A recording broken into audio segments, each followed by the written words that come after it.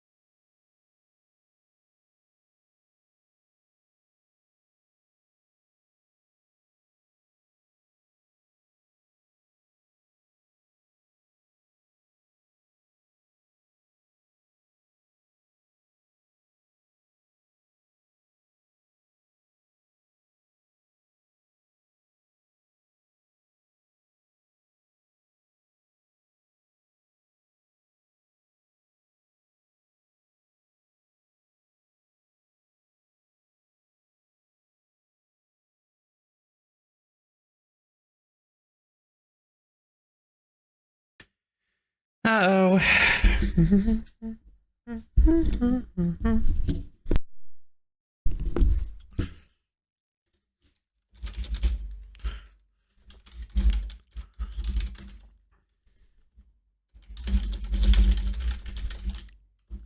Oh, I'm here. Okay. Okay, fantastic. Huh, I guess I just had to turn my mic off and back on again. That was weird. Okay. Hello! Hello extremely! Hello and welcome, my beautiful phantom audience, to yet another, rather... Oh god, I guess we're doing this the funny stream. I'm gonna be perfectly honest. I don't really know 100% if I want to do this. I'm just gonna be candid with you guys. I'm always pretty candid with you guys. I try to be candid with you guys. I've got some kind of nuggets, so I always try to be pretty honest with you guys. I'm not 100% sure I'm feeling this.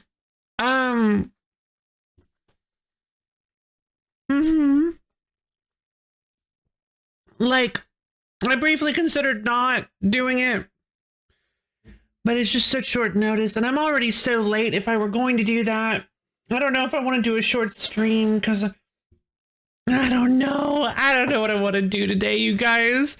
I'm feeling kind of out of it. And just the thought of jumping in and trying to save everybody in the galaxy is just really not doing it for me. I thought I was going to be fine when I turned the stream on. And I was like, I can do this. And then as soon as the camera actually turned on, I'm like, oh god, I don't know if I can do this. I fixed the controls. Fun fact, there's actually a controls option in the main menu, not inside the game, but in the main menu. You can change your controls to whatever you want them to be. So I fixed them. Save yourself. All right. So, you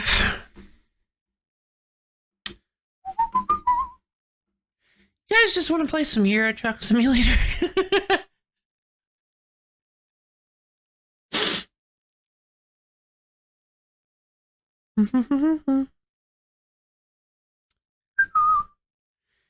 I know, like, I was just thinking whenever you do. Oh, thank you, Borb. I mean, I don't know. I've got a couple of ideas. I've got a few ideas.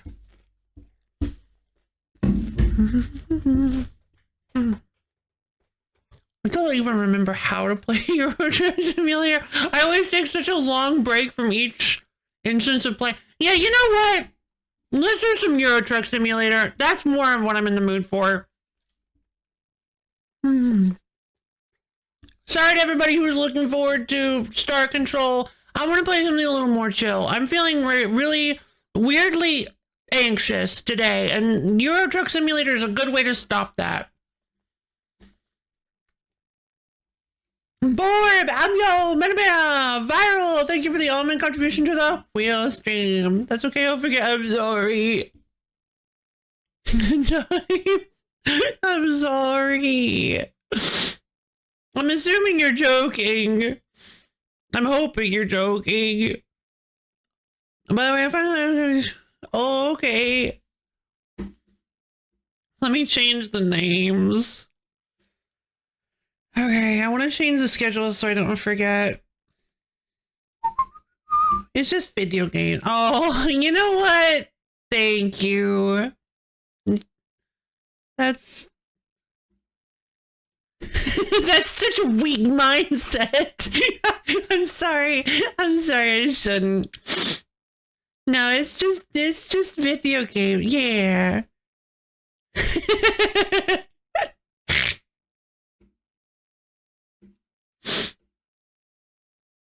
No, you're... Thank you. All right. You're right. It's just, we're just having fun here. There's no need to be overly married to a single part of the schedule. I've always had that problem. Have I? Ugh. I talked about that in the past. I I have a I have a real problem. I work best on a really tight schedule because that forces me to do things at a specific time.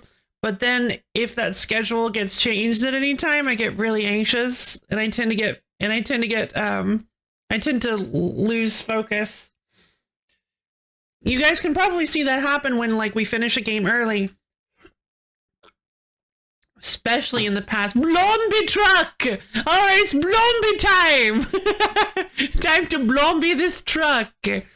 Yeah, I've been getting a lot better at it, better about it as the years go on, but yeah, I tend to I tend to like to stick to a schedule and struggle a little bit when that schedule when I tried to change the schedule, not just the, ooh, okay, yeah, I like that title. I'll go with it. I don't want to have to think too hard on it. Blomby truck.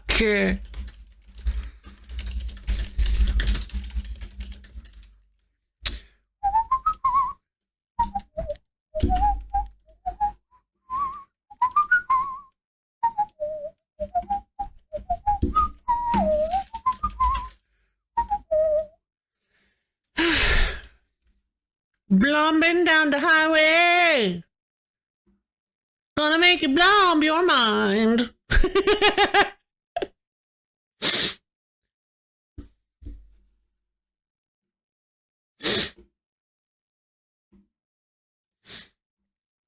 Let's see. Gonna blomb you for a ride. What's this? Sacrifice. Oh, I love the box art already. Ooh, upcoming RPG plus unique combat system. I always like unique combat systems. Moral complexity, that's fun. Real-time and turn-based battles to provide a fluid experience as opposed to sounds a little bit like sounds a little bit like the Atelier games, kind of Atelier Rise, I think. Come on, hey, love is back to Blomby the Galaxy. I am. Wait, hold on. Oh wait, is it on sale? I don't think it is. No, it's not. But if it was, they do actually have like a space trucker simulator that would be really funny. We've decided to put up our apron of saving the galaxy, and instead we're going to commerce the galaxy. Oh, I don't need to do the go live. Blomby. I'm just gonna go live. It's just gonna be Blomby. Blomby car. Let's see. Euro Truck Simulator 2. The dodging is shown briefly in the trailer. Oh, okay. You know what? Hold on. Can I even pull up the trailer?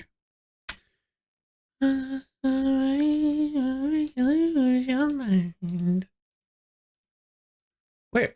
Okay, never mind. Hold on. Oh, I didn't go to it on Steam. Oh, I can do it then. Maybe. Where's the...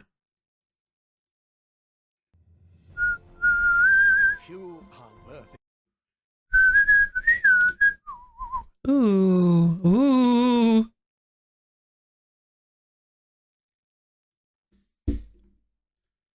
I can pop it out. Can I capture it in the window capture? Picture in picture. I super can. Hold on. Good night of y'all. Much Blomby love.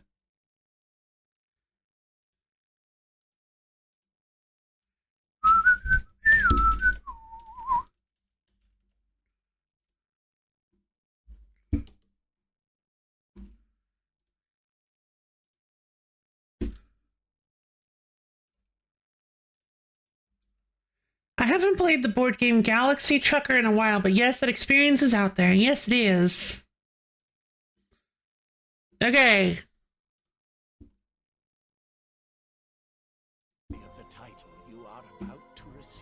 Okay, well, let's make it audible. has over 100 books.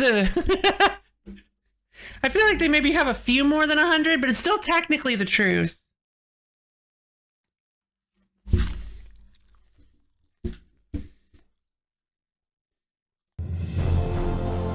Few are worthy of the title you are about to receive.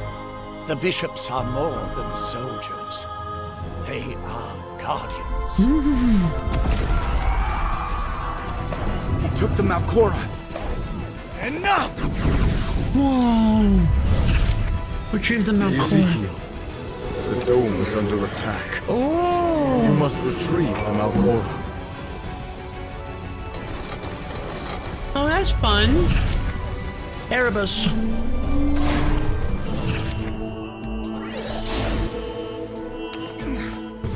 Wait, what? Statues coming to life. The Am I cherry dreaming? figure. Whoa! Oh, it's got like a freeze frame movement system. Damn it! Hey. Where did the thief go? Give me the Malcora!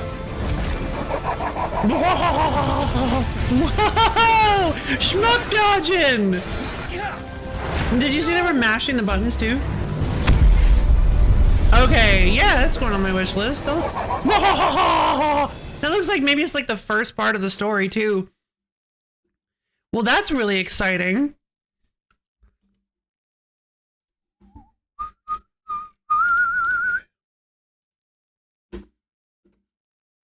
Yeah, I'm gonna put that on my wish list right now. That sounds that looks incredible.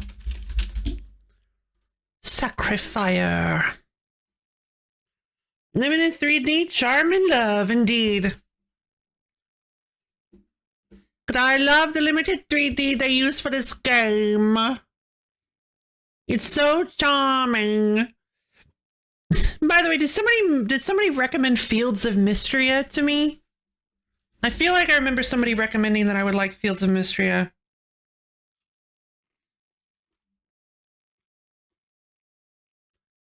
You? Okay. Good to know.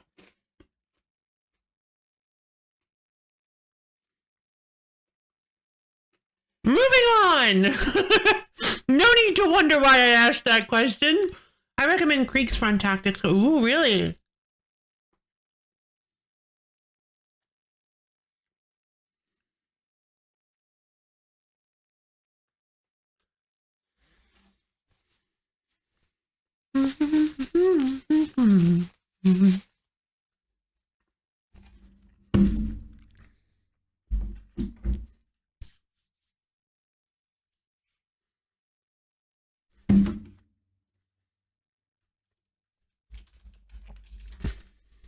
Prologue.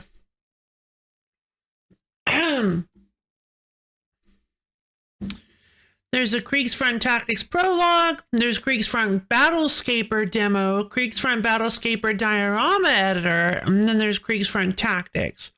Are they kind of look like they're all the same series. It looks like it has the same layout and title stuff.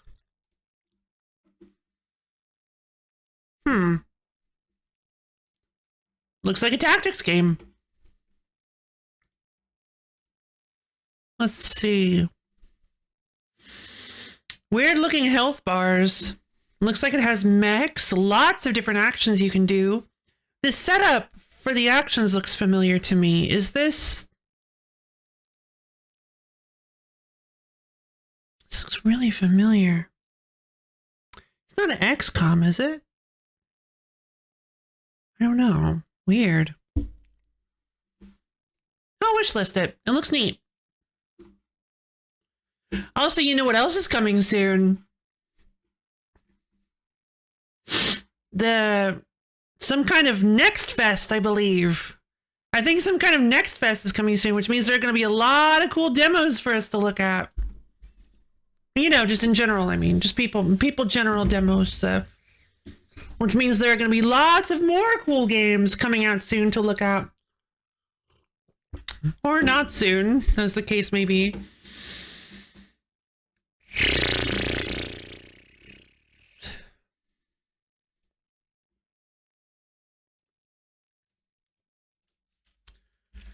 The next fest, 2025 edition, coming soon. February 24th. Next Monday is on the next. Ah, okay. Cool.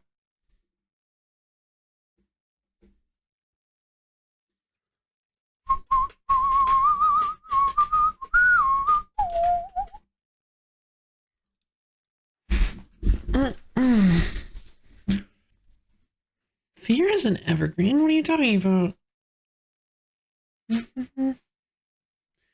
Sorry, let myself get distracted. All right, let's go ahead and I guess let's go ahead and start up Euro Truck Simulator 2 because oh God. Okay, well, let's first download Euro Truck Simulator 2 because I apparently removed it from my system because it's huge. Now let's both know what's happening on April 21st. What's happening on April 21st?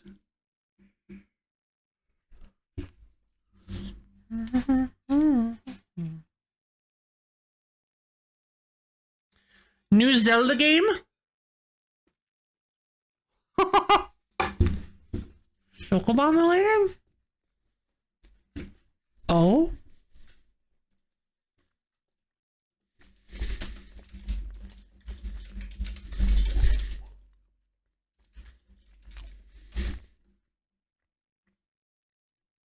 Oh, wow. Okay. Well, just in case he wanders in, I'm going to delete your messages so that he doesn't see them. It's nothing against you. Just I do agree with you. I think him being surprised by it will be even more fun because I don't think he watches the sales.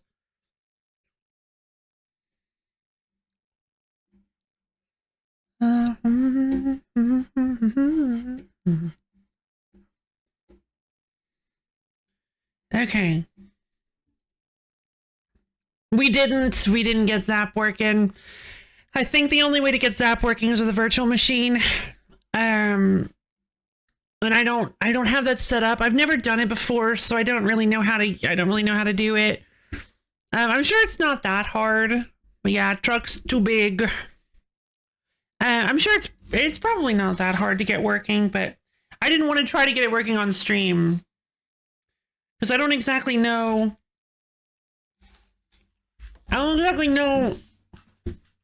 how much of my main computer I'm allowed to use while the virtual machine is running.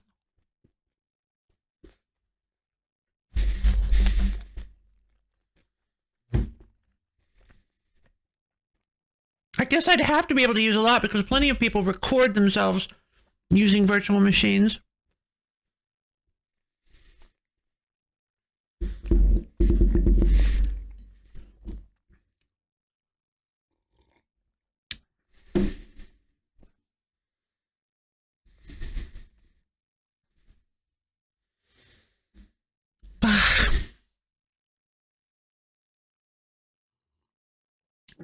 But I just wonder about the technical sides of it, like how much of my computer is being partitioned off to just straight up run another computer, that kind of thing. But I'd probably need to go back to like a Windows 98 or Windows XP, maybe not Windows 98, but definitely I think Windows XP probably.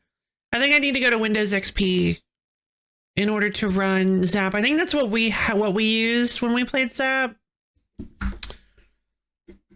Because the game did release in 98, like 1/16 at best. Ah, fantastic. Oh no, what happened to Borb? Nothing happened to Borb. Wait, does it show that I delete? Oh God, I'm so sorry. Nothing happened. Borb's fine. It's complete. It's not, it's just a silly little thing. Borb didn't do anything wrong. No!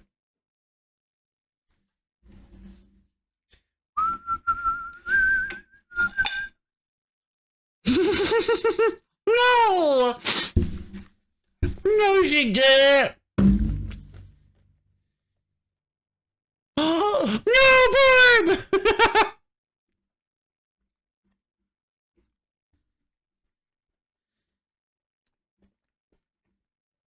than a cool skateboard trick? Actually, that's a good question. Mods might be able to see the deleted messages. Well, considering that they're getting pushed up, I don't know. I don't think Brof really goes back and looks at all the old messages. I don't know. Boy, Brof might not even be awake.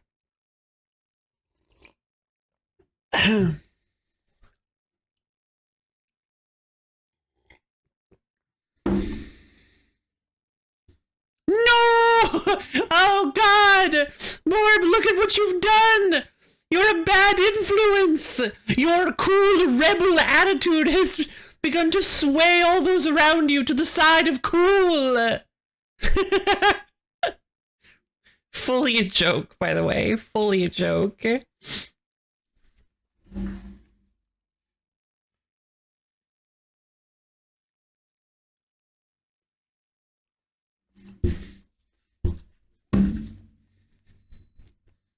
Mm.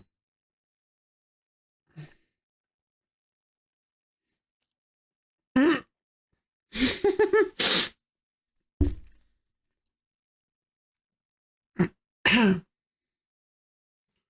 Yeah, true. Nah, Brof is an enigma. Brof is a puzzle. One that is not meant to be solved. A non-Euclidean pocket of space, designed to confound and confuse. Only ever to be looked at from a distance, never to be approached or touched, lest ye be pulled in and wrapped up in the black hole space-stretching spaghettification that is Profile.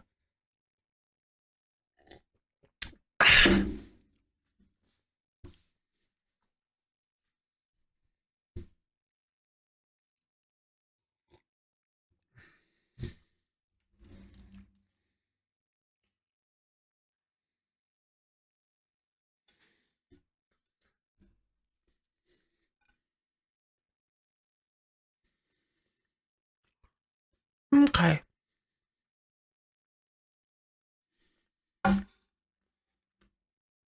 Funnily enough, I think this might have actually been exactly one too many chicken nuggets.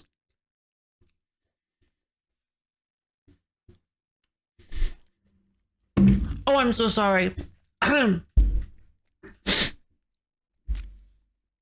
know that probably didn't make any sense. Chinkren Menangmers.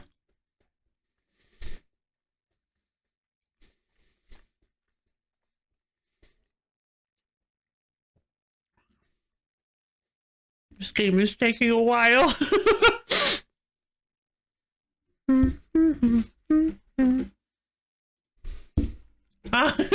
Yay! Please do not. I won't. It was just one too many.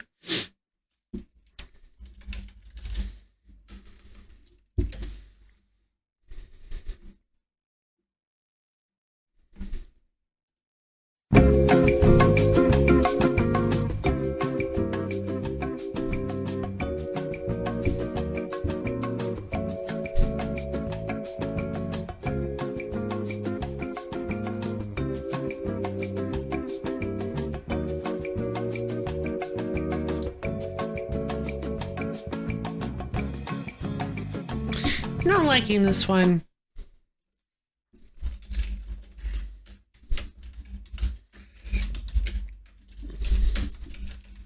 Yeah, this is the one that I want.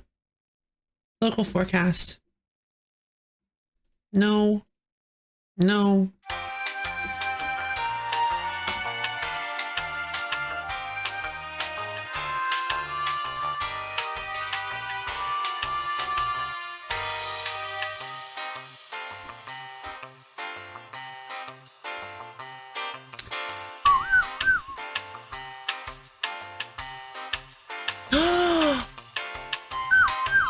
Oh, the final groceries! Woo! Oh no! Oh, I really would love to try Final Girl. I've been thinking about trying to look into it, but it's hard to find outside of the actual physical copies, you know?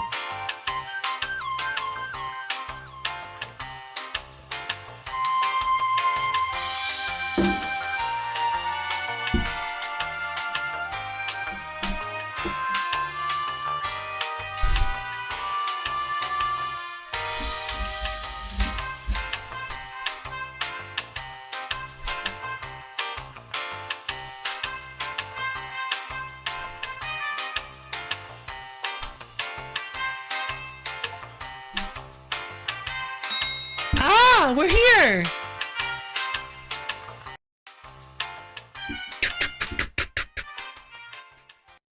All right.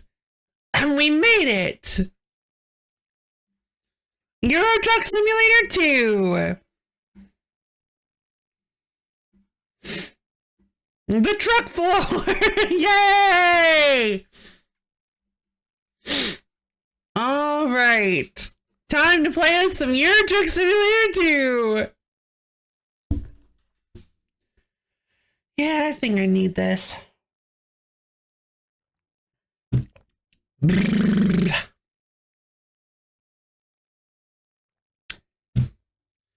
I always forget. Do I play with him in K or do I... Oh, I forgot this game can be kind of a mess to set up on Capture. Hold on.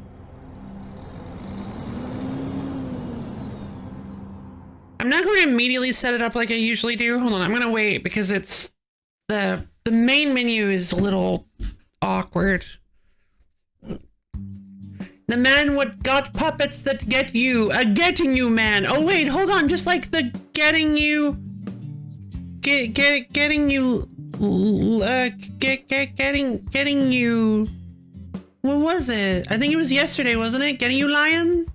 Yeah, the getting you lion! Yeah, just like the getting you lions. From Cabela's Dangerous Hunts. Yeah, it was Getting You Lions. If you see any high schoolers or Mickey Momo, remember that your alignment is determined solely by whether... What? Oh, because I'm a truck driver. Right.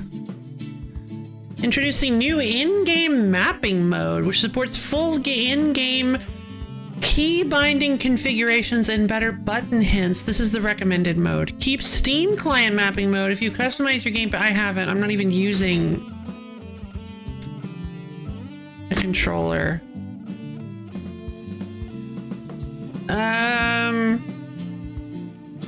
Input wizard? Drive using the keyboard and look around the world with the mouse. Use the mouse for more sensitive steering. Other actions are still performed on the keyboard. You can use the mouse to look around only if you simultaneously... I don't remember that being the case. I feel like I used the keyboard. I'm gonna use a keyboard.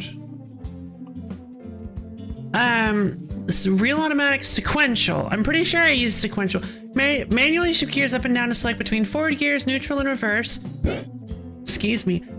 Seems pretty ripe for a digital conversion, though. I can't imagine. Yeah, there are a lot of board games that you can find on Tabletop Simulator, and Final Girl seems to be one that's a little bit hard to find. I think I found one, but I haven't really gone in and tested it and looked at what it's like. But yeah. Yeah, you know that one game I'd love to get? It's kind of expensive, though. It has a... Hold on. All right, music's gonna fade because that's how this works. Of the Wind board game. So there is... It's called Call to Adventure. There's a game called Call to Adventure. I'm pretty sure you told me about this, actually. Either you or Goat, I think. But I mentioned really liking The Name of the Wind, the Kingkiller Chronicles. And there is a... It wasn't you. Oh, maybe it was Goat then. I thought it was one of you guys.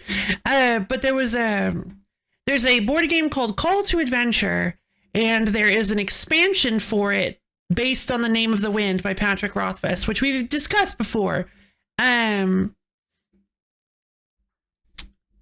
it is exciting. Problem is I think the Call to Adventure expansion isn't very expensive. So I got really excited, but then I didn't realize that it was exactly that, an expansion, not the full game. So it's actually a lot of money to get both of them.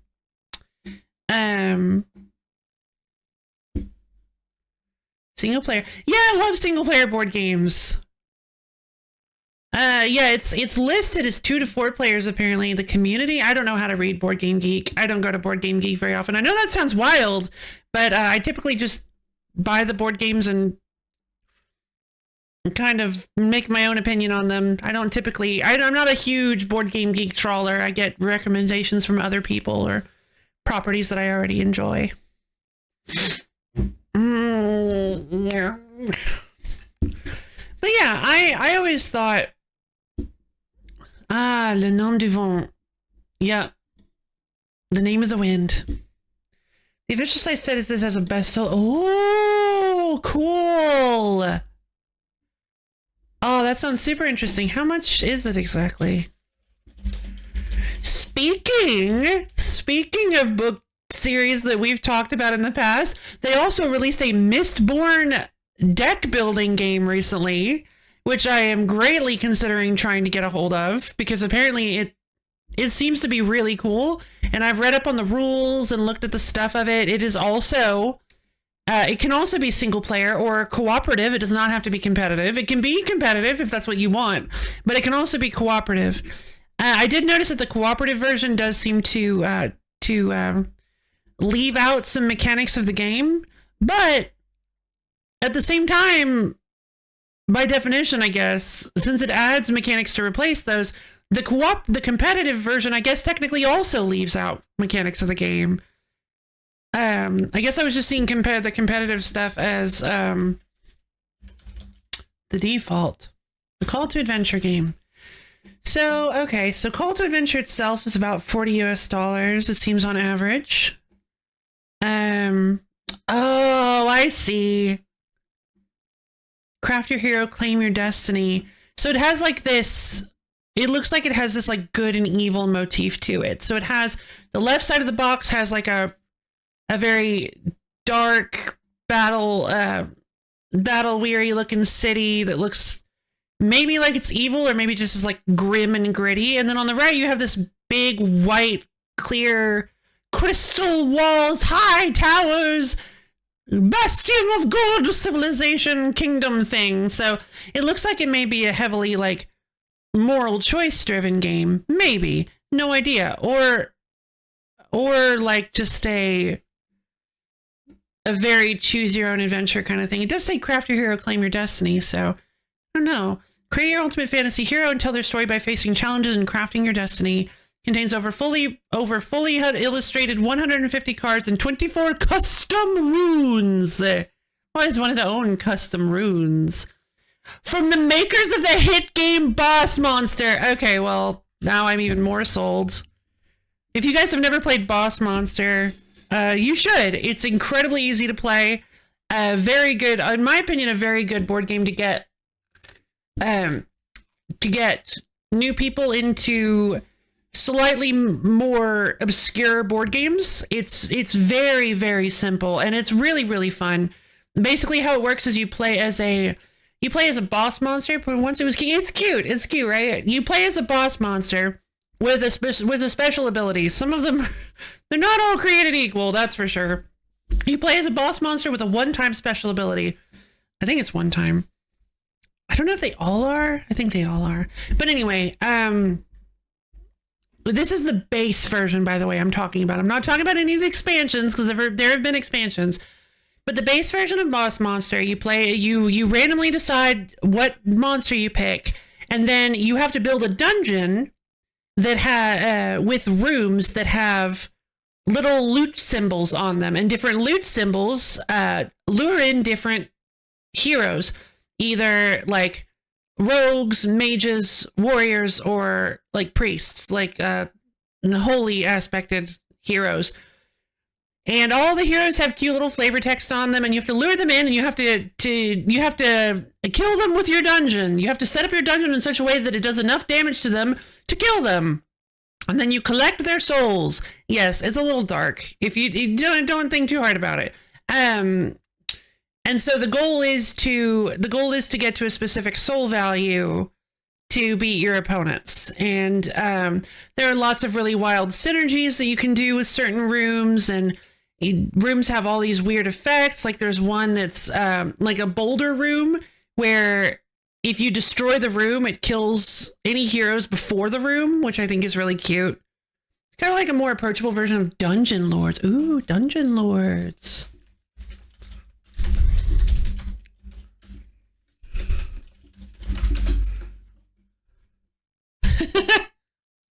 Look at that little gremlin. Have you ever ventured with a party of heroes to conquer dungeons, gain pride, experience, and of course, rich treasure? And has it ever occurred to you how hard it actually is to build and manage such an underground complex filled with corridors and creatures? No? Well, now you can try. Put yourself in role of the master of underground, summon your servants, dig a complex of tunnels and rooms, set traps, hire creatures, and try to stop filthy heroes from conquering and plundering your precious creation. We can guarantee you will look on dark corners, lairs, and their inhabitants from a completely different perspective. Like the paperwork side of things. Oh, that sounds fun. Use a fishing rod if you need yourself. Yeah, why not? It's just that easy. Ah, and look what they just recommended to me. The Mistborn deck building game. Out of stock! Aww. Let's see.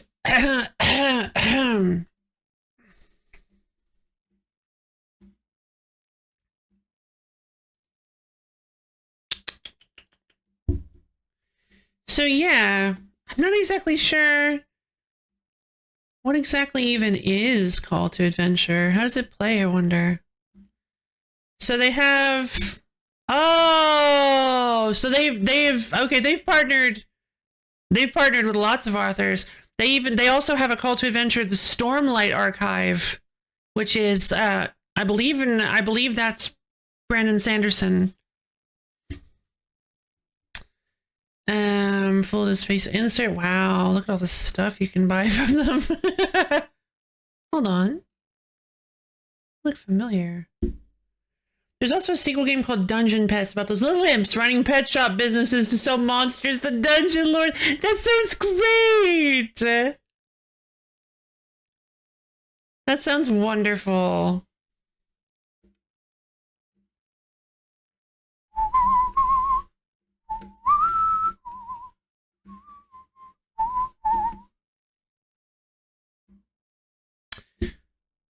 How exactly did hourglasses... So I'm assuming that hourglasses were specially calibrated, right? Like, you would buy an hourglass and you would ask the craftsman, hey, how much time is this worth? And they're like, 1 hour. And you're like, oh, okay, thank you. And you take your hourglass home. And if you ever need to time something for exactly 1 hour, you can just turn on your hourglass. Although, we got the sundial. Ah, I see. There's one scoop of time in this one. Ah, thank you, merchant. But I guess technically, if you get used to it, you can kind of tell, maybe you can kind of tell from how much time is left, how much sand is left in the top, how long it's actually been. Maybe that's actually a thing. Horology be weird. Like, yeah, I guess that's true. I guess it's one of those things that people were used to in a time period because everybody used them. Maybe I don't actually know how like ubiquitous hourglasses were as timepieces go. Maybe they weren't used very often, although we do see them a lot in fiction. Maybe they were just some like weird thing we stumbled upon and we're like, ooh, I bet everybody used these. Said more. That's what I was thinking. The problem is if you add more or less sand, you ruin the balance of it unless you know exactly the calibration of it, right? Like, I feel like it's possible that they could open and you could add or remove sand. Figured out with trial and error and possibly a sundial. Yeah. Oh yeah. Oh no, that's a good point. That's a good point. What I mean is not exactly how hourglasses were created, but how exactly do you use were they used in everyday life? Like, yeah, they might have also used sundials, but then again, sundials might not have been popular at the same time as hourglasses, and hourglasses may never have been popular. I don't know. Sundials, water clocks, very long hide and seek sessions. Yeah. That's something I guess I never really thought about that I think I'd really like to, maybe I'd like to research someday, because that seems like a neat thing to learn about. Like, yeah, water clocks. I forgot about water clocks. What exactly is a water clock? Water clock what? Why? The water clock was the most accurate and commonly used timekeeping device for calculating the amount or the time that a farmer must take water from a canal or well for irrigation until more accurate current clocks replaced it. Okay. What is it, though? A water clock or clepsydra, pipette, water clock, to steal, is a timepiece by which time is measured by the regulated flow of liquid into or out from a vessel and where the amount of liquid can then be measured. Oh, Lord. It tells the time through drips. Oh, no! A water clock uses the flow of water to measure time. If viscosity is neglected, the physical principle required to study such clock is Torricelli's law. Torricelli? Torricelli. That's how you get into timekeeping devices and lose your money. True. Oh, you're the one that likes... You're the one that told me about, oh,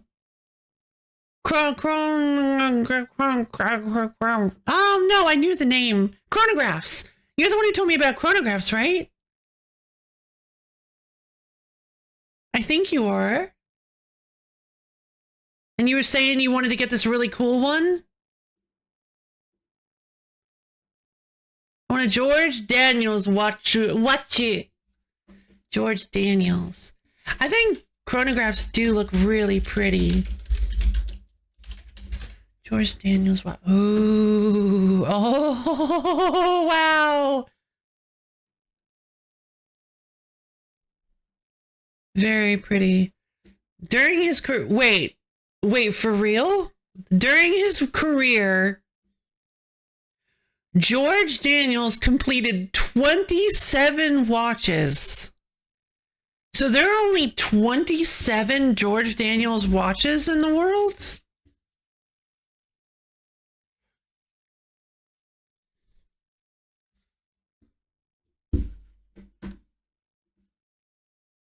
That sounds like that would run you a pretty penny.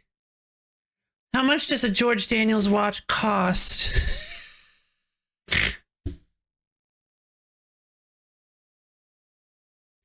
So in 1992, George Daniels' spring case tourbillon in yellow gold realized CHF4, I don't know what that is, 1 million. Or 4.1, it doesn't say what currency it's in. 4.1 million US dollars. A little more if you count his protege, Roger Smith. Ah, I see. It just says 1 million. It doesn't say what. I'm assuming maybe this is pounds. $4.1 million. People also used to have timepieces that worked via tiny monkeys inside the clock, high-fiving each other. Is that a Banjo-Kazooie level?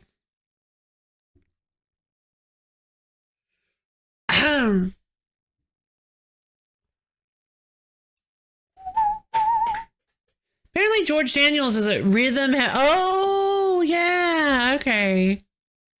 Apparently George Daniels is a very famous watchmaker.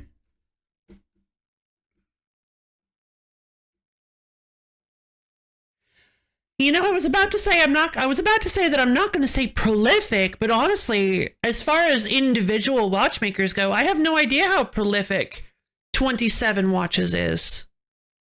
If you count how extremely intricate and detailed some clocks and watches can be, I think 27 might actually be a pretty prolific number. George D. mastered the entire watchmaking process, a craft that usually needs multiple specialized craftsmen, and wrote a whole book on it that a lot of modern watchmakers use as reference. Wow. Okay, I'm getting the vibes. I'm feeling it. I'm feeling the excitement. I've never been like a huge watch or timepiece enthusiast, but I have heard the what's the point of view of somebody who is I've gotten like the gist of a point of view of somebody who's very into timekeeping devices, and just hearing you describe that, I get it. That seems very that's actually kind of making me excited. And I'm not even a watch enthusiast. This man can make a whole watch from scratch, and some of the tools in his workshop date back to the 1800s. Wow! What a master! I'm feeling humbled. Just looking at a picture of the guy. Whew. That's exciting. That's exciting. Sounds very impressive. So many really tiny, itty bitty moving parts. You look at all the little hands and tiny little thin gears that go into a watch. Like, oh my God. I actually just recently learned how gear ratios work. And I think that actually made me really excited. I never really got it. And then once I learned how gear ratios work, I felt like a part of my brain had been unlocked. Super cool concept. I love gear ratios. Mm-hmm. Basically, gear ratios refers to the amount of teeth on one gear versus the amount of teeth on the gear it powers. It's like, that's the ratio. So if you have a gear with 8 teeth and it's connected to a gear with 16 teeth that it's powering, that it's rotating, if you rotate that 8 gear one time, the 16 gear will have only rotated half a time. So you have to rotate your 8 gear twice to get a single rotation off from the 16 gear. So basically what that lets you do is it lets you control how much torque you're getting out of the end product by manipulating how much rotational energy is being transferred to the end of the line. And if you want more, you just put a smaller gear connected to a bigger gear. So if you have like a gear with 16 teeth connected to a gear with 4, every single time you rotate that 16 gear, you're rotating your 4 gear 4 times. 4 to 1? I don't remember which one goes first. But anyway, yeah, it's super cool. I learned it from the Lego guy on YouTube. When does the guilty gear come in? Never. It's not allowed to. But if you're, it's not allowed in the house anymore. Took the fella 2,500 hours, about a year, just to make one timepiece. Good Lord. It's kind of poetic, right? Like there's a year of actual time stored inside this timekeeping device. A year of a man's life was siphoned into this incredible device. It's very romantic. I think that's lovely. According to him, it takes about 4,000 hours for a beginner watchmaker to make a tool beyond complication. Wow.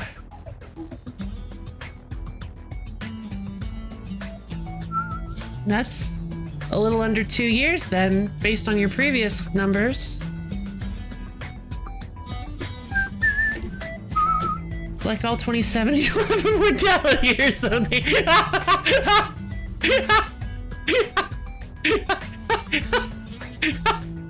Oh my God.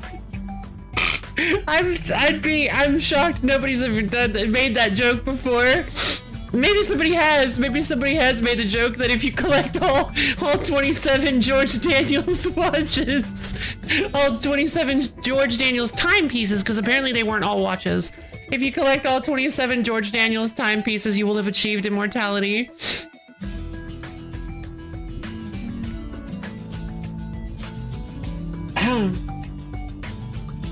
Tourbillons are funky little contraptions by old Breguet in the 1700s. Alright, I gotta look up what a tourbillon complication is. Tourbillon complication. What is a tourbillon? How did I identify 5 types of tourbillon? Oh my God.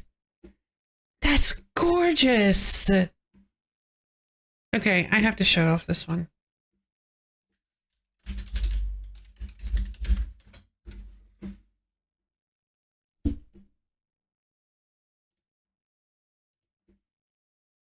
Bourget's wildest work is probably the Marie Antoinette pocket watch that took like 44 years to make. Oh my god.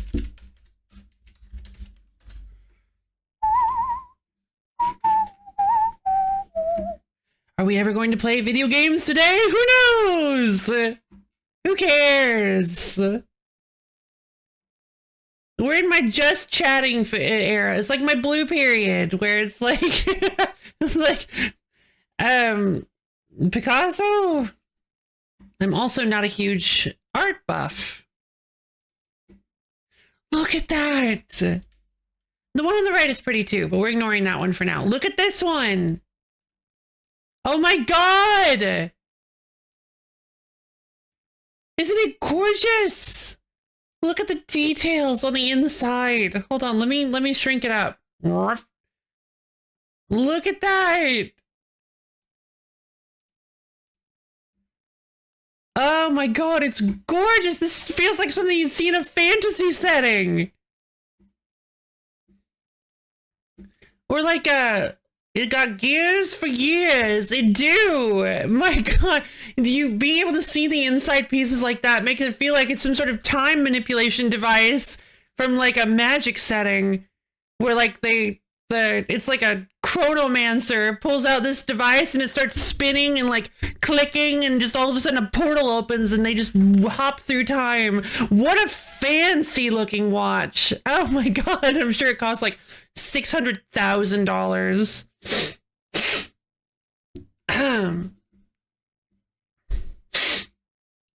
Or, you know, like 50 million. Who knows? We call this style open heart. Ah, oh my god! You're gonna send me down a rabbit hole of learning about, of becoming obsessed with something that I cannot afford, aren't you? Oh man, if you want the full insights, it's a skeleton. Ooh. Oh god, it's just so pretty, isn't it? So, wait a minute. So is the hour hand? Hold on. Hero. So is the hour hand here? So is the hour hand here connected to this open heart piece? Because it's lined up perfectly at the moment. So does this whole mechanism spin as the hour hand does? Or is it just so happen to be lined up with it perfectly at the moment?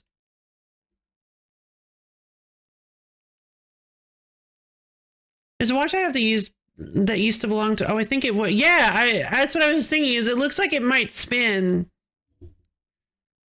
Because it looks like it's connected. It does not look like it's simply lining up perfectly. It looks like it's actually connected to this. And I feel like these arms here, would also spin. They kind of look like they're this mechanism. I don't think that's a hand. Oh? Where's the hour hand then?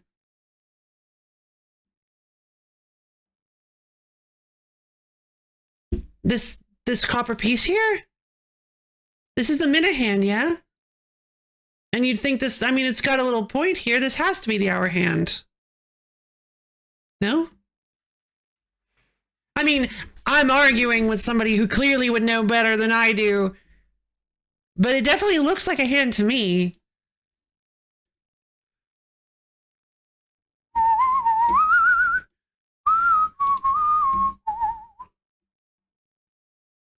Bang, bang, bang, bang, bang, bang, bang, bang, bang.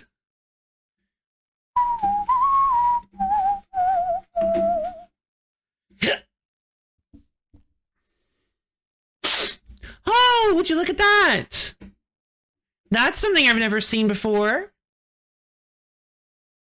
The Roman 4. They used 4 ones for the Roman numeral 4. I don't think I've ever seen that before. They still only used 3. They still did this one correctly. Maybe this is like a more archaic way to say it, way to print it. Never seen it in motion. Maybe the whole face spins. Maybe. I don't know what kind of... That's a good point. I guess you can't tell unless you actually see it in motion. Hero.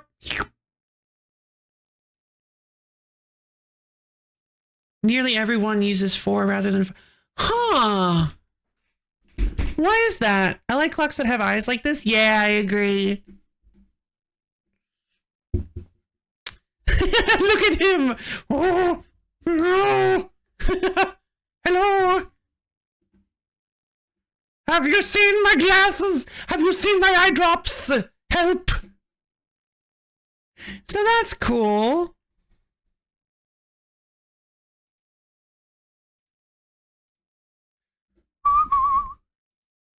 In stream discussion, I don't see it.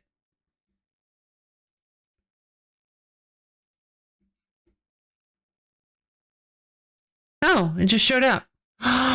Wow. That is a very Seiko quartz.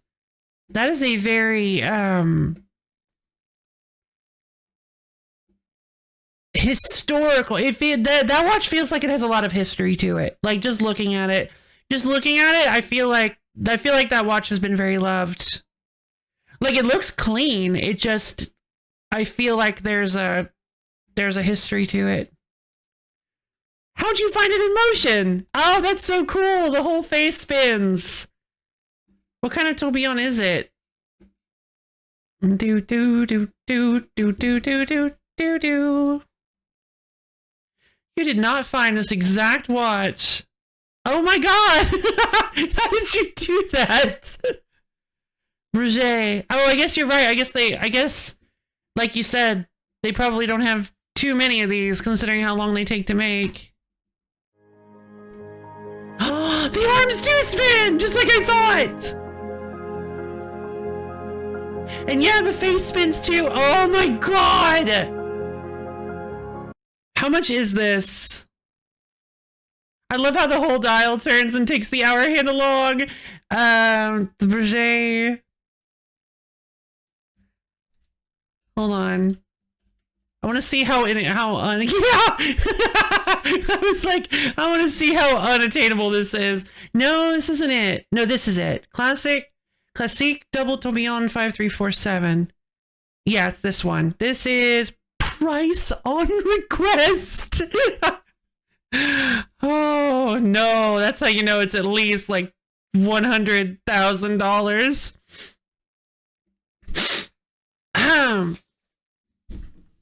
This is just a boss. It is. I've seen a clock boss that has like the big eyes and the hands for like a mustache or whatever. It is a boss design. God, it's so beautiful. That's one of those things you see. That's one of those watches I feel like you see it on somebody's wrist and you're like, if you know what it is, and even if you don't know what it is, it's like, you know that not only is that expensive, but they have taste. Like that's one of those things that just exudes class, not necessarily like, oh, they have tons of money to drop on watches, but a kind of thing like they really know their watches. Like they've got class, kind of like a fine dress or a fine suit. Like that's a very classy watch to wear on your wrist. God, it's so beautiful. Oh my God. I've never been a watch girl, really. I mean, I guess I was when I was little because I didn't have a phone that could easily keep time. But yeah, I've never been like I've never really been a watch girl, but that I would, oh my God, I might wear that. Depends on how big it is, because some watches gasp just to the sight of a simple Seiko vibe. Really? Well, speaking of Seikos, you should check out the stream discussion.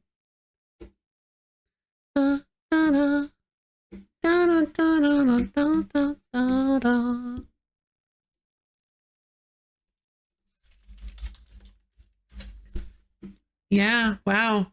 God, that's also a very pretty watch.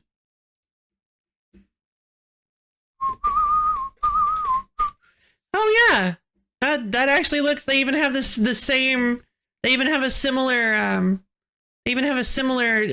date counter to Vorbs. Seiko quartz.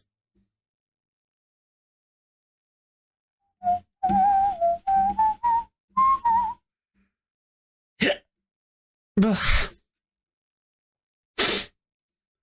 But yeah, wow, I definitely love, yeah, I'm, you are definitely slowly but surely, oh, look at the back of it! Hold on.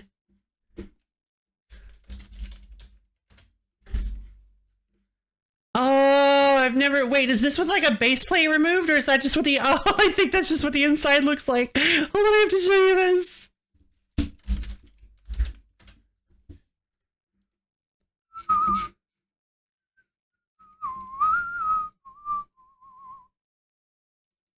That's what the inside of a Seiko 5 looks like. The inside, the underside of a Seiko 5 looks like. It's got like a transparent backing plate so you can see all the little gears and stuff. Mine used to have the time recalibrated and such, only the current. Oh. Yeah, it might not be too expensive to get it tuned. But yeah, Viral, you are slowly but surely winning me over to the side of watch enthusiasts. That's for sure. Like, the more watches and timepieces I look at, the more I fully understand why people go nuts over these things. Because, oh my God, they're beautiful. They're such incredible, well-tuned pieces of machinery that just, there's something so beautiful about the way that they work. Oh!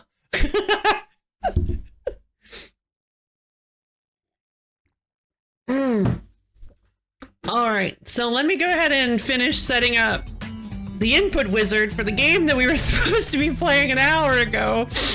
I'm gonna go ideal for wheel with pedals. No, I'm just gonna go with sequential. Apparently I can't do 8 shifter. I need an actual shifter for that.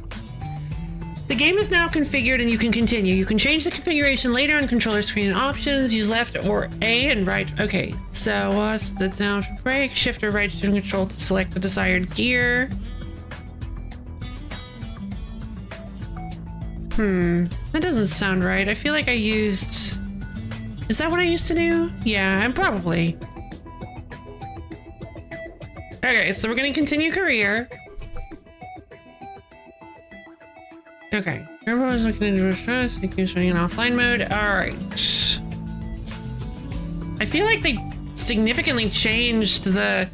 They must have released a really big update for this game because this is not what the main menu used to look like at all.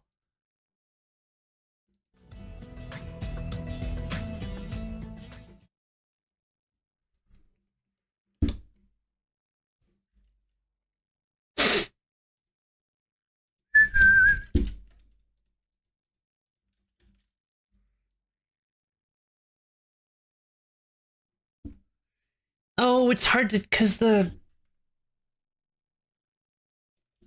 have to get into the game so that I can... Man? What man? Game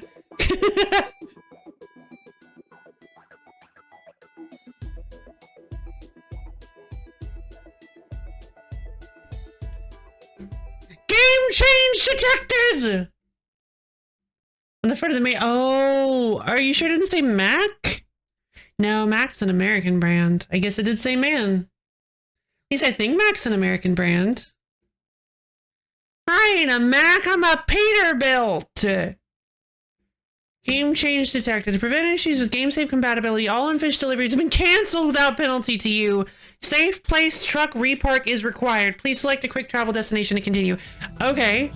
Where should we go then?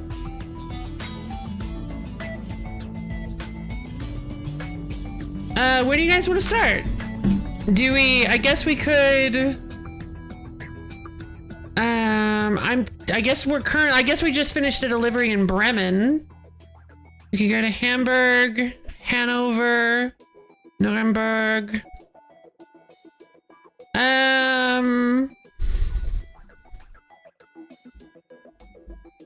Turon.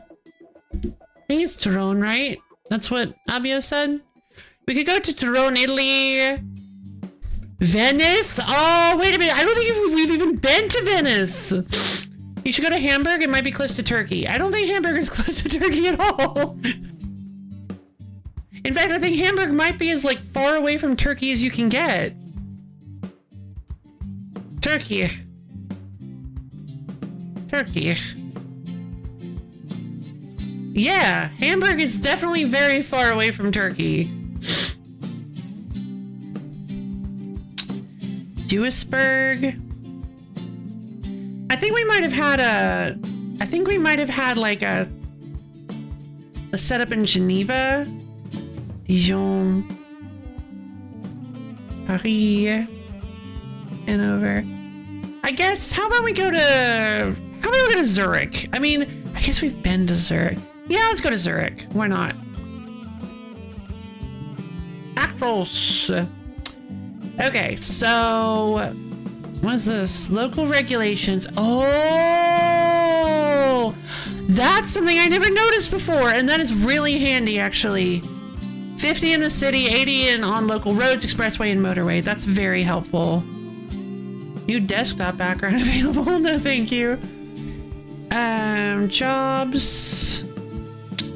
Earn money for your company using your own truck. Load the freight and deliver it safe and sound. World of Trucks delivery contract. No. Extra network stuff is not available. I'm not connected to World of Trucks. Let's see. Career, company. Right now, I don't think I have any drivers.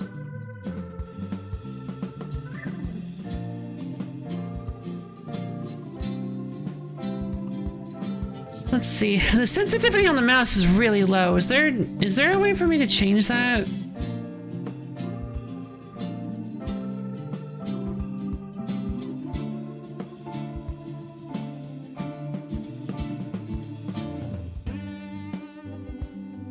I don't just want display settings. Oh, here we go. Interface. Route advisor. No. Keys and buttons? No. Gameplay? Game preferences? Transmission type, truck physics, assistance, trailer camera.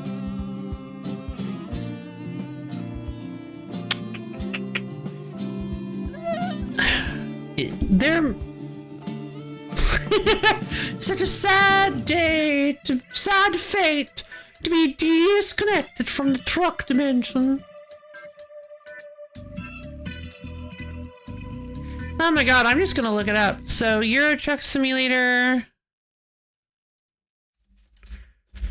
Euro Truck Simulator 2 mouse sensitivity. How do I just go to control, scroll down, look for section alternate mouse cursor? No idiots. Well, that's rude. Windows mouse settings. Don't change your Windows mouse settings. Just change it in the game. Gameplay control. Okay. No mouse sensitivity option in game. So sensitivity can be changed in config. Oh my god. Okay, I guess we're just gonna deal with it.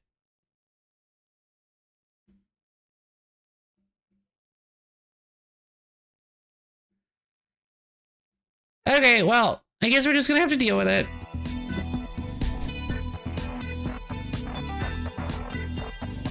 Alright, so we're gonna go to the freight market and we're gonna see what we can pick up. We're just gonna pick up jobs. Let's do this. So we're currently in Zurich. So select cargo to see route details. Let's see, gonna go price per distance. I think that's what we want. Highest to lowest. So we could head to Metz. We could make 16K. That's not bad. That's not bad. And go to Graz in Austria. Innsbruck. Definitely the best money for our kilometer is tractors to Metz.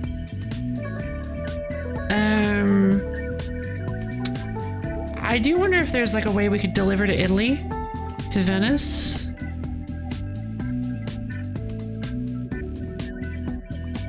don't know if anybody... I was just heading to Venice. Linz? Yeah, no, that's just the worst. These are pretty bad. Although I will say that the long distance ones, I actually have a bonus to long distance driving, so... where is it? Career skills? So I've bought a lot of long distance driving, so I can take deliveries up to 1,500 kilometers, and I get more rewards. You can see I can get higher percentage rewards for higher kilometer runs, higher distance runs. Do I still have loans? Ah, yes! I still have to pay 400,000 euro, a 400,000 euro loan. Most of a 400,000 euro loan. Apparently I can still borrow another 140,000 euros though. I mean...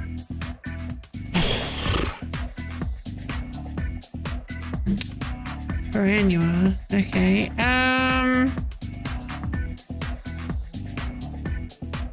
I mean, days don't pass very quickly in this game, so you can actually make way beyond 5,700 euros in a day, which is kind of nuts. But, that's 140,000 of your 400,000 loan right there, yeah! Exactly, yeah, exactly! It's the let's game it out method!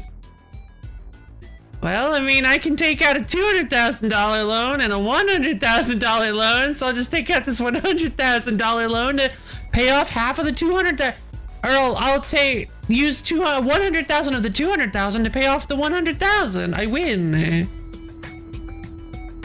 Let's see. You're asking for a loan of 100,000 euros. The repayment period is 35 days. The interest rate is 18% per annua. Is that what PA stands for? Does PA stand for interest? Per annum. Per annum. Annum? Per annum. Yeah, once per year. That's what I thought. Well, that's never gonna happen because the repayment period is only 35 days. The interest rate is pointless.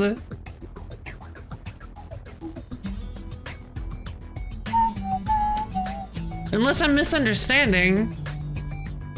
Yeah, let's take it.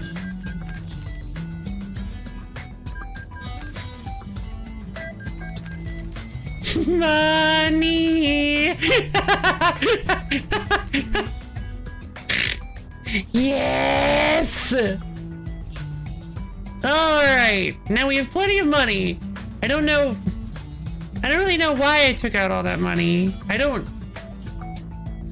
really have, like, an idea for it.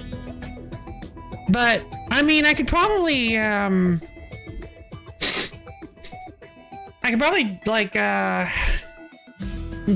a truck.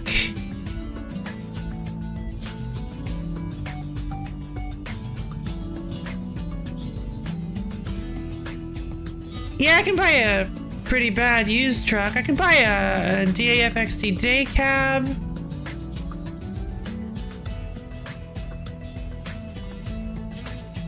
Five-star condition, only 68,000 miles? That's not... Sorry, kilometers? I guess that's not too bad, is it? Only 1% permanent wear. It's 120,000 euros. I've got that. I could buy that. And then if I go to the... And then if I recruit somebody, I can send them out with the...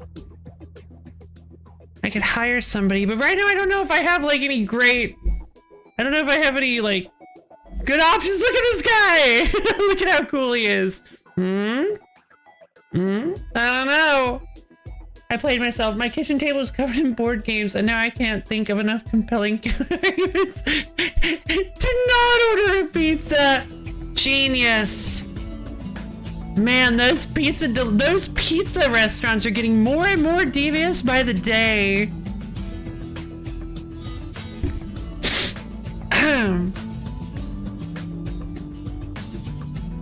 All right, so let's worry about that later. Let's just go ahead and do a job. Let's just do a nice, relaxing job. Let's take a package. Actually, if we ignore Zurich, hold on. If we just go price per distance, can we make it to Milan in 12 hours and 13 minutes?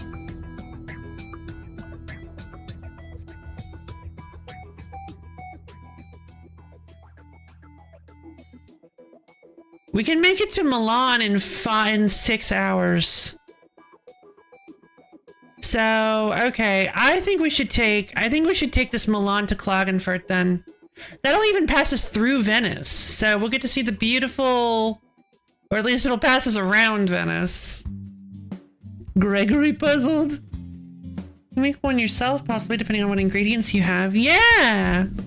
Make a lettuce pizza. Yeah, alright, let's take this, wait. Why does it have a truck on it? Oh no, this is quick job offers. Oh, still, same thing. Cool.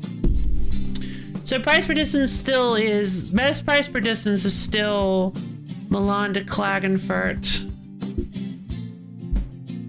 I hunger, run, run. I am sinister.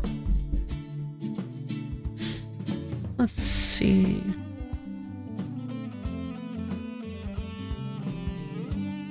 You know, maybe I should play that game one day. Wait, is it just called Sinistar? What even is the game that he comes from? Thing is, yeah, I'm a bit of a fake fan. I quote it all the time, but it's just because I've seen like voice clips from him. I've never actually played it. Sinistar. Maybe someday I should play Sinistar. That might be fun. Alright, set as GPS destination. Let's go. Free as the wind. Okay, so I've got plenty of fuel. I don't seem like I'm too tired. How do I turn on my truck? Oh god, I forgot there are so many controls that I don't remember how to do. Hold on. Options. So keys and buttons. Okay, so throttle. Let me see. Brakes are for the right. So wipers are Z. Q and E are the wipers. Start and stop engine I set to left bracket. I remember that now. Parking brake is space.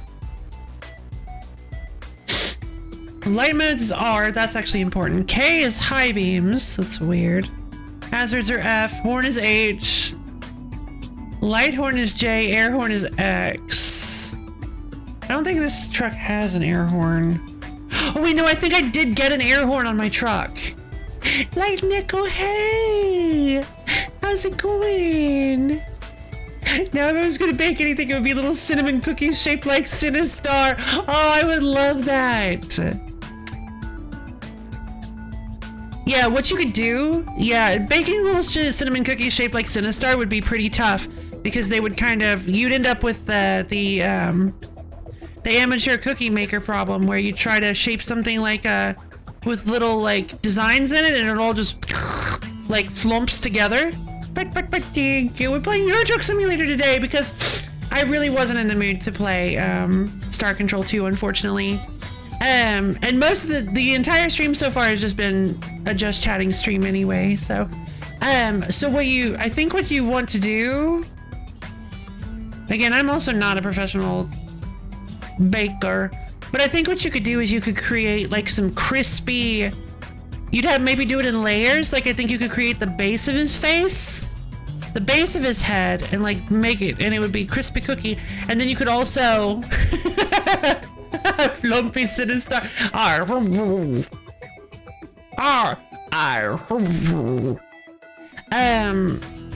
What you could do is bake like little, because I know he has like these little like spiky fringy bits on his head, right? So you could like bake the base of his head and then you could bake the fringy bits separately as different pieces of cookie and then like maybe stick them together with frosting, like small amounts of frosting or something. I don't know. I don't actually know if that would work, but you could try it.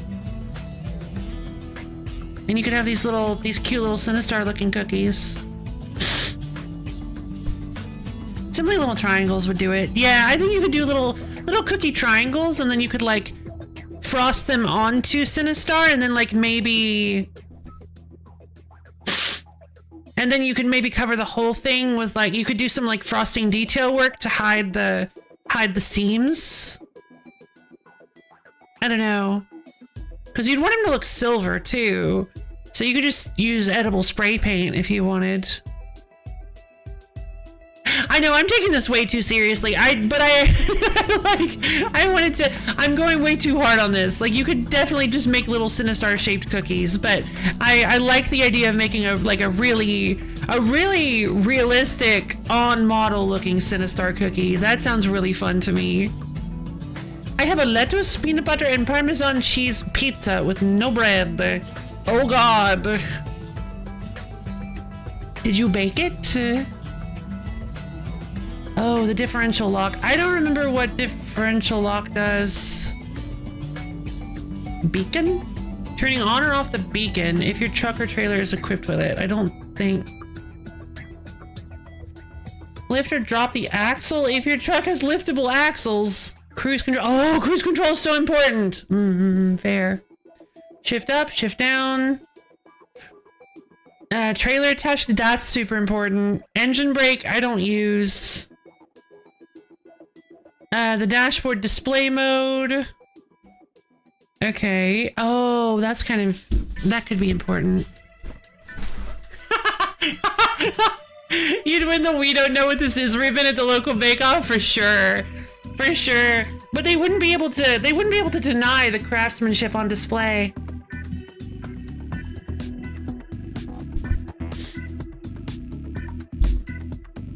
And don't ask how I got the mouth to actually do the open and closing movement when you can like push and pull it around to make it open and close. Don't ask how I did that. You don't want to know the complicated cookie mechanics. All right.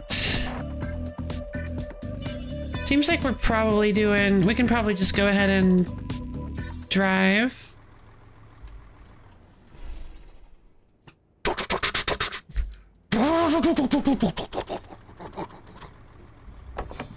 Park and brake. All right. My lights are not on. There we go. Okay. Okay, gotta turn on the actual lights. K is high beams, right? Yeah, I won't worry about that for now. Alright, I don't have a trailer. Let's just head on out. I'm not in England, so I don't... Oh, excuse me. Yeah, I have a stop sign. Wait, do I? I don't think I have a stop sign, actually. But I didn't turn on my blinker either. Okay, hold on. I'll remember to do that. Cool. Why is this cookie eating us? Because it hungers. All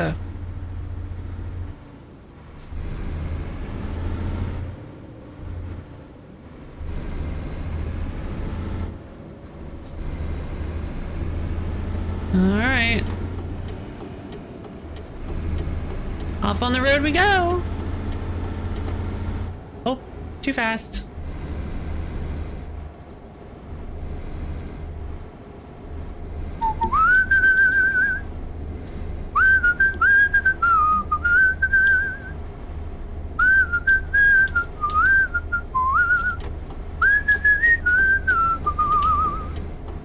I almost missed my turn! Oh God! Wait, why does it have me turning around? What is happening? Why does it have me going through? Why does it have me going through here? Is that really the only way I'm able to turn around on the highway to get to where... Okay. Hopefully this doesn't waste too much time.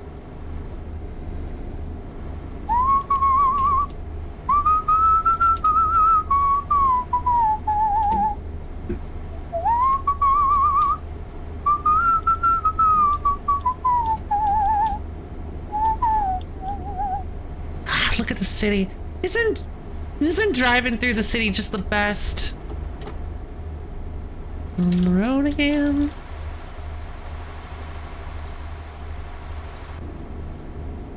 Oh. Traffic fine.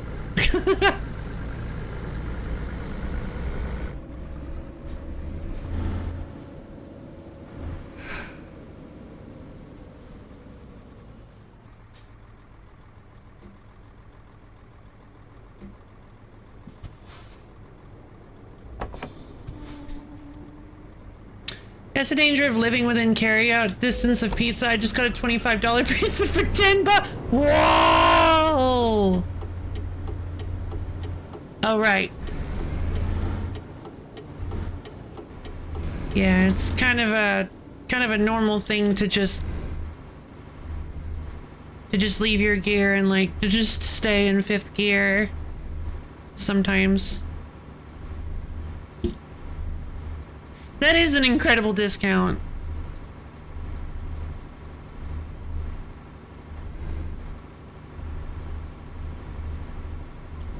Wait, hold on. Am I going left? I'm going left.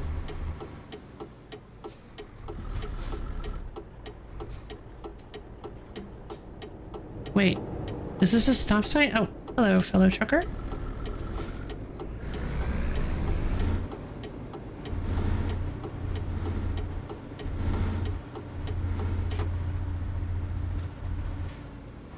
I have to get used to the gear shifting again.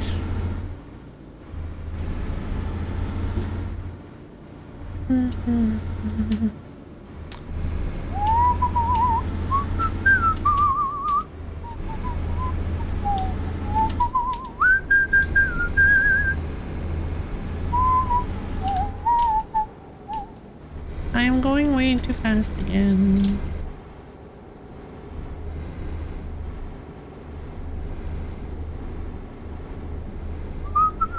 Cruise control is your friend. I've talked about this before though. Cruise control can be kind of, I don't personally like to use cruise control because I find it's too easy for me to zone out because of it. It's very easy for me to just go, oh well, car's got it handled, and then just kind of like, it's one less thing to keep your brain on, so your brain, my brain can kind of tend to wander if I use it. So that's why I never do. I never use cruise control because I know what I'm like. But yeah, I mean it's a really handy feature though, because it is nice to not have to. It can help you save. It can help you save fuel because you're not constantly wibble wobbling on the pedal. I never sleep in the driver's seat. Forms a bad habit. Yeah. Oh no, I see what you mean. Oh yeah. Oh my god. I never even thought about that. That's a really good point. Sorry, I thought you were. Anyway, yeah, that's a really good. Yeah, I fully agree. I had never thought about that, but yeah, I guess maybe I should stop doing that then. I don't find myself typically falling asleep at the wheel, but yeah, I never thought about the reinforcement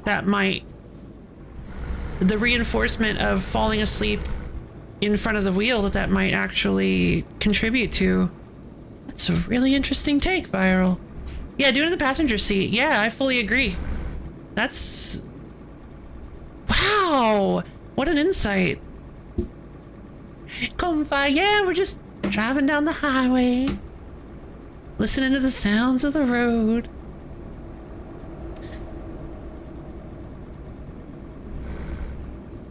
Oh.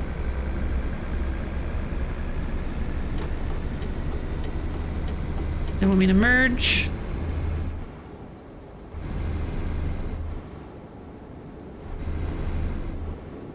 Okay, and here we are. We're heading through a rest stop that I probably should have... I might should have wanted to stay there. How far are we from another rest stop? We're pretty far. No, there is one here. Okay, if it gets real bad, we can stay at this one here or this one here. But hey, like Nickel.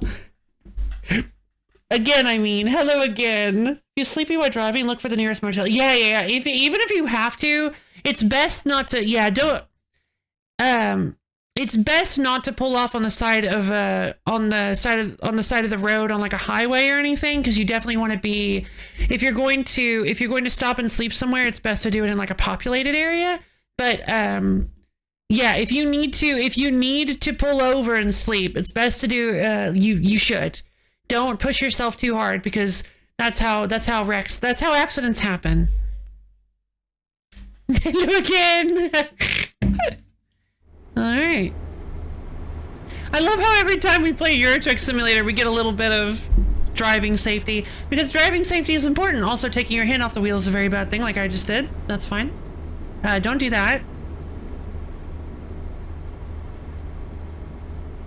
But yeah, a little bit of driving safety.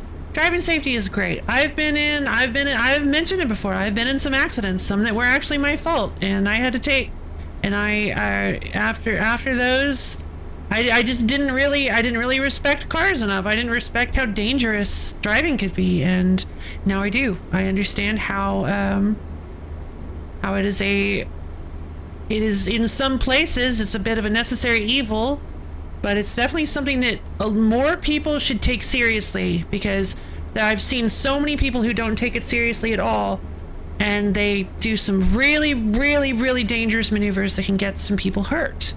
And I'm not saying that you should never speed. I'm not saying that, I mean, you probably shouldn't, but I understand that a lot of people are like, 5 miles per hour over, that's fine, whatever.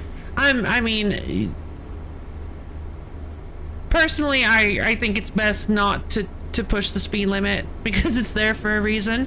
But I understand that some people do it anyway. But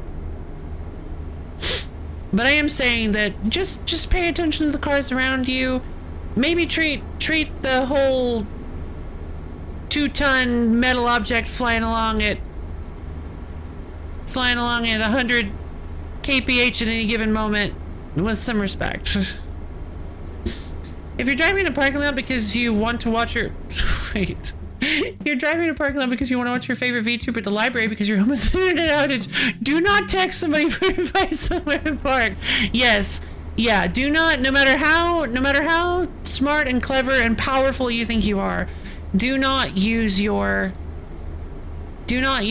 cell phone while driving. Try not to don't take your eyes off the road. Because the situation can change in a moment. The situation, all it takes is a moment for a car to just zip out of nowhere and just wipe you out. It happens. Oh, somebody's getting pulled over. Oh, that's so cool. I love how much I've mentioned it before, but I love how much time and care goes into these games.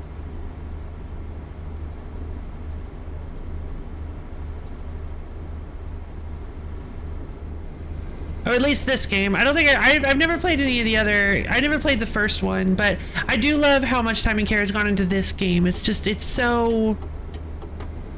all the little bits and pieces are so cool, and they really did capture so much of just driving throughout the country. I don't think I've ever driven anywhere this pretty though, with mountains all around you. Oh my god, I would have loved to drive somewhere here like this, which is unending trees and countryside, big tree covered mountains. Good lord, this is gorgeous. Tunnel.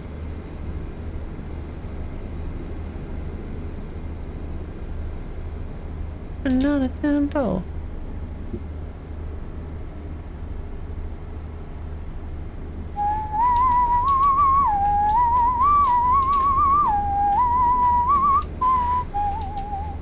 Should have tried to see. You know what I just realized? We should have tried to see if there was something heading from Zurich to Milan.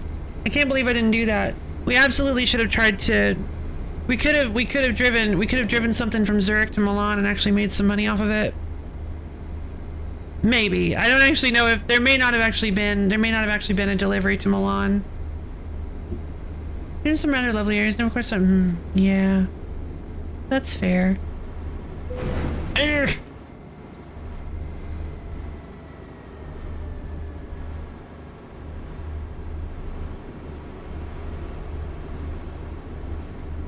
And then the car passes you in the night. No idea where it even came from. Okay. Moment of truth. There's a border check. There's another one here. I think we can probably make it. Oh, wait a minute. No! If we sleep, we're gonna miss the package in Milan! Ah! That's fine. We can pick up another one in Milan.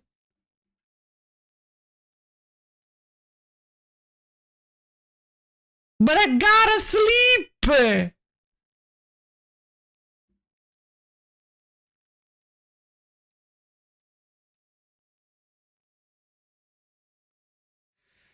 Oh.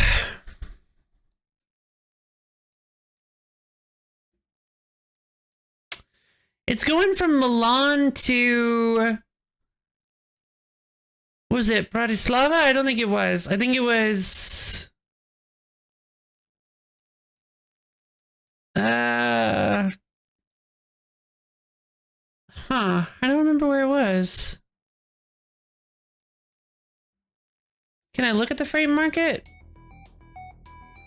To Klagenfurt in Austria. Klagenfurt and Wörthersee. Digimon World is trending on a... Oh, interesting. Digimon World, isn't that...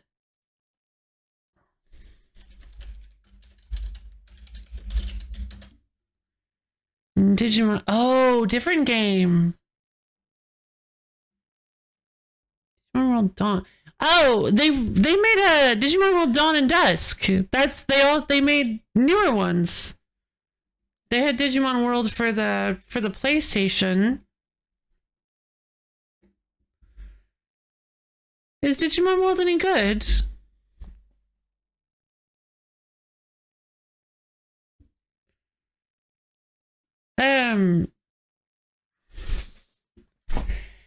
I remember renting a Digimon game for the PlayStation that I never did much in it. I don't really remember anything that happened.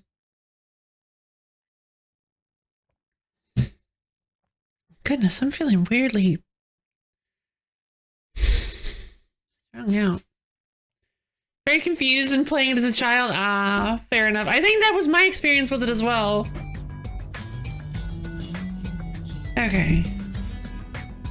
So, offer expires in 9 hours and 30 minutes. I have no idea.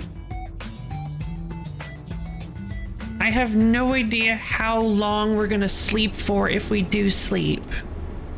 I think we can handle one more stop.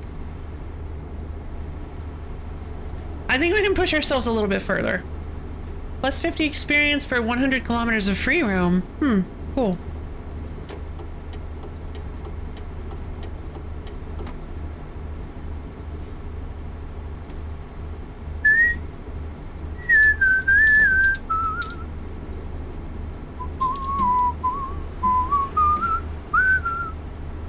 Milano.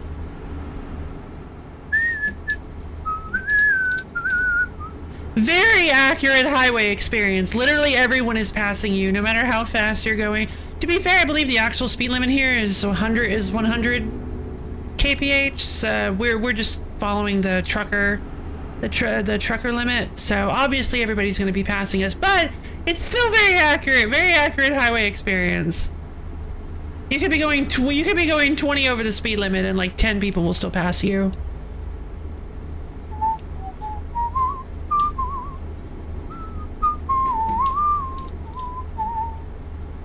Honking at you and giving you the middle finger because you're not going fast enough.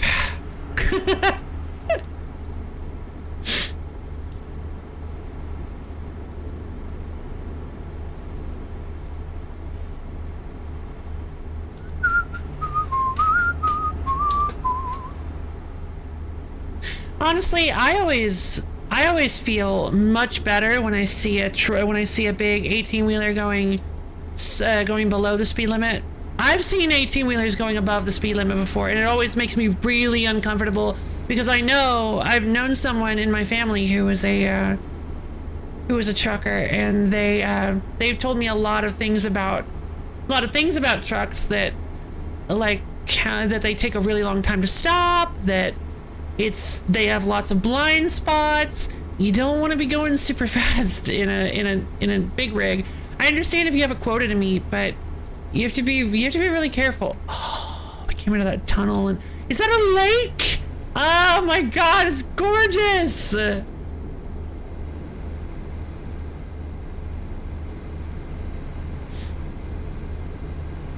Yeah, you should definitely, like, driving a big rig. Oh, hello. Traffic jam? What's going on? Oh, I think we're we're hitting a toll road. Okay.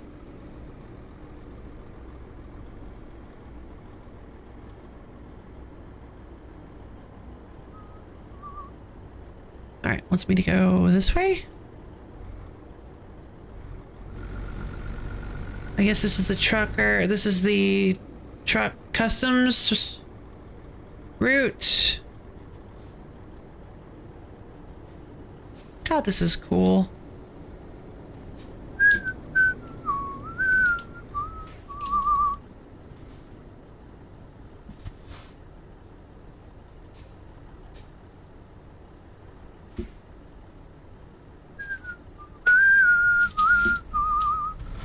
Is the inherent terror factor of large. Yes, exactly.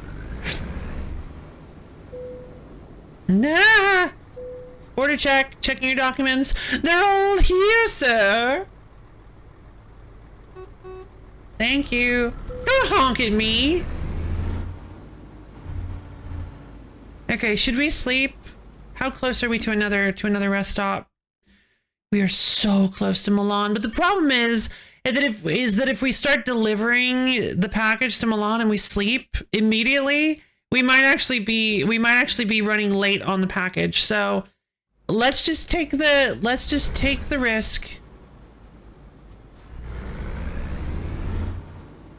We're going to take the risk of losing the job, and we're gonna sleep.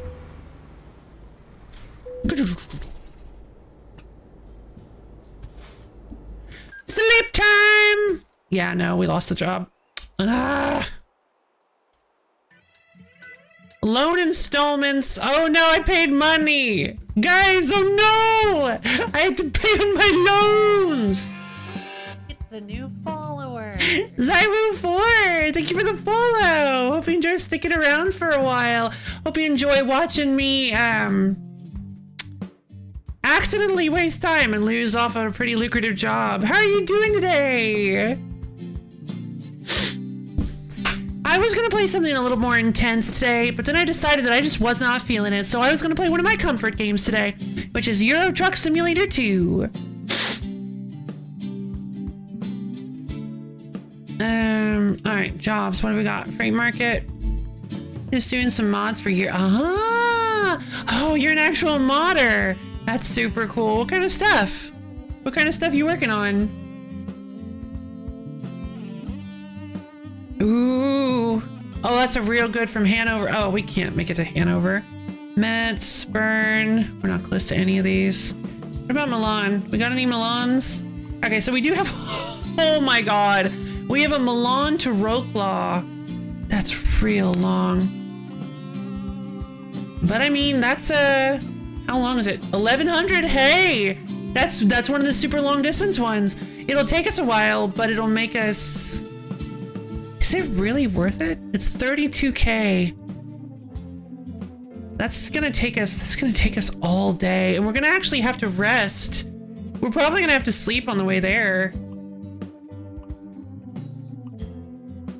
Milan to Strasbourg. Do they have any LTL? Milan to Milan? They do have Milan to Milan, which I don't know why it's 1 hour, 39 minutes. Oh, right, because time is sped up in this game.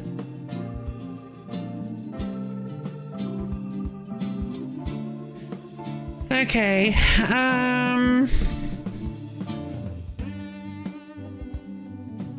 and still the Milan to Milan is actually, not the worst, the least efficient run we could do. I don't think it's a great idea. We could do, the Milan to Wroclaw does expire in 25 hours. We could easily do Milan to Milan and then just pick up the Milan to Wroclaw after we're done with it. Yeah, let's go for 20 tons of pasta. Here's right now making virtual trucking company base, truck customization, interior add-ons, animated cat and girlfriend Whoa! That sounds like a huge job! Or hobby, as the case might be. That sounds like so much fun. Good on ya!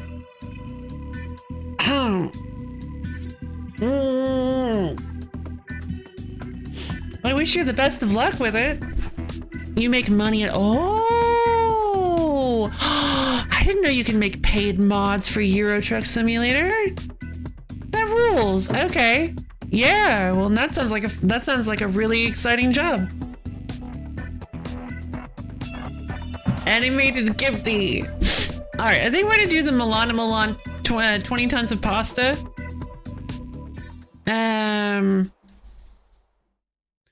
All right, we just gotta go pick it up at the Cargotras.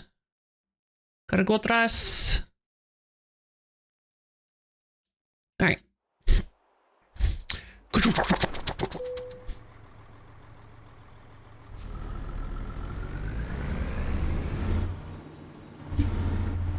Philip Monford has been hired by SCS and now is a game developer, which goes my sis. As a game developer, which goes my sis. Oh, okay. Cool.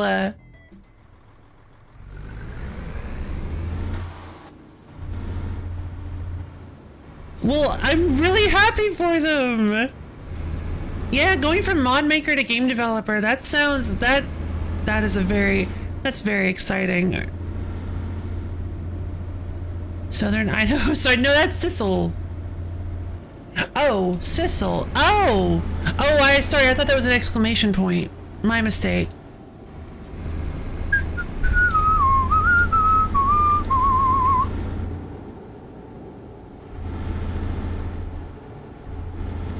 Go to Steam Workshop and search Sissel. Most of his mods are there. Oh, okay. Cool. Maybe I will someday. I don't typically I don't do a lot of like on-stream modded stuff, but maybe someday.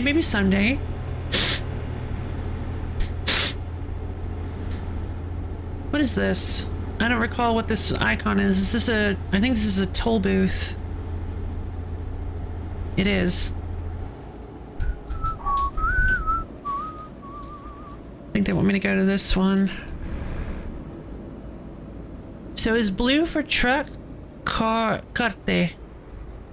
Oh, because I have a card thing?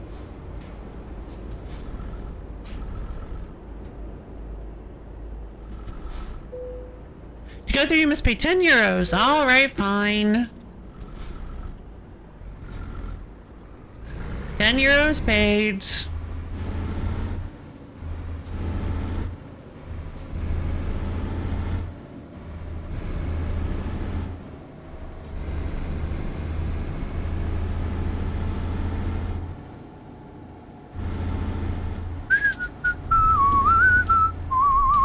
DX12 is coming to ETS soon. I can't wait for it. I've seen the new textures. They're looking really... What is DX12? Is it a... You say texture, so is it a new... Oh, DirectX! DirectX 12, okay. I've never really... You can't say more. Fair enough. You're good.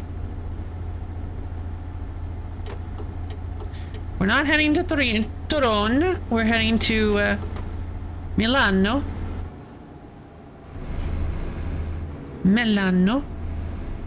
Torino.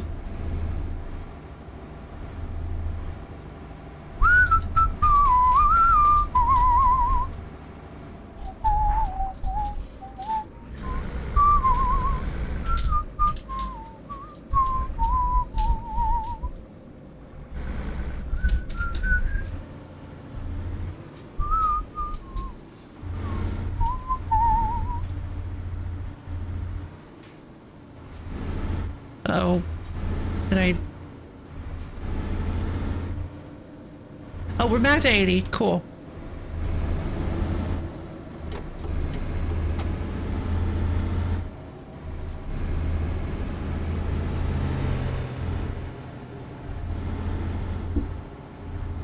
Direct Mega Man X. Alright,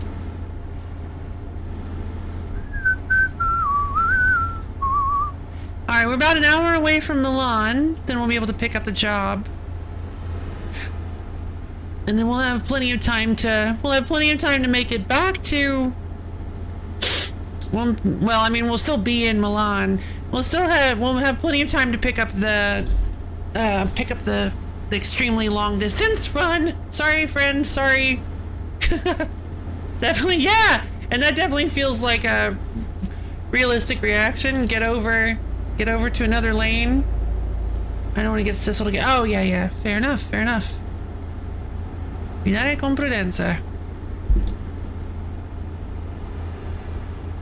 Drive with caution, I think.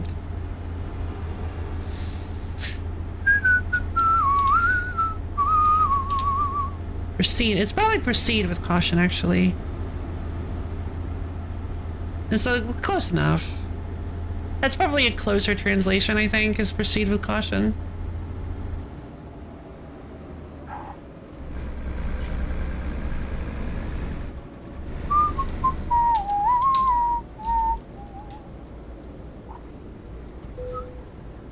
Start of toll road. Fee will be paid at the end of toll road. Okay. Cool.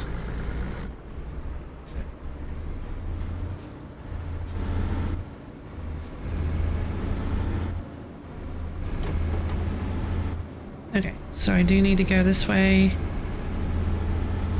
We're heading to Milano.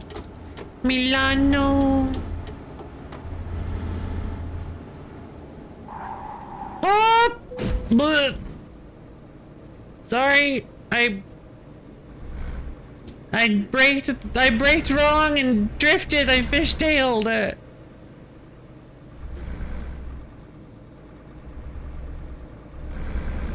Speed limits are so constantly changing.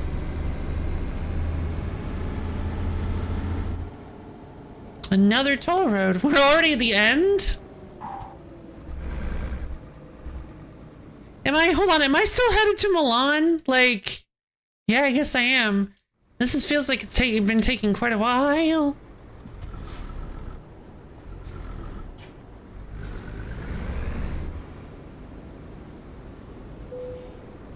End of toll road. Question. Oh, really? Probably. I feel like that must be par for the course, right? Like, I feel like a lot of people... I feel like there are, like, specific kinds of mods that a lot of people would be pretty likely to ask for. I mean, for something went from being under an NDA. Really? I didn't realize you've ever been under an NDA like that. I don't think I ever have. I might have been and never realized it. Really? Just remember, I consider myself a family-friendly channel, so... Okay.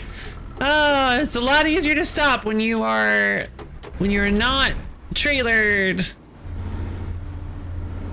Good God.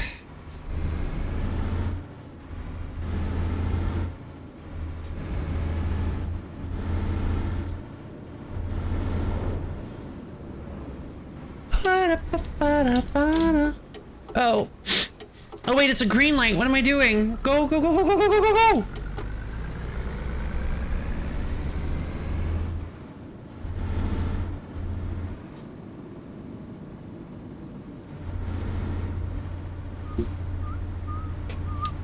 Oh.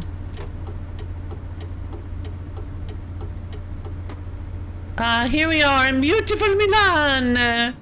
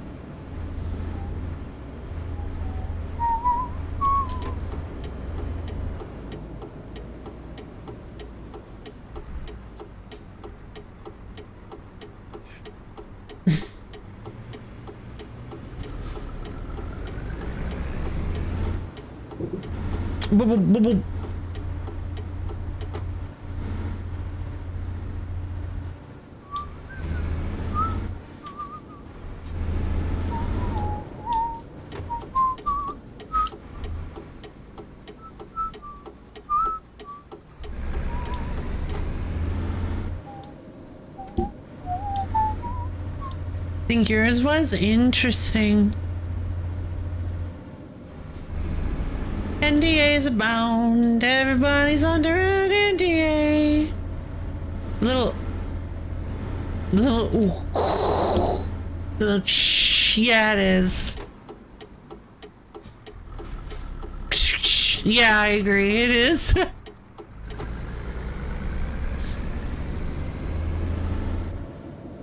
I feel like somebody told me once what that is, like a gas release or something. Just maybe it's just the brake pedals, or maybe just how they work. I don't know. I feel like somebody's told me what that is before, but I don't know. Get chased by velociraptors? That would actually be pretty cool. They've done stuff like that before. They have the Terminator DLC in Rainbow, what is it?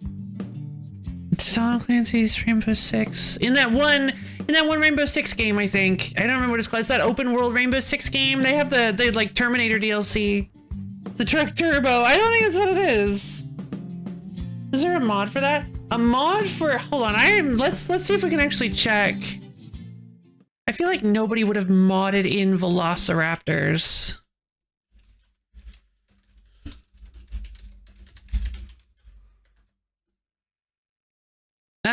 It does not look like anybody modded in being chased by velociraptors. Dinosaurs. As interior add-ons, sure. But I think Bort was asking if there was a mod to, if anybody had ever made a mod to add velociraptors running loose in the streets of Europe.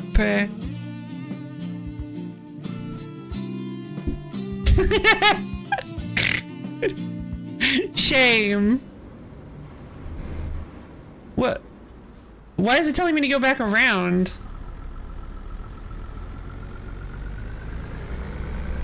It seems I missed some kind of turn.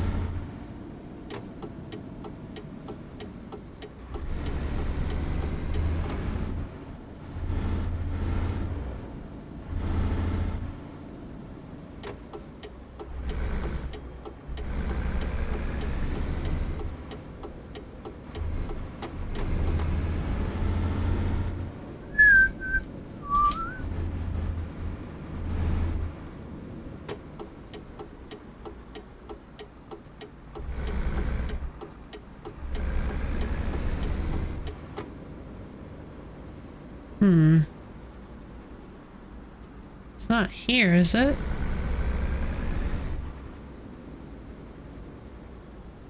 It's basically just telling me to go in circles. Oh. Silly.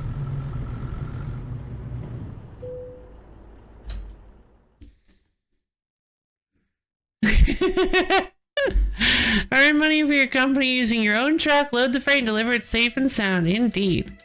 Alright, so we're gonna go from Milan to...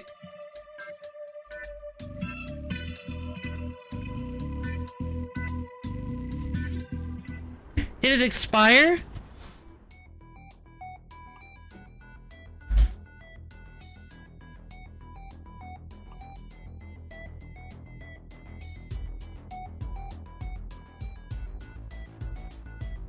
Yeah, it took me too long to get there. All right, we're going straight from Milan to Wroclaw then.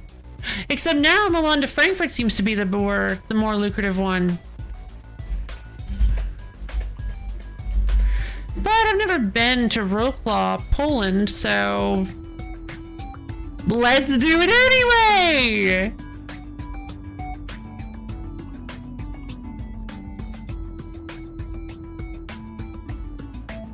The land where I'm from. Oh, really? Fun. All right, let's head there then.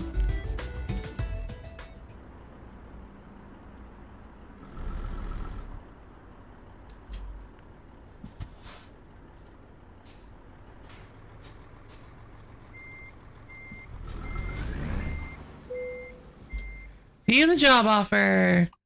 I'm gonna take the Milanda Rocklaw job, please. GPS telling you to go in circles? You didn't install that old Baba Yaga firmware. No. At least I don't think I did. Trailer is ready. Head towards the green flag. Alright, sure. Tractor.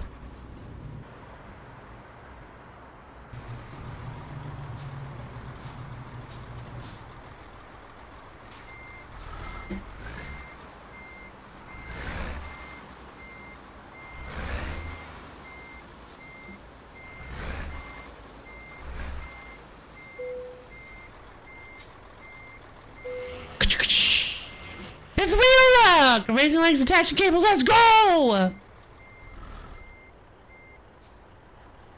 Alright, we're gonna need more. We're gonna need more power for this one.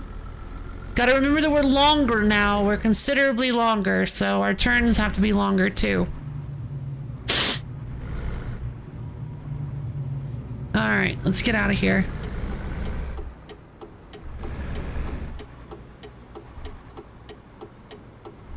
Yeah, go! Oh my god. This happens sometimes, don't worry. Sometimes that's just how trucking works. Alright, we are considerably, our acceleration is considerably slower now, so... Also, hi, back from pizza. Deep snow! Oh, that sounds like a lovely walk.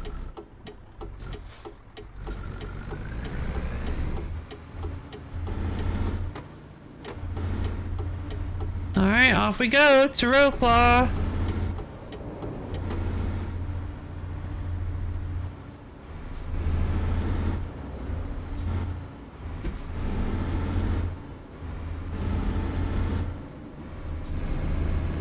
It's a heavy tractor.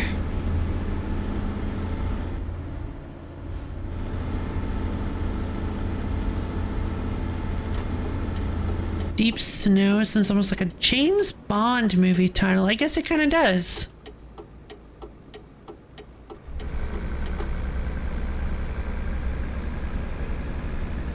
Excuse me. I'm a truck.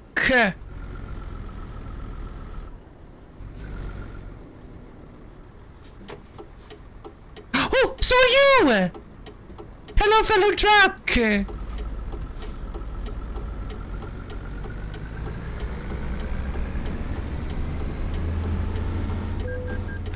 Hey! What are you talking about? I didn't crash nobody!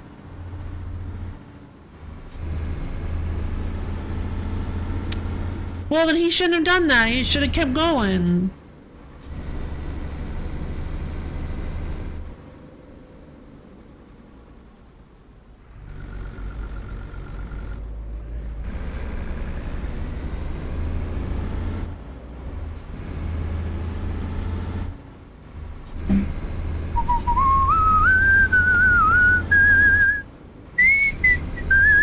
Hey, German, I know the jokes will come. It always happens the same from Poland. I'm in danger.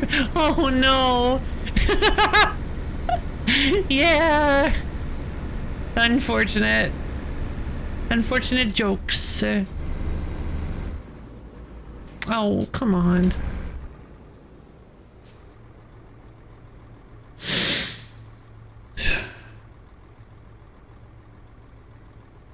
Poke your head out the sunroof to look at the lights.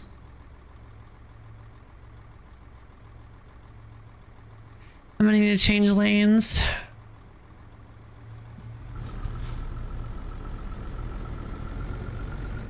Okay, so with a trailer, maybe we'll start at 3 then.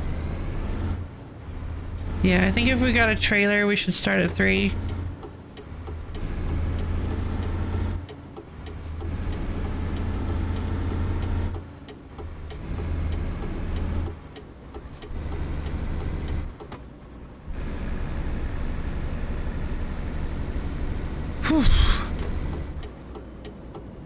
Forget how heavy these trailers are.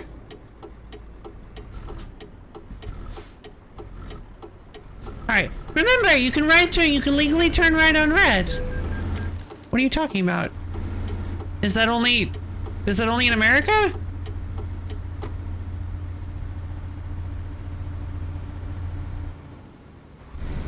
Oops. I stopped. I came to a full and complete stop before I turned. No, Milano! Never again.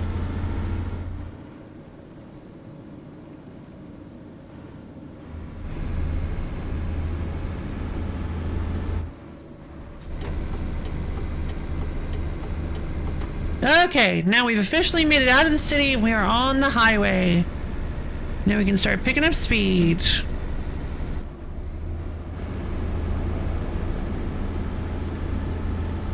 You know, theoretically, we can start picking up speed.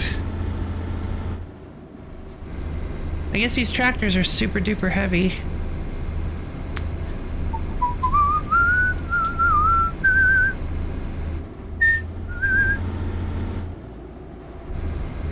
So do you go to a higher gear when you're going uphill or a lower gear when you're going uphill? So lower gear provides more power, right?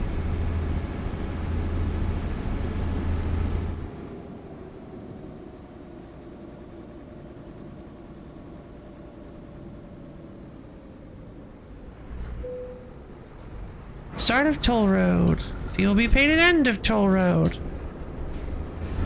Cause like your little like RPM gauge thing is going up super high, so you've got lots of little RPMs, yes? And then you get, so it's changing the gear ratio, I'm assuming, like we talked about earlier.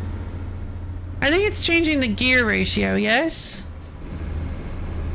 So it's providing more torque or less torque.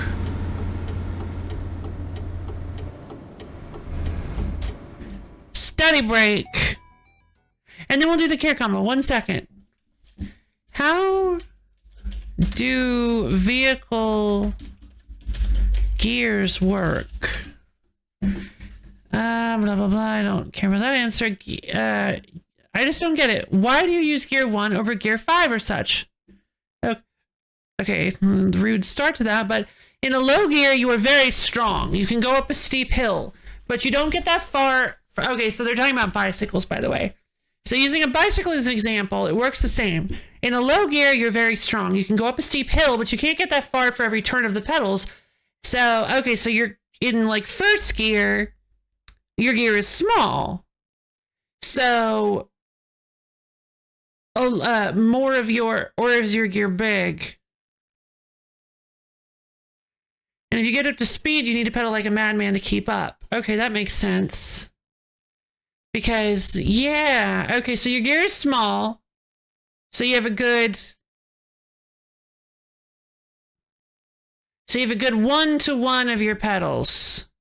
But when your gear gets bigger, like we talked about, your gear ratio is higher.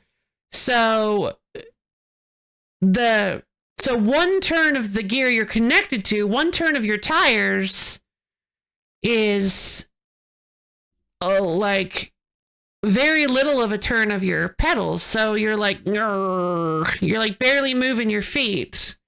So you're having to provide more force, perhaps. So let's keep reading.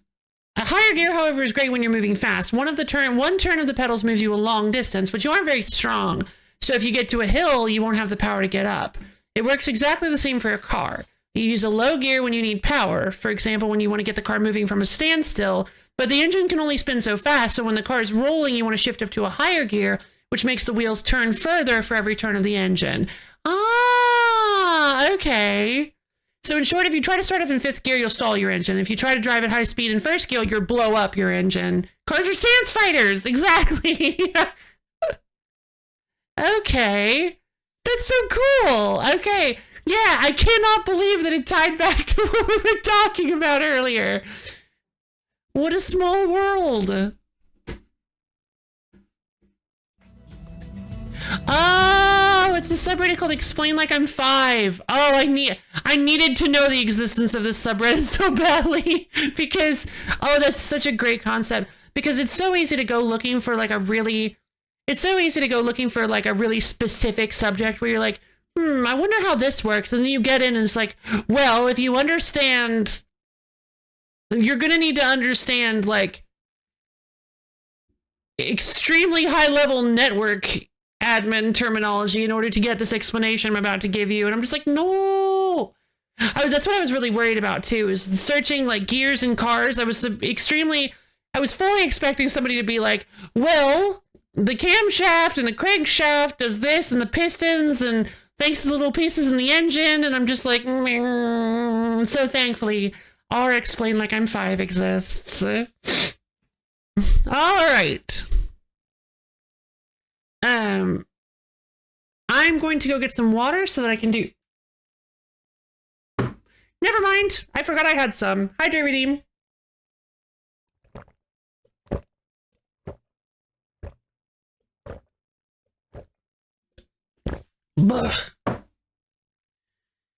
Okay, now everybody up off your seat.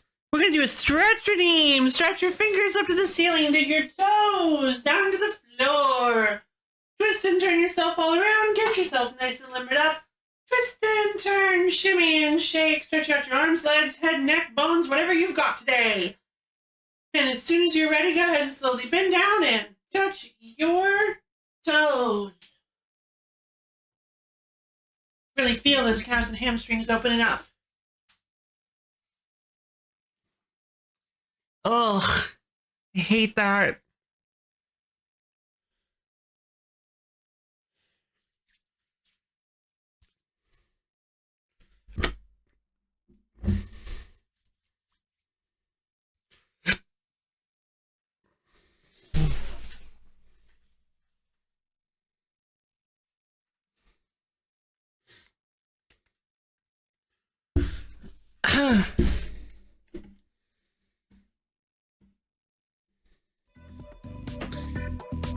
Let's see. We've got 31 hours left to do this delivery. So I think we're doing good so far. So yeah, if I'm trying to get up a hill, I wanna drop the gear down so that I can, because my engine is struggling to keep up. But as we hit flatter ground, I didn't realize he was turning. That happens sometimes. And because of truck blind spots, it's easy to just miss this. Well, why did you put... What? What are you doing? What is this guy doing? He's like... going from lane to lane. Yeah, any portion of Half-Life 2 does a great job of showing the dystopia it takes place in? Ooh, interesting.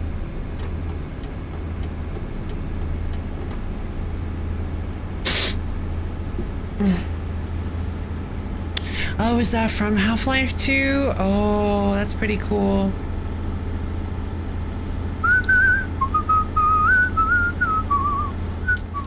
I think 78 is a pretty good place to leave it at.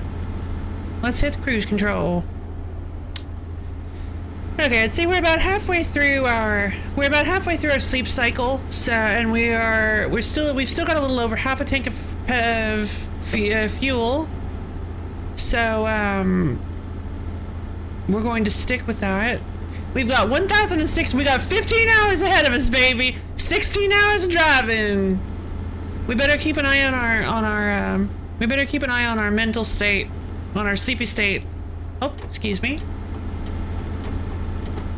That's a rule that these drivers don't seem to follow, and it may just be an unspoken rule. Typically, if you see somebody pulled over on the side of the road, like by an officer, it's a pretty good idea to or just like pulled over in general. It's especially if they're like trying to fix a tire or something. It's pretty good etiquette to just to switch lanes so that you're not speeding right past them, because you might actually, if they're trying to change a tire or deal with something, you might or walking by their car, you might accidentally hit them. It's just a really good idea in general to just kind of pull away from them as much as you can without causing too many problems or a potential accident. Also, there's the irony of having more freedom of movement than in the first game's opening, when humanity is absolutely not free in Half-Life 2. Yeah, I've seen the opening to Half-Life Alyx, so if that's any indication, yeah, I guess humanity's not free, because the whole Combine thing, right? I don't know a whole lot about the Half-Life lore, but I do know a little bit of it.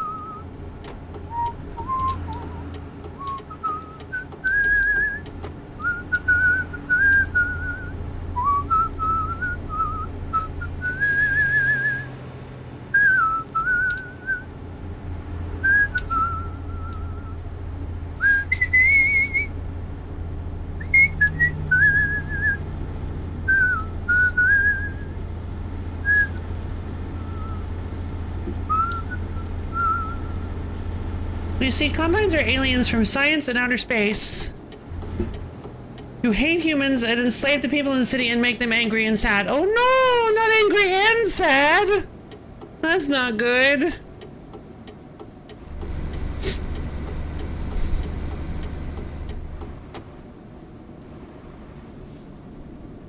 Slow down, slow down. We don't want to tip the tractor.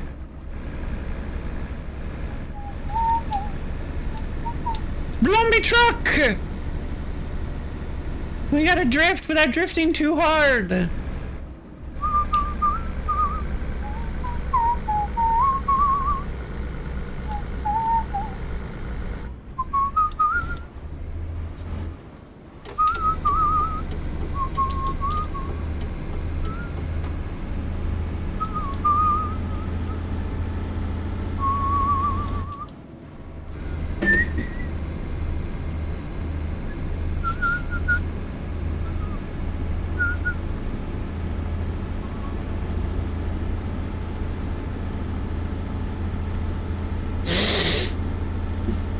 Blomby your truck! Do it! Get all Blomby with it! Blomby car. I'm so glad we hit Blomby car yesterday. That was such a fun experience.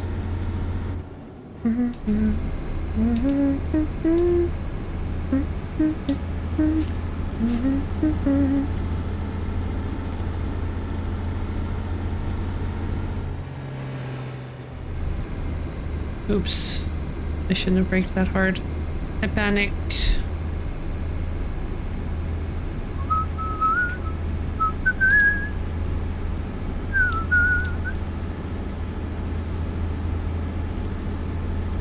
Find your squid. Find your squid. Squid. Squing Squong! I miss Squing Squong.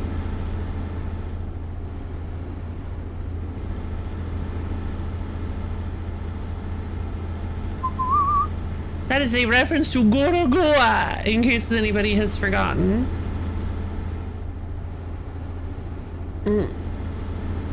Gorogoa.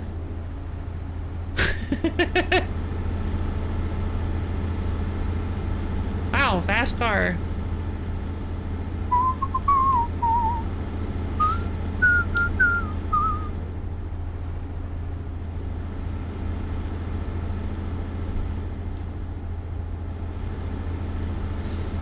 Relaxing country drive, am I right? Just driving in the Italian countryside. I don't even know if we're in Italy anymore. Are we in Italy anymore? We are. We're still very in Italy. We just passed through Verona. I didn't even realize. Or we passed by Verona. We didn't actually go through Verona. What a shame. I think it's best not to go through too many. Remember a meme involving the phrase "find your squid"? Really?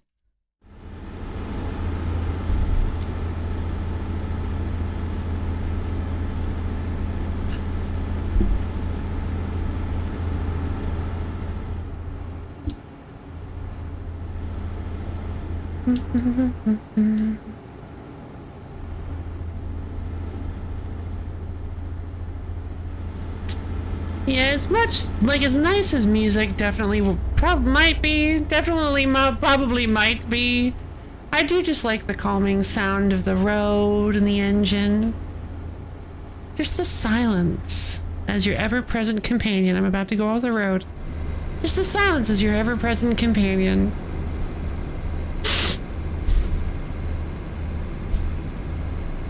You're sitting here thinking, wow, what beautiful uniform trees.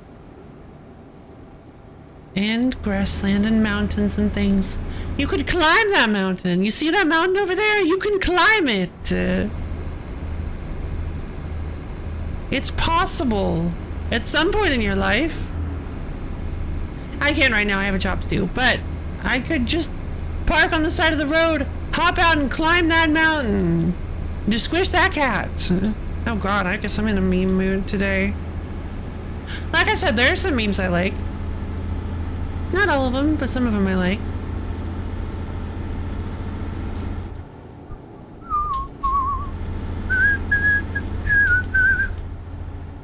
I thought the passing the Colorado 2020 uniform bar exam one was pretty nonsense at first, but it grew on me for some reason. No idea why.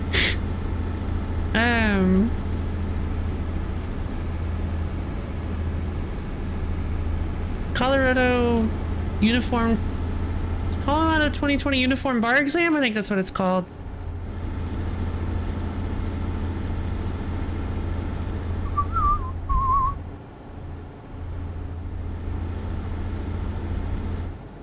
I wonder where that originated from, right? It was probably just like somebody who sent like a little goofy image to somebody who was actually trying to pass the Colorado 2020 uniform. Yeah!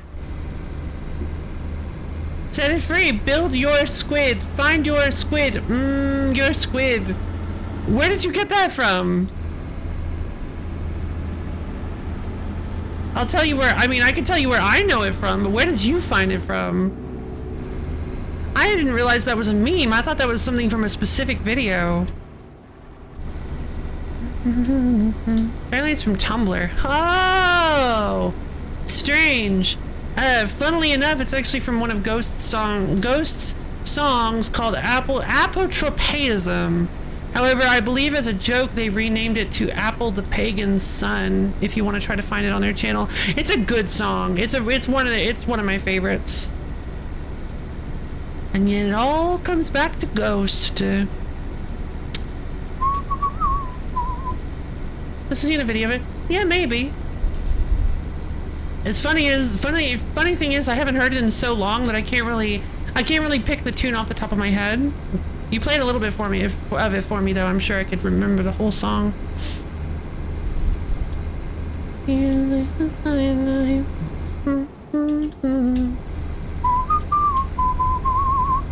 Oh, look at this big stone wall!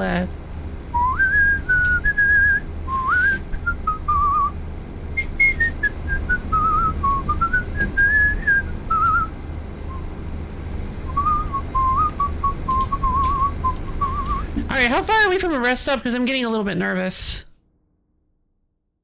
Okay, we're not too far. I think we should probably go ahead and take a break. What is this? Some sort of scenic spot?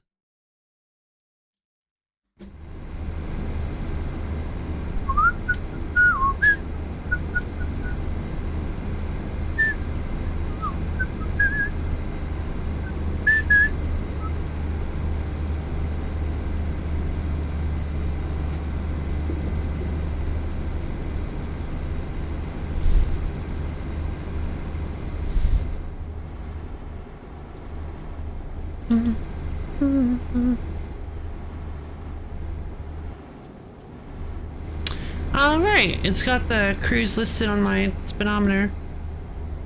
Strange. Cool tunnels? Yeah, I agree. Very cool tunnels. I love tunnels. I've never driven through very many tunnels, so I find that to be a really fun thing to do. Yep, I knew this one was going to be a long one when I took it. We're not even halfway done, but we'll get there eventually. Yeah, it's fun.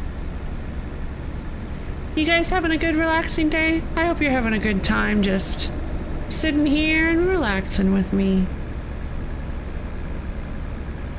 Just listening to the sounds of the road and the sounds of the loaf. Yay!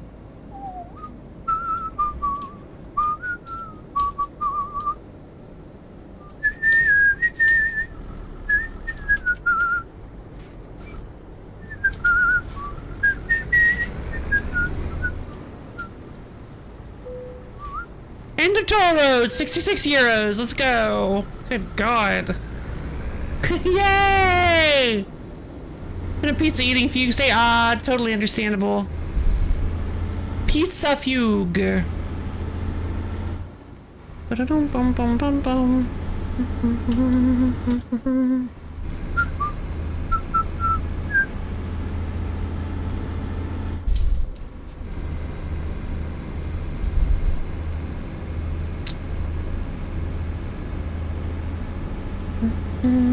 Okay, hold on. It does actually seem like I've got a decent amount of time left sleep-wise. Oh, I don't know if I can make it here though. To checkpoint, 2 hours, 2 minutes, 124 kilometers. I'm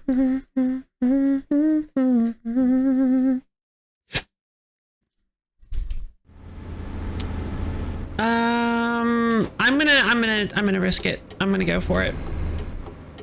We're gonna take a nap.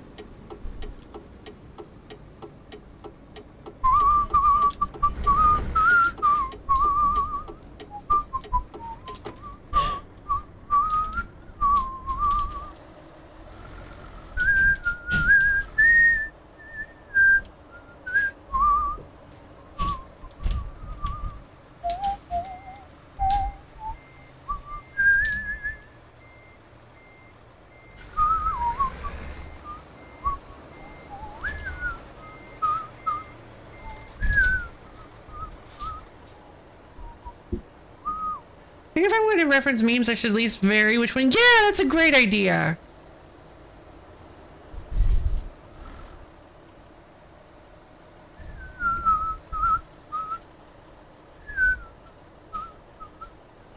Well, I'm double parked, but what are the odds that this place is gonna fill up?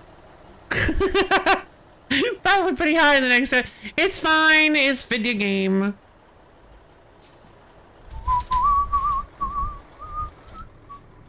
Wait, what do I look like?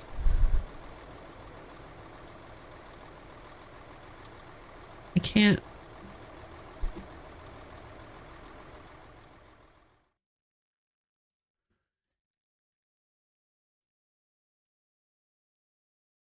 Guys, it's me! The Shadow Loaf! Shadow Loaf Trucker!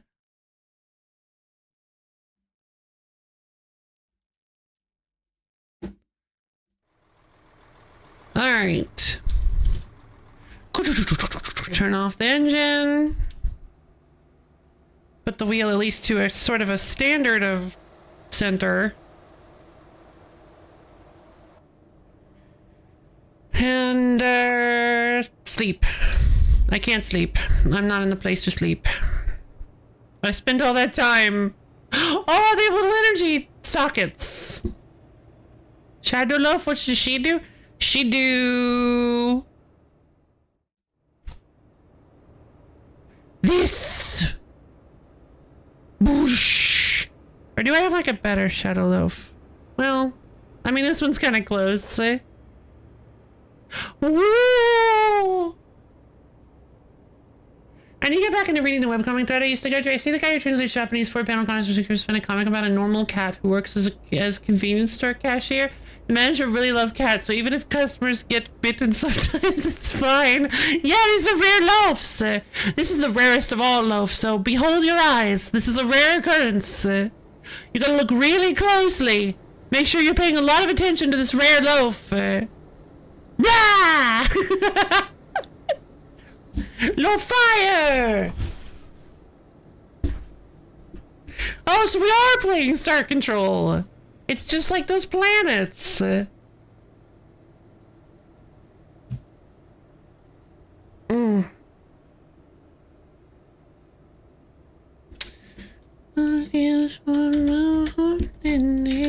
Low fire lady, that's me.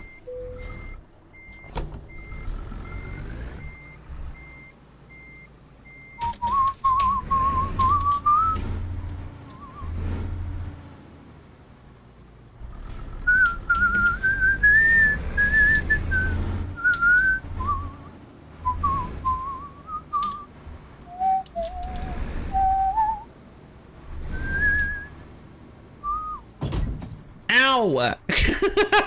Where are the sleeping pods? Okay, there they are. Ka-dunk, ka-dunk. Ka-dunk, ka-dunk, ka-dunk. Yeah. Trailer's fine.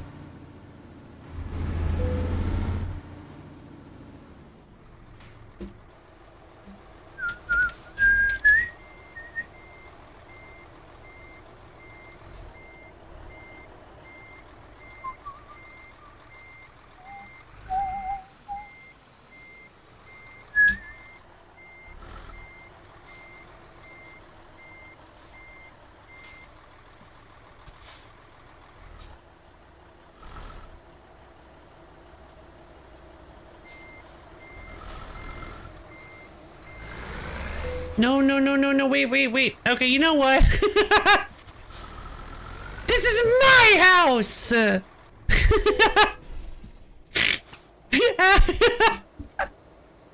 God, this is so rude. This is where this is where I'm sleeping.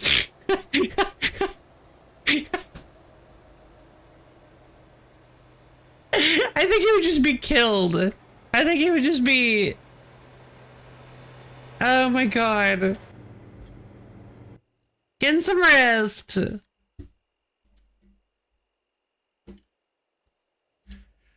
Okay, how much time we got?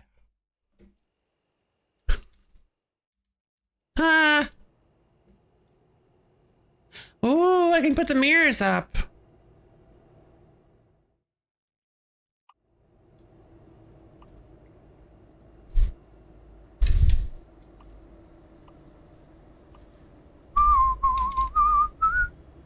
Okay. Remains 16 hours, 59 minutes. Expected. Okay. Gotcha. So we're expected in okay. So, oh no. I think we might be able to do it. We still have 12 hours to go. We're expected in 17. So I guess we're just going to have to pull along. I guess we're just going to have to pull a long haul here. 12 hour, well, about 12 hours no sleep is, I believe the standard is 11. I think they want you to not, I think you're legally required to sleep every 11 hours, but we're our own country, so no company.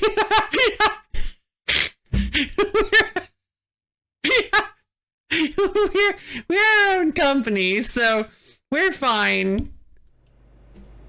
The country of loaf.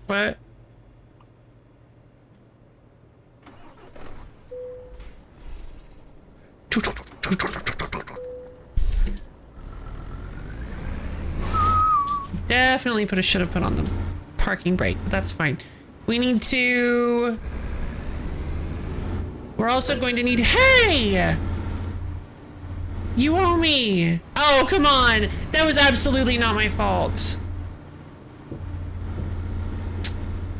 Fine. Get it? Literally. I got fined for the crash.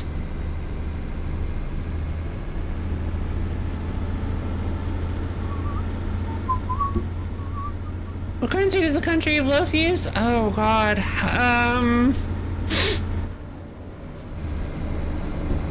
Wheat?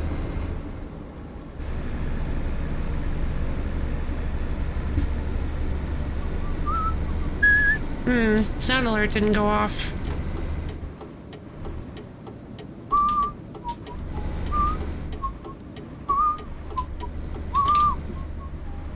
Chalky chips! Oh, I love chalky chips!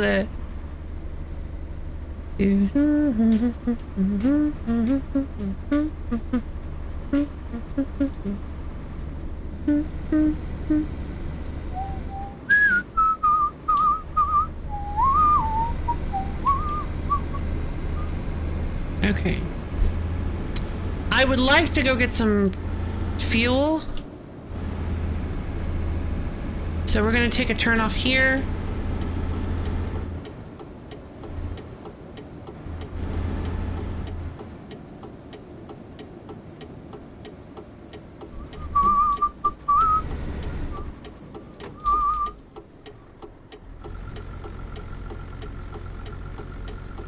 Innsbruck.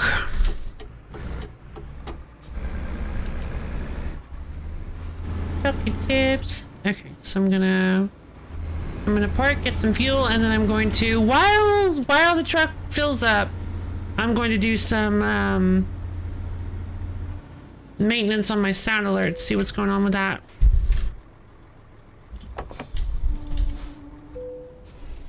Alright, press and hold the following key to fill the fuel tank.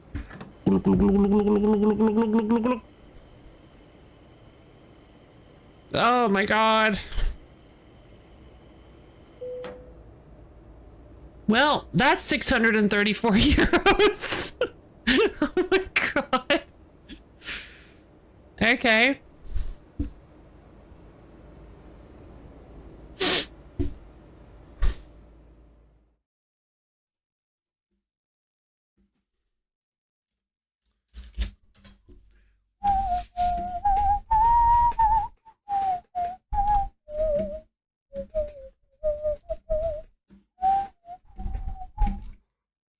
Huh.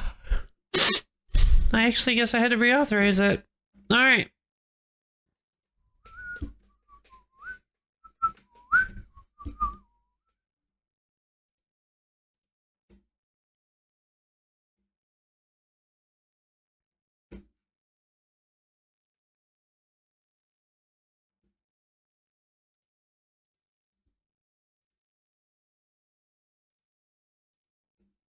I will do some very bad things now. Okay, there we go. Lol register cat. That's a cute concept. I like it. Okay. Alright, sound alerts are back up.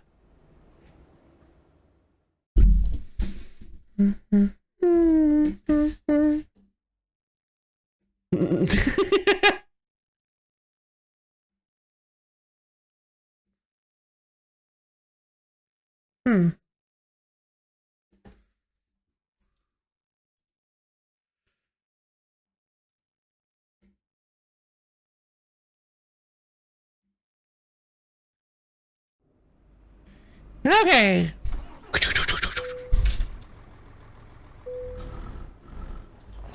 Parking brake engaged. Oh, okay.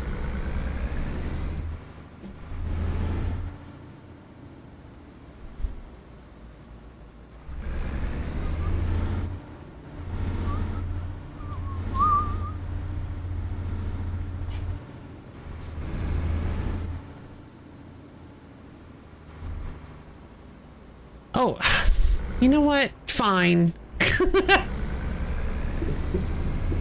make my own rules! Curb hopping!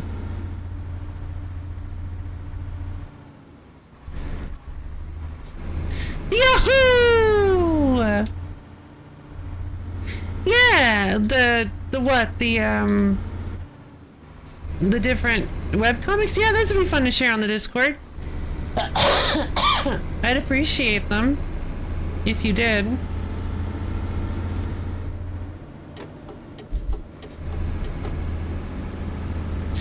Alright, we're officially back on the road. Hopefully we can pull this off.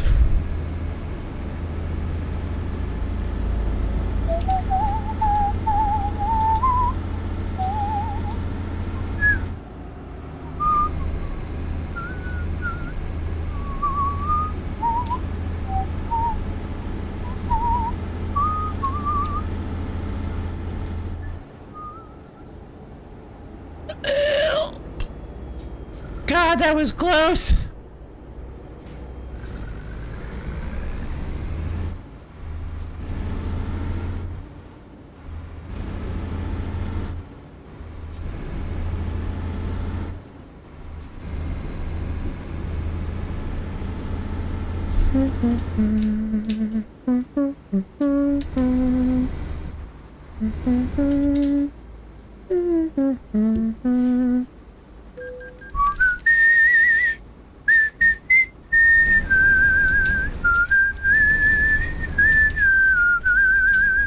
Oh, right. You can't use cruise under a specific speed.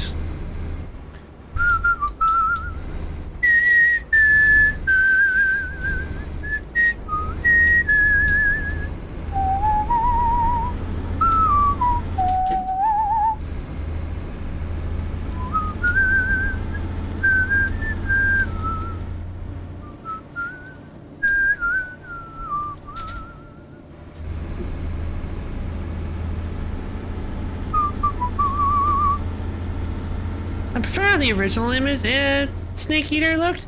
Fair enough. I can't blame you on that one.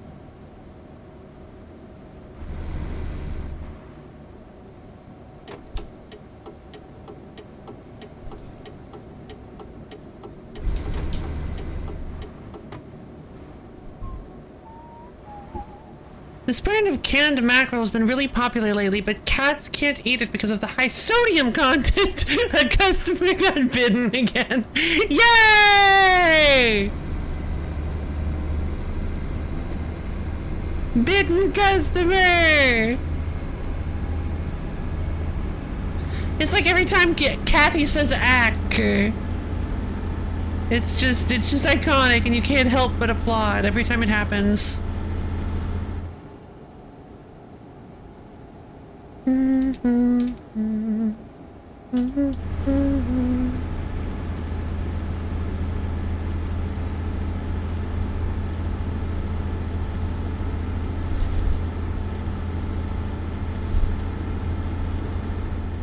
Or every time Garfield says, "Down with the proletariat!" You thought I was going to say lasagna, didn't you? Or I hate Mondays. What do a Metal Gear Solid they'll remake next? I don't know. Phantom Pain. They're gonna go all the way to the end and then work backwards this time.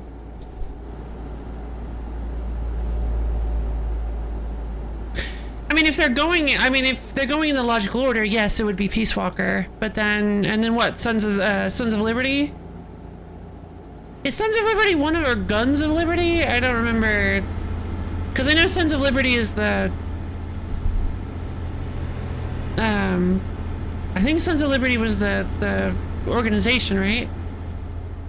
They mention it in Revengeance. Customer got bit today, hope the cat's over. Yeah!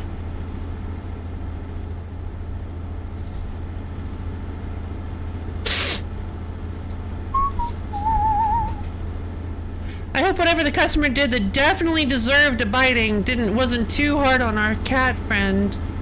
It'll be 3 Portal Ops, Semi-Cannon, Peace Walker, 5, then Metal Gear onwards. I'm confused. I thought Snake Eater already got remastered. Oh, remake. Wait, remake? Have they done any Metal Gear Solid remakes?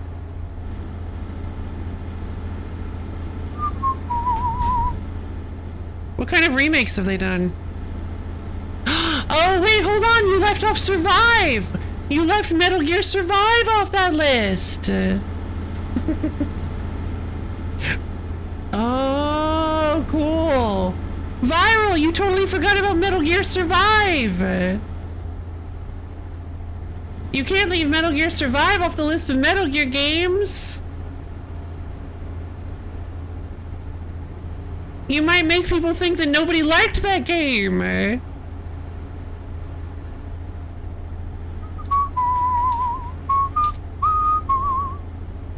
I'll be honest, I thought about buying Metal Gear Survive a few times, and I've never played it. I've never looked at seen. And don't forget that Ghost Babel, while non-canon, is the first appearance of Raiden. Neat. I've never played. There's only so much canon you can count when you have an entire other timeline. There are multiple timelines? I was not aware of that. Yeah, I don't know. I've heard people really hated Survive. I've heard that people really didn't like Metal Gear Survive. It's been on it's constantly on really deep sale.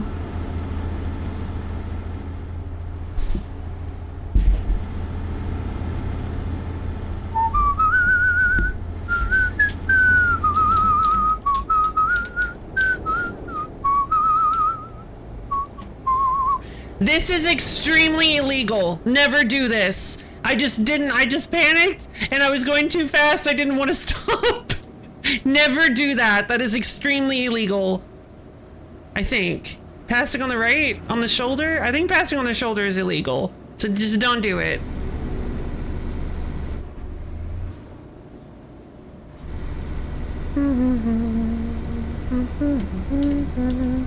Maybe it isn't. I don't know. I'm pretty sure it is. You have to pay to have more than one save slot? Oh no! That's awful.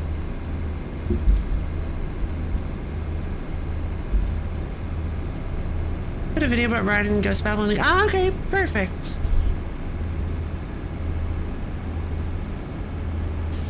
Looks like we're going up a hill. Yep, we're going up a slight hill. We're passing a town and a train yard. Look at that.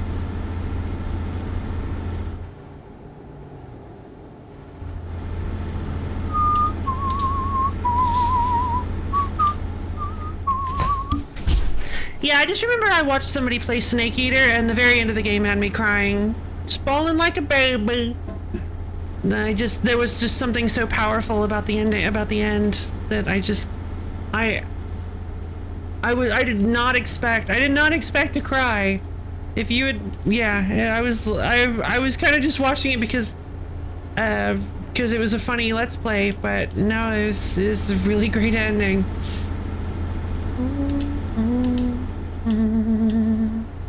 One must die and one must live.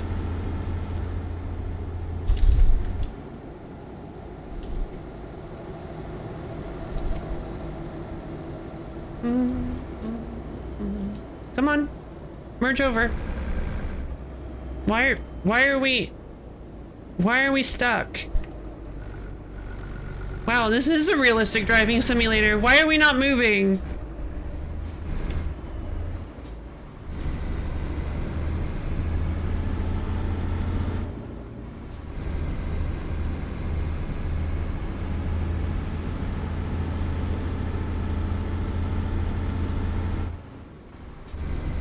Yeah, I should have just passed. I should have just went into the left-hand lane. I lost a lot of momentum there.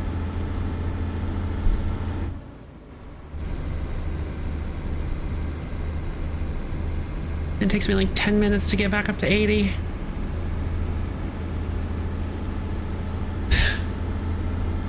Kojima, why you make me pull the trigger? Liquid! Snake!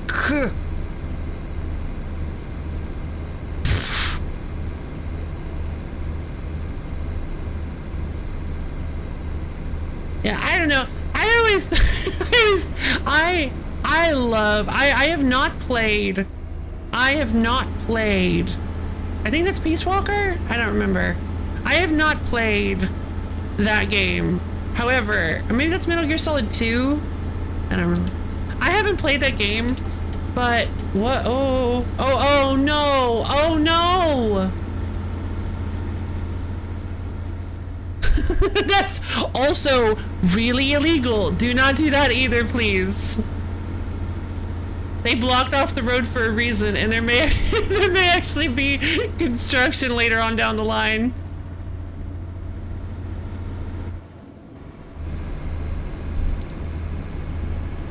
Right at the end of the Metal Gear timeline is Raiden doing a Mortal Kombat fatality on a U.S. senator. Yeah. Oh god.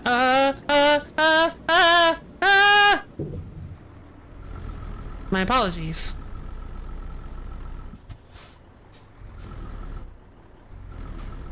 Oh god.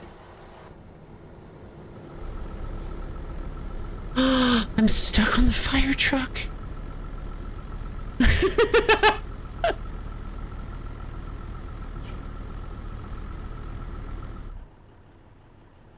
I think Can You Beat Final Fantasy with a White Mage might be the funniest challenge run video title. At first you think 4 white mages has been done. No, at first I think no. At first I think absolutely not. It's a white mage. There's no way.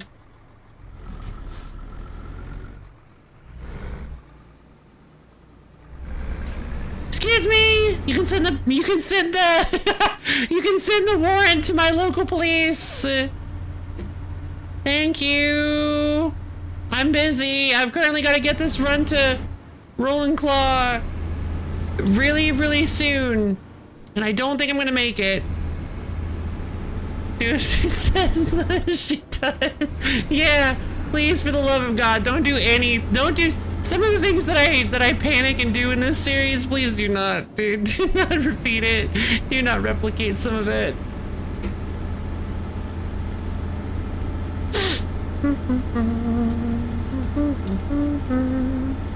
Can you be Final Fantasy 16 with only one character? Don't you only get one character? I'm pretty sure you only get one character.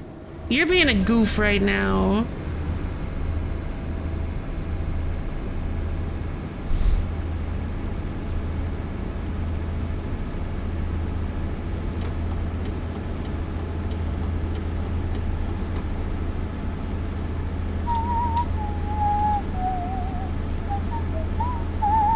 Can you beat Final Fantasy 15 without using strategy?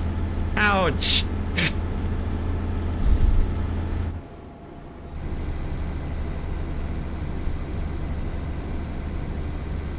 Can you beat Final Fantasy 13 without wanting to strangle the characters? Impossible challenge.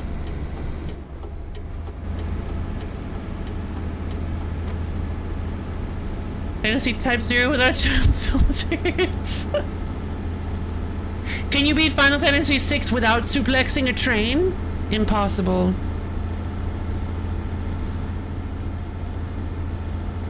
Some people might say it's possible, they're lying. Nobody can resist the pull.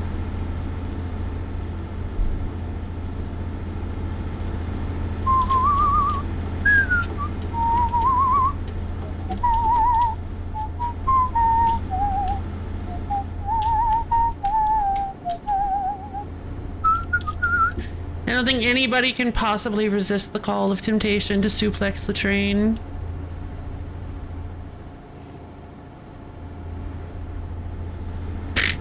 Can you beat Final Fantasy VI while actually using Guy? I think, or Guy? I don't remember. Gar? I'm kidding. I do actually, I think he's pretty useful, right? Gao. I think Gao is actually pretty useful, right?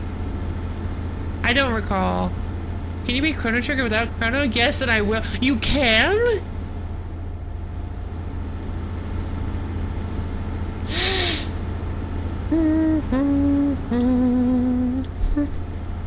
I think there was a part where I actually figured out how to use Gao, and I spent like the whole time tossing him into packs of wild animals just to get new abilities.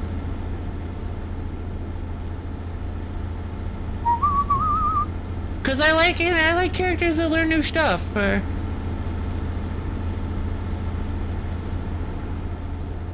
Although I suppose it's possible that I'm misremembering. I believe Gao is one of the two characters who could be considered a blue mage. I always thought of Gao as kind of a blue mage, a little bit of one. You can beat Final Fantasy VI with only 3 party members. Huh. That's neat. Alright, so I think we're in a bit of trouble because I actually think I do not think we're actually going to be able to make it to... I don't know if we're actually going to be able to make it to the destination on time. But I'm certainly going to try. Oh my god. We're not even halfway there yet! We're not even halfway there! That's nuts! We still have to pass by Nuremberg, head through Prague, and then make it to outside Wroclaw. Good god. Kinda 4, if you never get Terra to rejoin, she just flies in. What? I didn't know you could avoid getting Terra to rejoin. Wait.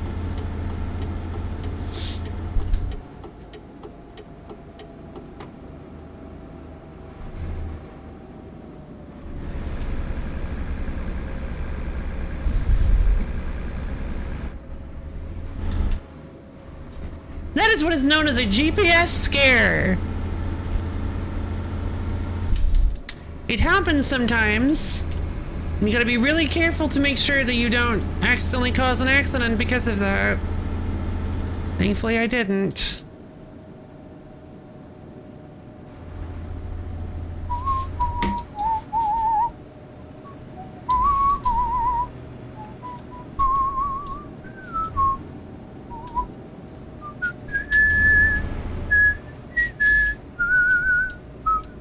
I don't understand why I even went over this way. What was the point of this? Oh! Is it possible that that would have taken me under a bridge that was too low? I guess I didn't consider it. Hold on, wait. I do actually. I thought this was a merge lane. Sorry, I thought this lane was merging.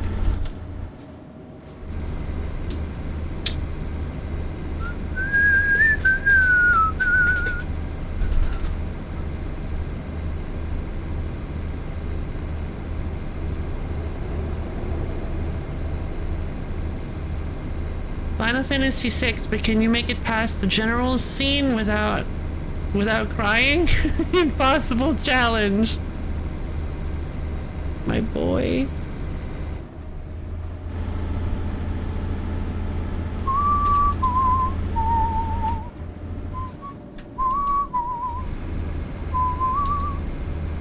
Can you mean Tales of Zillia without getting sharing is caring stuck in your head? Absolutely impossible. Absolutely impossible. Not even remotely possible.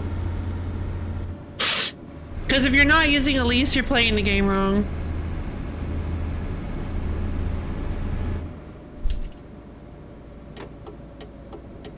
Sir! Oh my god!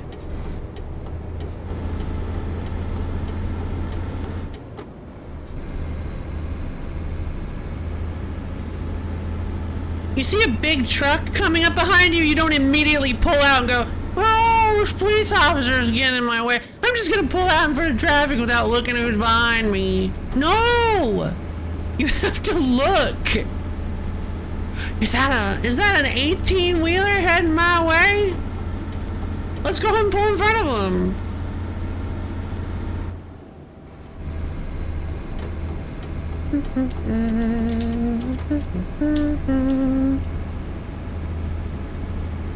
Why are we stopping? Why are we stopping? Why are we stopping? Why are we stopping?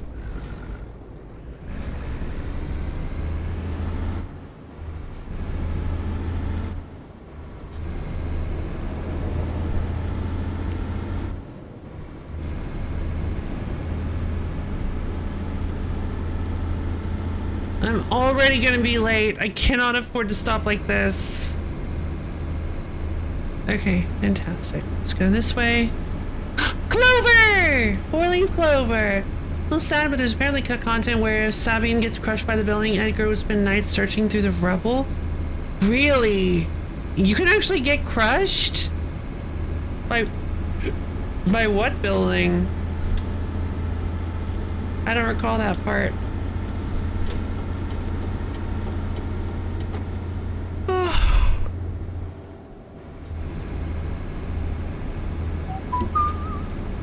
Leo. I think his name was General Leo, right?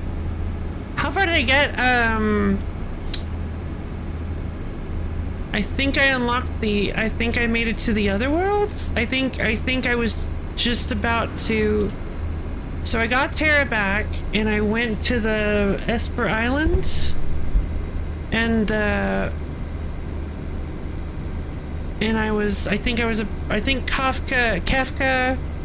think Kefka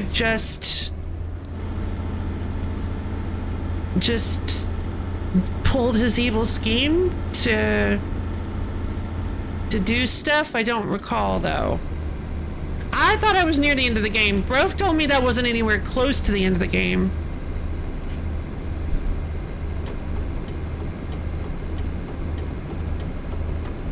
But yeah, I think I took Terra back to Esper Island or something, and Kefka pulled out his evil plan. That's the last thing I remember.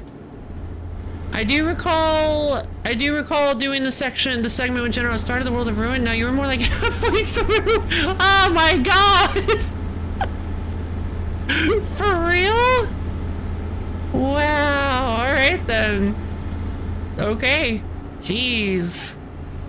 I had already played so much. There was already so much of the game that I had played by that point.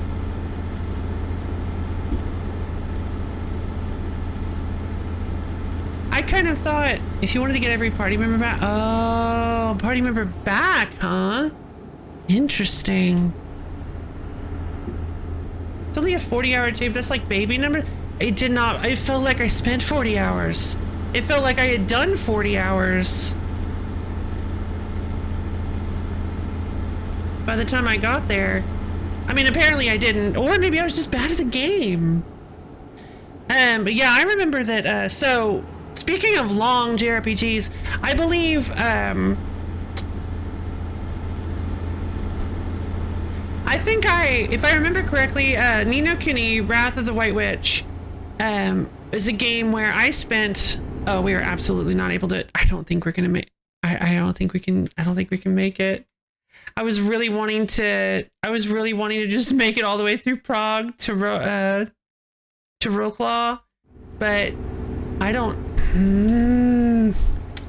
we're only a little over halfway and we're already about to fall asleep. We're already close to falling asleep. Can we maybe cut it a little closer? Nah, let's just fall asleep here.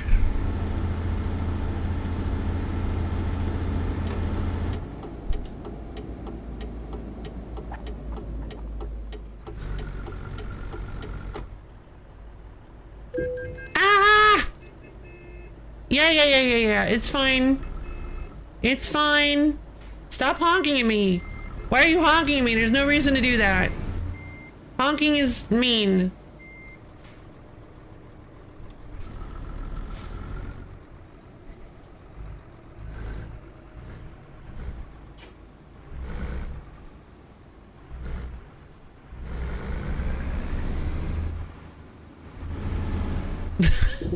Oh no.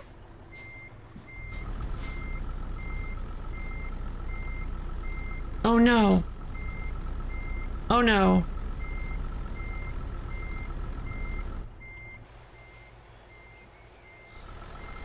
Oh no.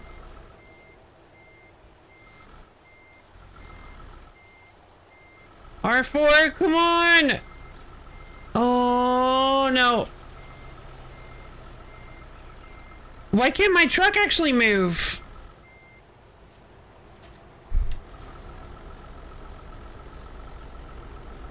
I can't move at all.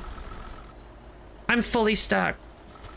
I'm clipped into the wall. My trailer's clipped into the wall, into the retaining wall. Oh. It's only a foot. So Ni no Kuni Wrath, anyway, while I try to figure out what to do about that, Ni no Kuni Wrath of the White Witch is a game that, if I remember correctly, I sunk like trailers stuck. I sunk like, I think I sunk 80 to 90 hours into the game, and that was, sorry, that was me rushing through the game, using cheese tactics to make it through bosses that I was absolutely not the right level for, and in doing so, ended up making it to the end of the game extremely underleveled, to the point where at a boss where cheese tactics no longer worked. So, yeah. Do with that information what you will. Ni no Kuni Wrath of the White Witch is an extremely long game. Even if you don't play it correctly. I will say there's one bit of it that kind of bugs me. The second time I played it, I actually went and played it the way they expected me to. I leveled, I did all the side quests, I got all the like side rewards, I used consumables the way I was supposed to. I actually went and kind of engaged with all the mechanics instead of just ignoring them like I did the first time I played. And then inevitably, I still got to a point in the middle of the same point in the game that I remember getting to, that I remember getting to my first time playing through it. That was a huge wall, like just a massive difficulty spike. I got that one on sale. It's really fun. It's really fun. I highly recommend it. Yeah, there's a point in the game where you hit a huge difficulty spike that it's pretty early in the game. So it's just, if you're not ready, even if you're ready for it, I've learned that even if you are ready for it, you need to. You're gonna have to do even more grinding in that section. I feel on maybe on wilds monsters, just to make sure you're ready for the next boss fight, because the next boss is brutal. I'm glad Final Fantasy is as fast paced as it is. Fair enough. Fair enough. Love a good fast paced JRPG. But there's nothing wrong with Ni no Kuni being a slow-paced game. It actually has it's got a beautiful art style, animated by Studio Ghibli. The story is really good. Sorry, the story is good. It's the side quests that kind of bug me, because the problem is you get a little familiar character. Well, maybe I shouldn't say. You get a little friend. You have a little friend. And anytime you run up on a side quest, he'll be like, whoa, you think maybe this is the solution to that little puzzle? And you're like, maybe I might have if I had had a chance to solve it myself before you said something. And then there are like 2 or 3 puzzles in the game where you walk in and you're like, what does this want me to do? And you talk to the guy, he's like, ooh, there's a puzzle here, I think. And you're like, no, now is when I need a hint. You annoying little troll. Help me.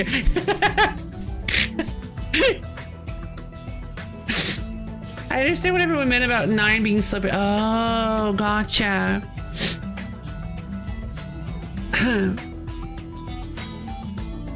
Yeah, I do. I distinctly recall one specific puzzle where I was like, oh no, I have no idea how to approach this. Hey, can you help me with this? He's like, have you tried solving the puzzle? And I'm like, no, I haven't. Or I guess I have. I certainly tried. Okay. We went to the pause menu. Let's see if this helps. Oh god, we are so running out of time.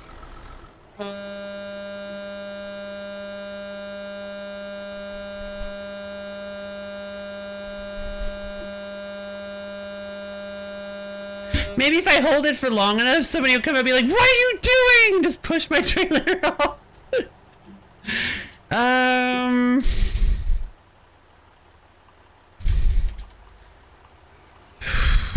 Okay. Cancel current job.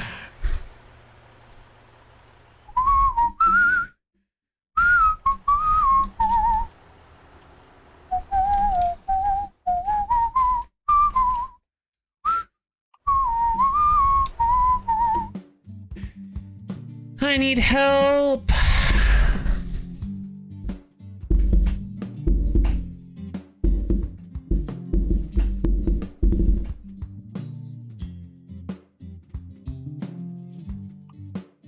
Radio.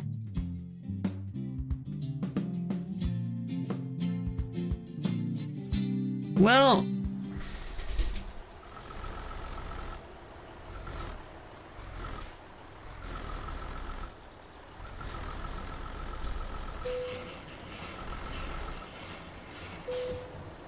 okay.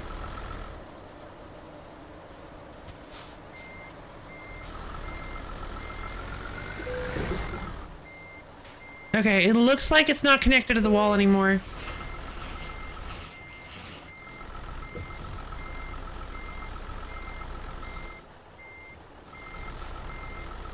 No! It's not clipping into the wall anymore! That doesn't make any sense. Help! It's not connected anymore! I thought I figured it out! I thought I was so clever! Okay, I have an idea.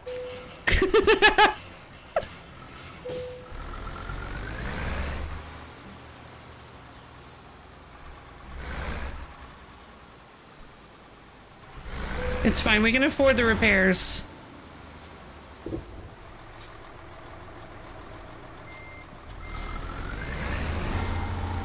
Oh, sweet Jesus. Okay, there we go. Leah Jenkins! Oh god, that did nothing.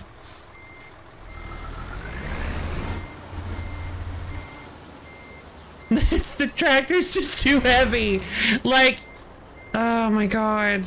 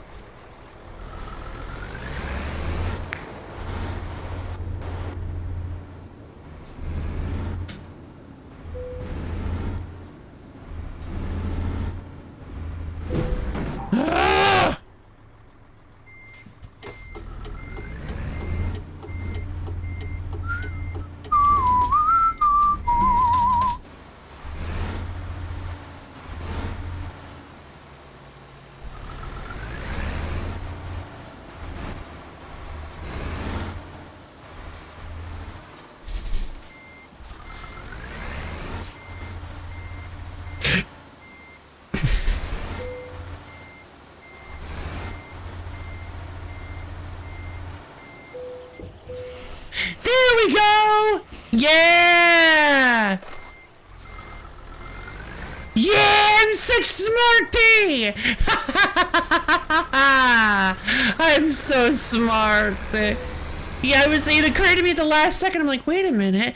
I remember seeing the trailer jump over to me when I was a little off center. So what if I do it over to the right? I really backed that thing up. I did. Yeah, baby. Thank you! Thank you! Oh my god! Well, we're definitely not getting this done on time this time. Now. Yup. You can hear the music. Okay, let's go. We're gonna have to listen to the panic music, the panic metal for the rest of the ride. I have no idea how far away we are. Understanding will be like the above. Wait for my trailer clipped into a wall, and I was trying to figure out why. How to get it out of there.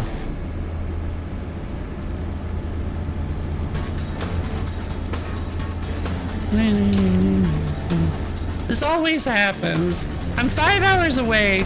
What's the...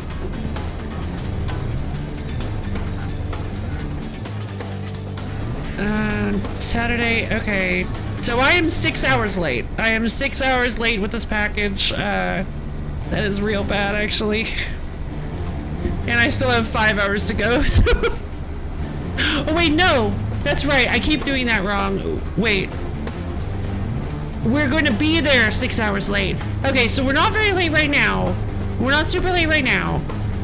We're only an hour late at the moment. We've got 5 hours to go. I think we can do this.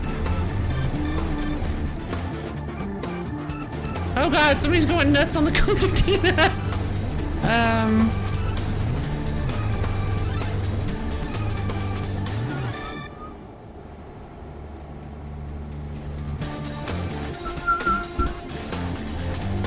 I mean, the song is good.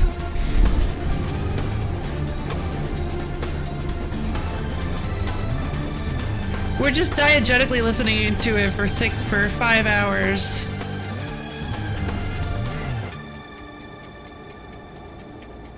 And that is what I choose to believe.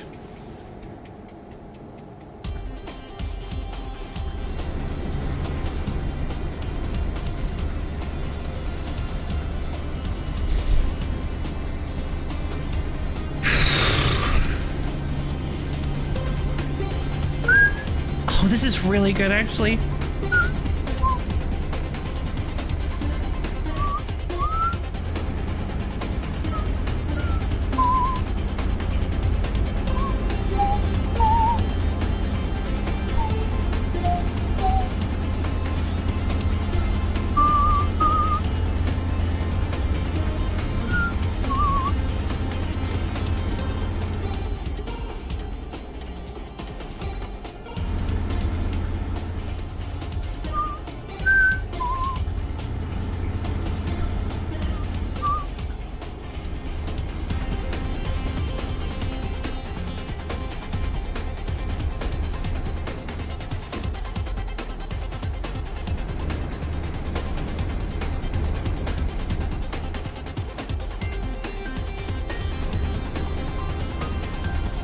Uh-oh. Okay. Cool.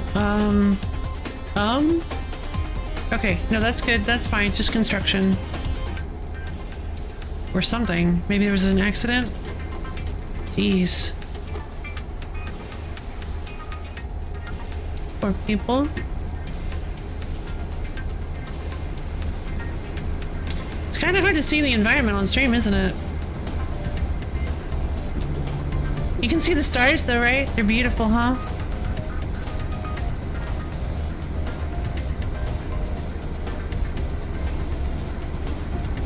Some of them. Yeah. Stars.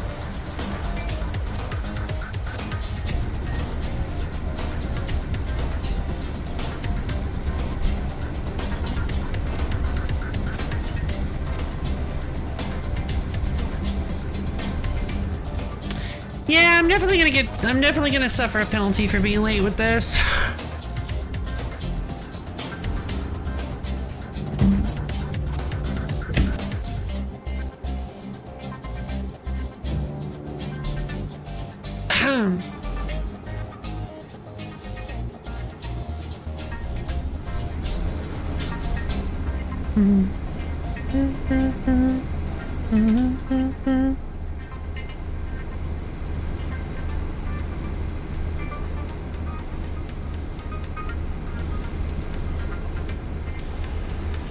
You know, they should have included like a coffee shop in this, where you can, where you can drink coffee and it'll lower your bar a little bit.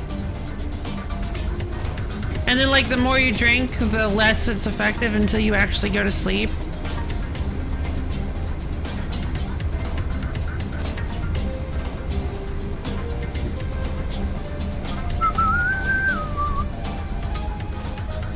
I mean, being 5 hours late with a delivery is pretty rough, especially when they expect it at a specific time.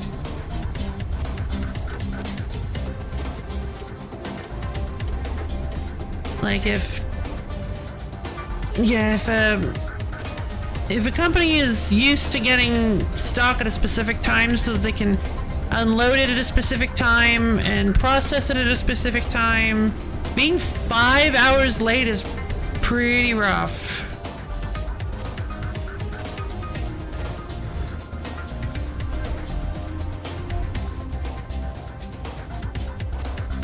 Uh-oh, I think I stalled out.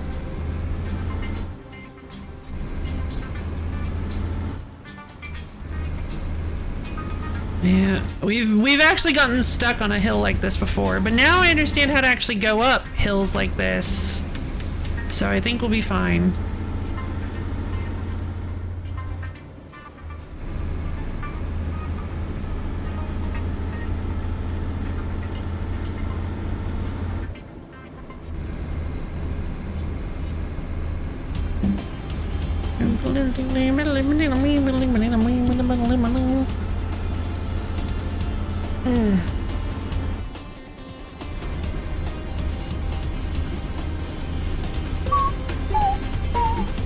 Have we even made it through? We haven't even made it through Prague yet.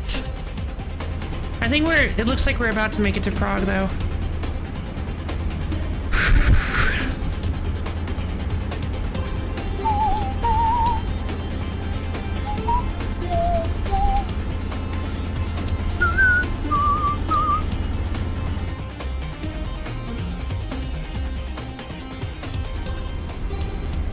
Discovered! Vroomf.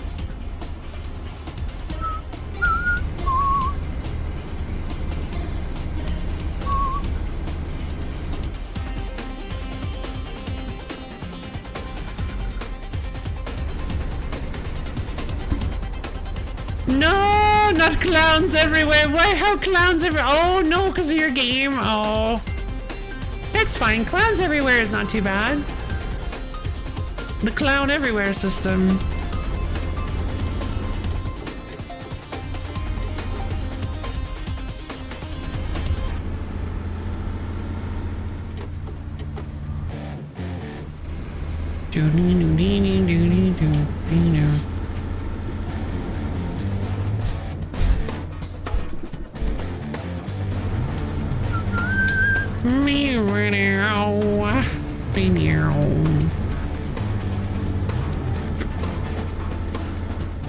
Okay. Let's see if we can make it, if we can quickly and quietly make it through Prague without too much of an incident. Get back on the highway. No, I don't care if it's a yellow light, I'm going through. Excuse you.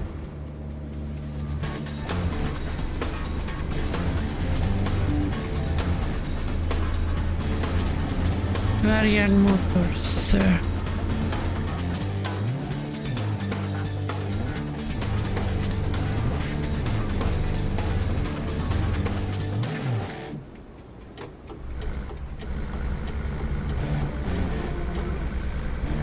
That was actually the wrong blinker. I should have done the right-hand blinker. A lot of roundabouts in Prague. Imagine if the Majima Everywhere system was in this, you'd just be making delivery and then suddenly Majima appears in the passenger seat. Majima's just like in one of the cars. Probably not. I highly doubt there are any like extremely random and bizarre mods like that, unfortunately. I feel like there's just, it's just not really supported by the game's engine itself. Like to add like other, I guess you could like have the I guess you could implement the Velociraptors as other vehicles and just give them different behaviors. That might be possible. I actually have no idea. Alright, we're on our way to Roklaw. Good lord.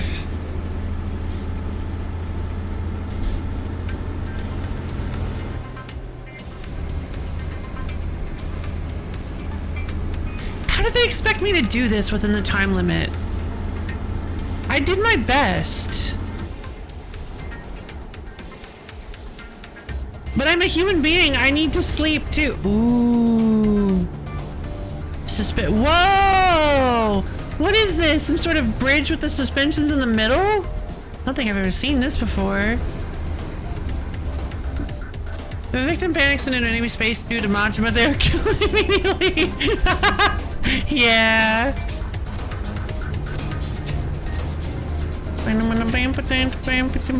What is my...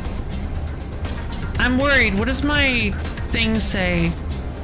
There's a yellow warning light and I can't read it.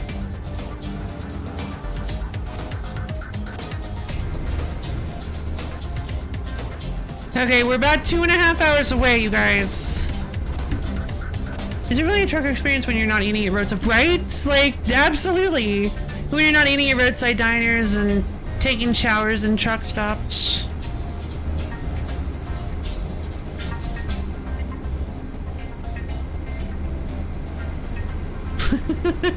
No, I won't say that.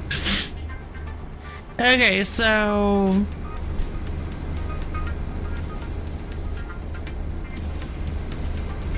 there are many parts of the trucking experience, the many things that are vital to the trucking experience that are just not included.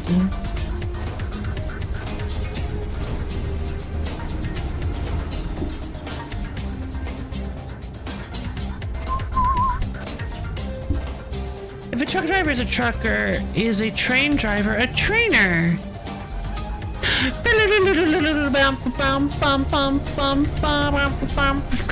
Therapist Mike would like the battle.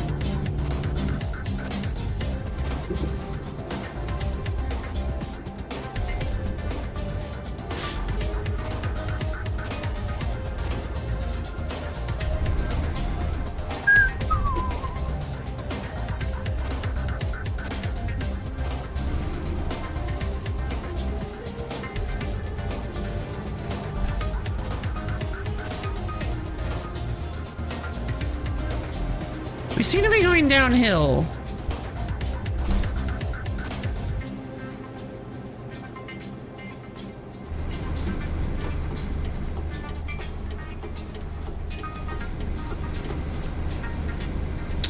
I believe I've heard this before, but trainer types weren't introduced until Gen 2, right?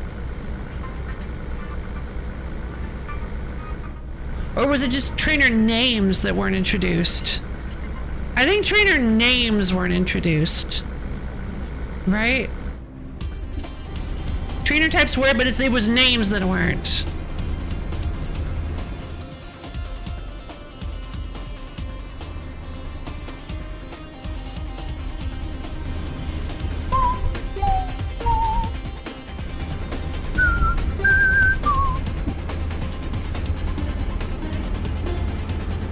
Because I've heard somebody talk about that, I think, when somebody was talking about Youngster Joey. I think Youngster Joey was only in this was introduced in the second game because trainer names weren't a thing yet.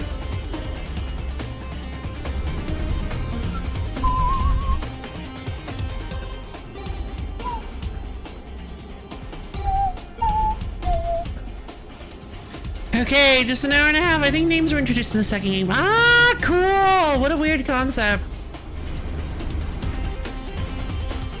Trainers didn't even have names.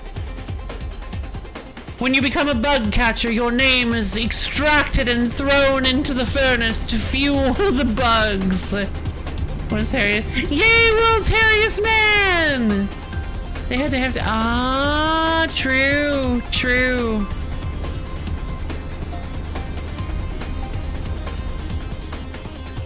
Yeah, I'm gonna have to get my truck repaired.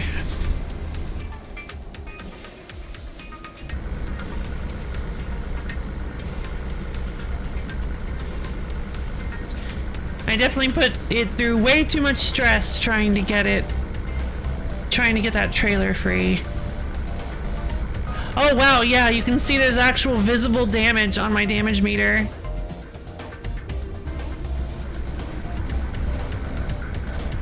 Speaking of, I think I can take a look at damage. Oh no! Oh god, the trailer's wheels are damaged by 7%. The cargo, I guess, itself is damaged by 1%.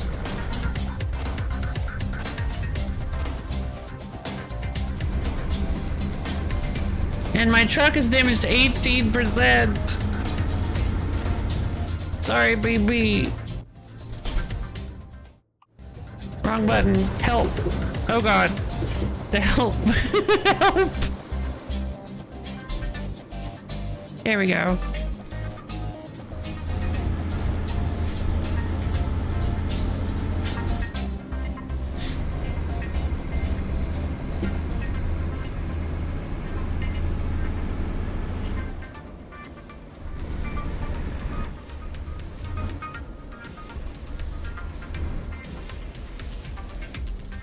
Oh, it's one of these.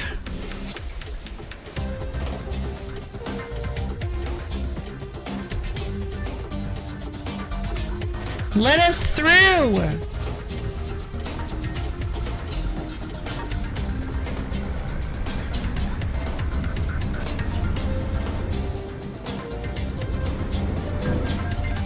Get out of my way!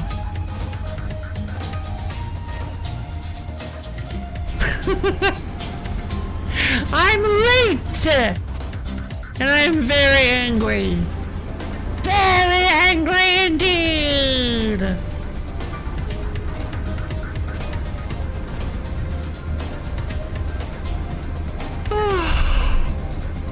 We're having a good time, generally.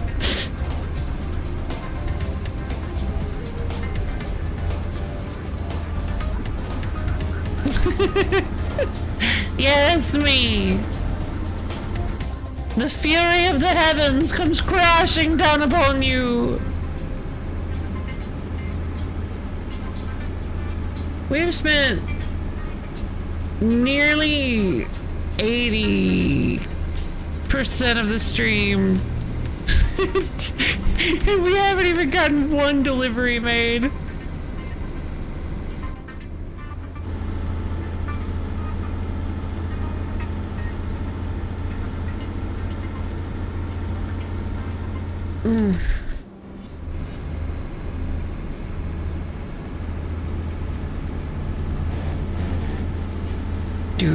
Alright, we're 25 minutes away. We can do this.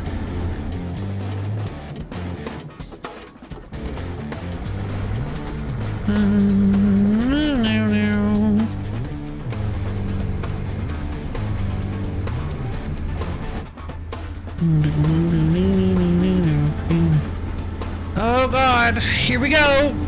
We got quite the hill to climb.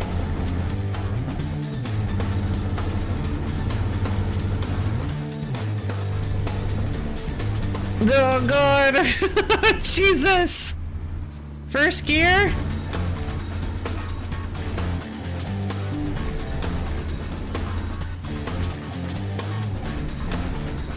Oh my god.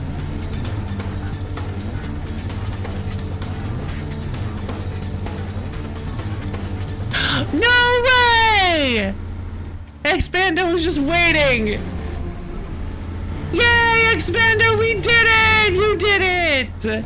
You have wheeled us into the future! Oh god, that was a big hill.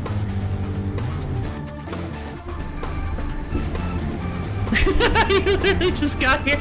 Well, perfect timing as always. Flawless timing from Expando.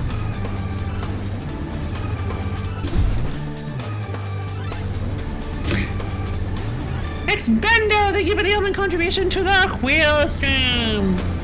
You have brought us into the future. This is a nice little backcountry road. I like this.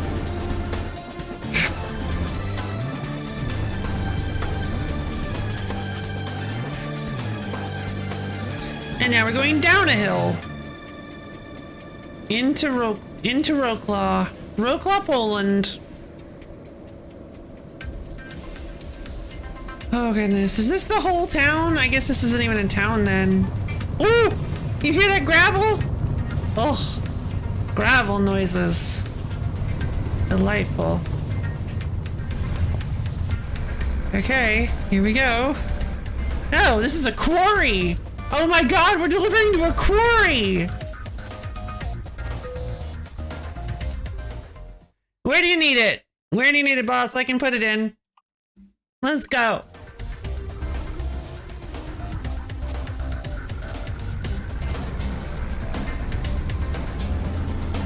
Oh, no way! This is actually so cool.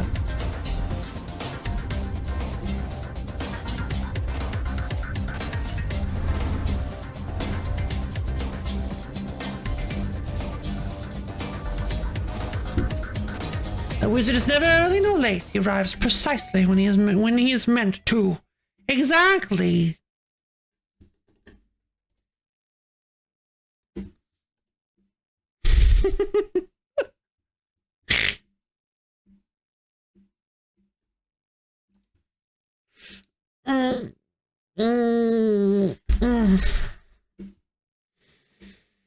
Okay, give me 1 second to get this adjusted.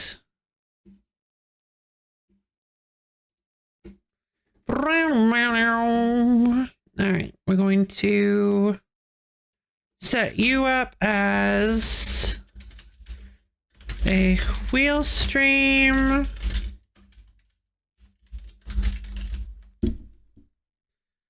We're setting you up as... I'm not sure what kind of game we're gonna do. Oh god. Okay, well, I'm gonna have to put some thought into the schedule.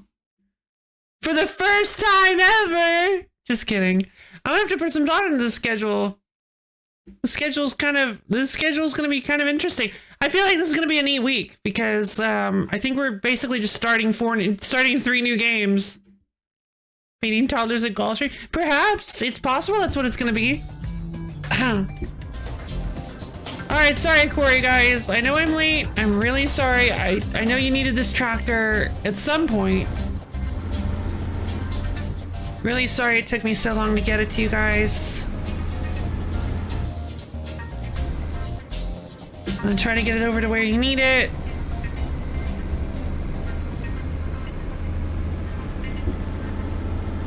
Yeah! I've got some potential ideas. I think they might be pretty fun. Okay, here we go. And we can even sleep here. That's wonderful. Okay, so to skip the parking trade, no, I'm not gonna do that. All right. Now we have to park the trailer while this extremely aggressive music is playing.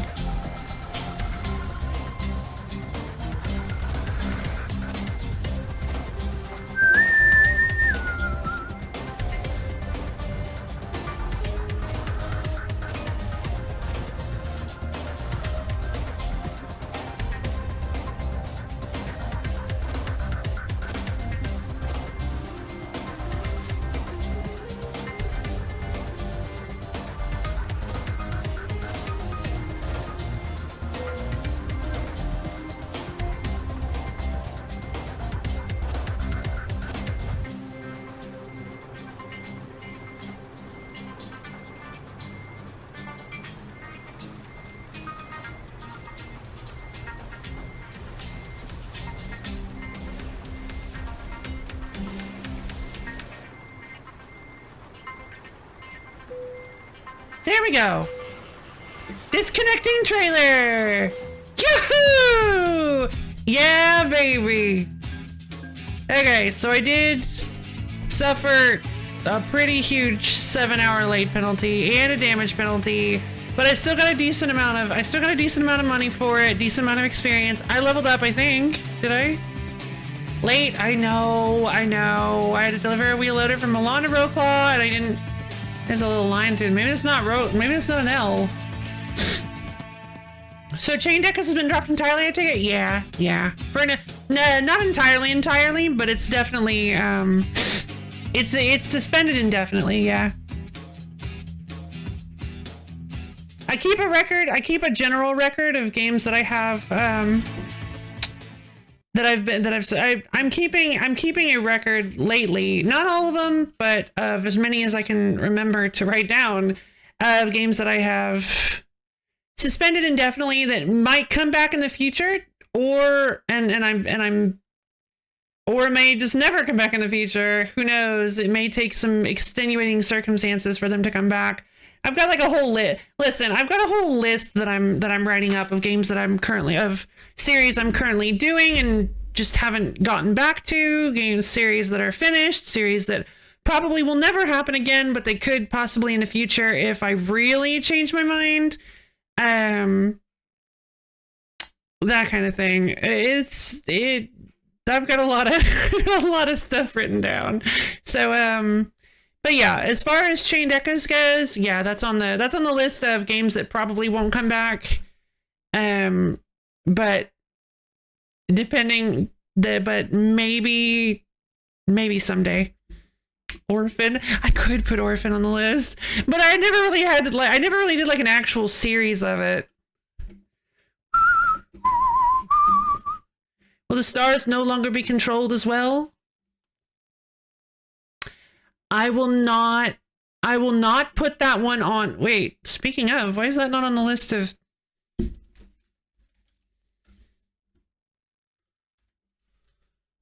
That one is going to stay on the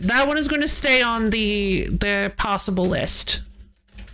I'm not going to take that one off yet, but for now, probably. For now, I'm probably going to be suspending the Urquan Masters Star Control 2. I think Star Control 2 is going to need a quick hiatus, but it's not a definite never again. It's not a definite never again for sure. But yeah, dark.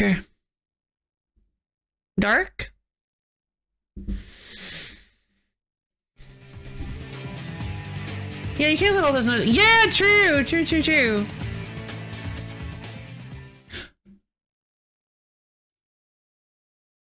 Were you gonna call me a dork? Because I am. Dark Cloud 2. Yes, yeah, true. I should write that. Yeah, that's a good point. I should actually write that down on. Yeah. Any games I can't remember, I should definitely write them down on. Or any games I think about.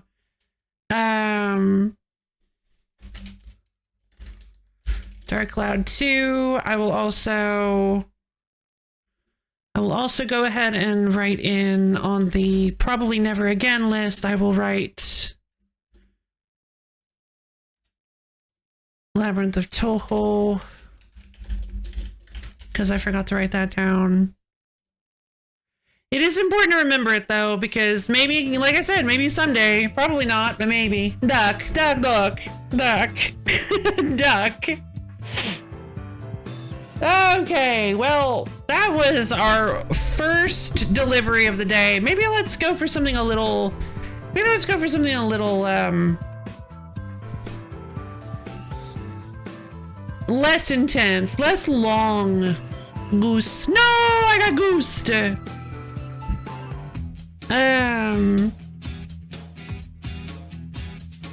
Eco driving. Oh.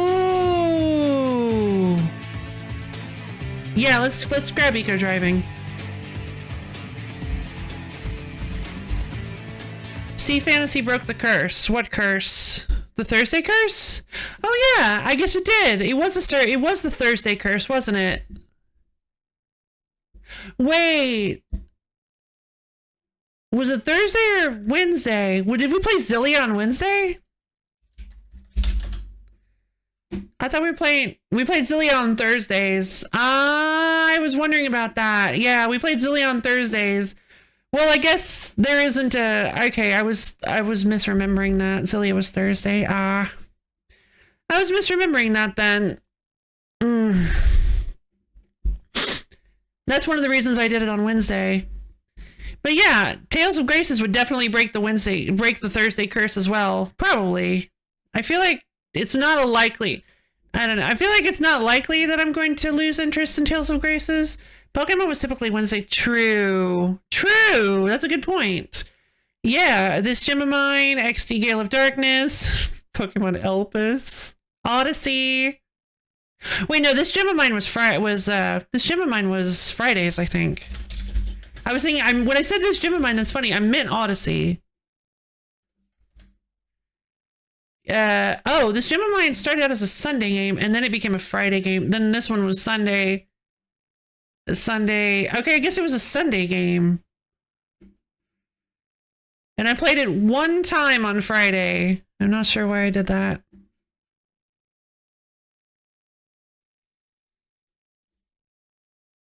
You should put Baldur's Gate 3 on the list. I believe I did already, actually.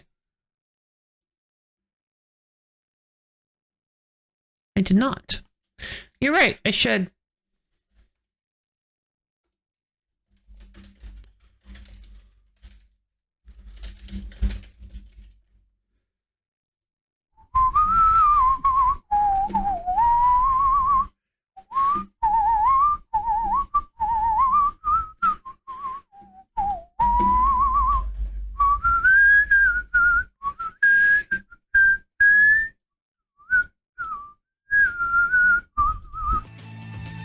Alright, so let's try out... Ah! Jeez. Let's check out the map. Let's see where we can go. So this is the Steinbrook Quarry, I guess, in Roclaw. We could go to actual Roclaw. We need to get repaired. There's a hidden thing over here. I've already got idea what's on the list. Your clones in the basement kept mentioning. No, they didn't. They must have been lying. There were no clones.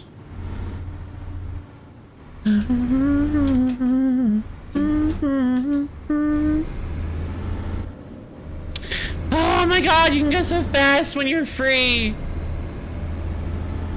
Jeez. Wait, hold on.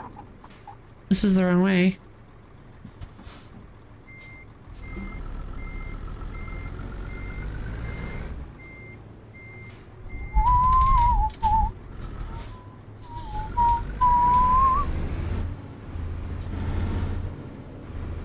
Yeah, starting at 5 seems to be the right way to go. Hmm? Can you lift the gate for me? Can you lift the gate for me?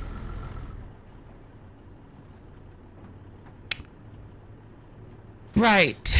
That's not actually connected. All right, well.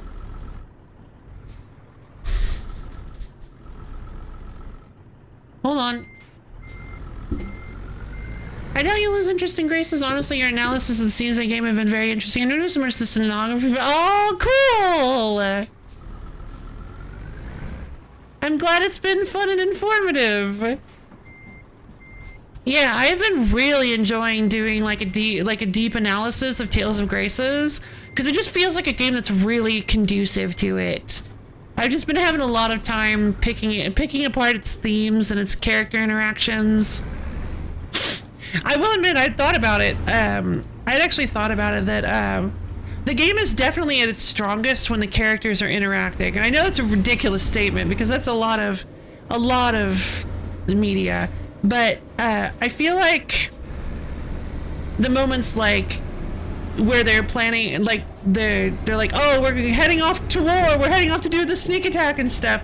I definitely feel like those moments were a lot weaker than the moments where you had Asbel interacting with Hubert, the obvious Asbel and Sharius scene from the beginning of the game. There were just so many good. There have just been so many good, like, emotional, deep character scenes that I feel like the story driving scenes just haven't really stacked up as much. It's far more interesting to watch the characters have to reconcile their relationships than it is to watch them deal with the world around them. So far, maybe later it'll be fine, but so far my favorite bits have definitely been the character interactions. If there are no clones, and where are they? All your identical twins? They don't exist. They're not real. Nothing real. Absolutely, yeah. The characters are written so well that that it definitely. The characters are just that's pretty much it. The characters are written incredibly well.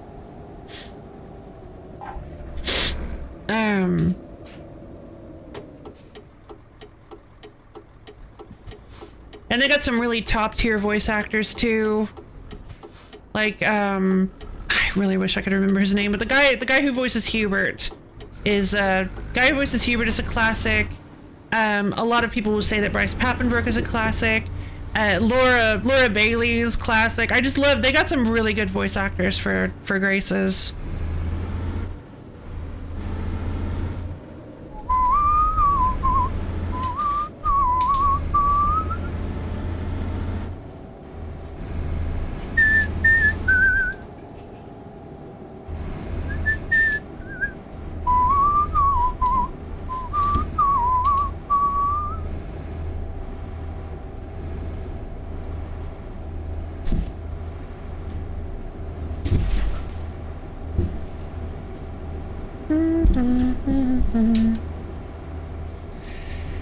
Okay, apparently Asbel was one of Papenbrook's early main. Oh, wait, really?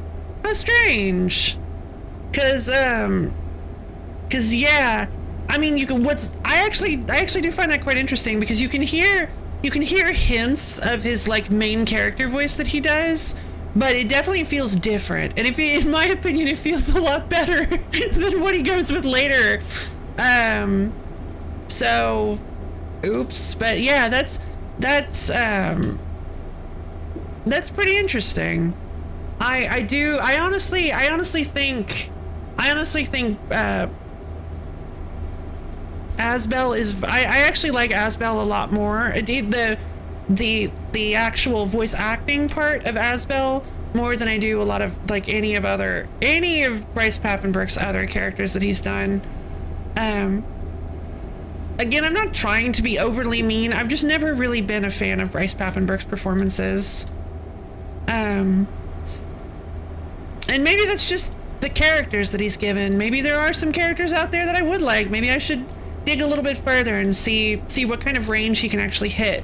I do feel like Asbel is very interesting because I think he's got like a deeper register going on than he did for like Kirito or Meliodas. But, which is strange because I think Asbel is technically Not much. Yeah, Asbel's not much older than any of those characters. Oh god, so many cars. Well, except for Meliodas, but that's a whole other bag. We're not gonna get into that. Let's see,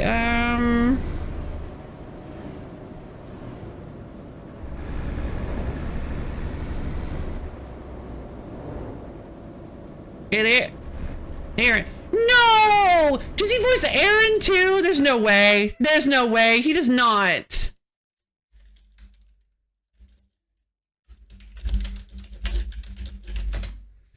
Oh, God. Jesus. Oh, it's actually Troy Baker. Oh. What?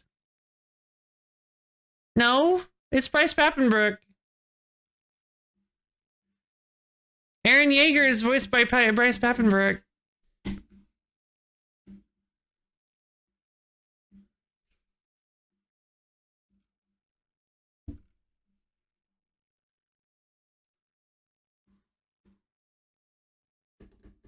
That's beans. That's pretty beans.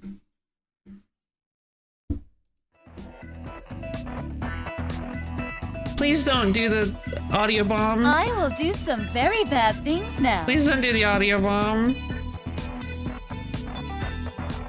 It's puppet operated by Matt Mercer. Oh my god, that's incredible in like galaxy level take. Oh jeez. Now that's a conspiracy theory I can get behind.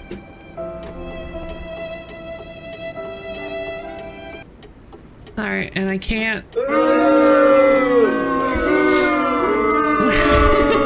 Yeah! Audio bomb! Audio jungle! Ah-hee-ho!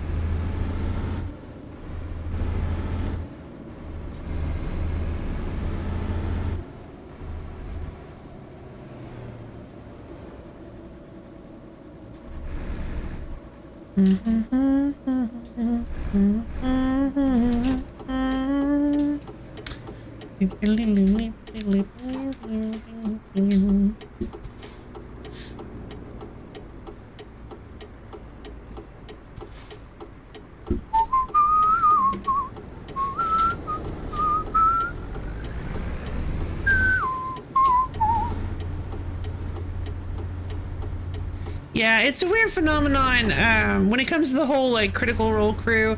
I used to have the like I don't know if other people do this, but like I used to kind of whenever I would hear a familiar voice, I would always be like it would always feel like I was hearing either my first or like the first major role I had ever heard them in, like Travis Willingham. I would always be like, Mustang, is that you? And I would always kind of be hard not to hear Colonel Roy Mustang in any role that he did, but not all the time, because he does do some changing up his voice. Liam O'Brien though, Liam changes his voice all the time. Does lots of different ones. You can pick it out sometimes, but a lot of the times it's like, oh wow, oh yeah, I guess that is Liam.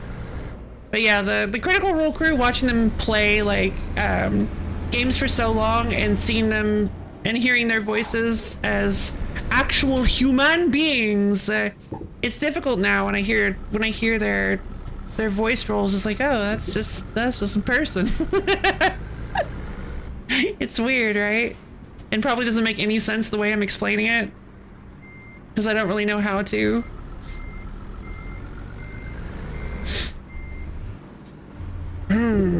Ow! No, we're at 22% damage. Let's heal this baby up.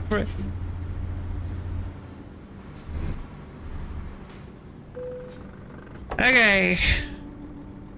To repair, upgrade, or paint your truck.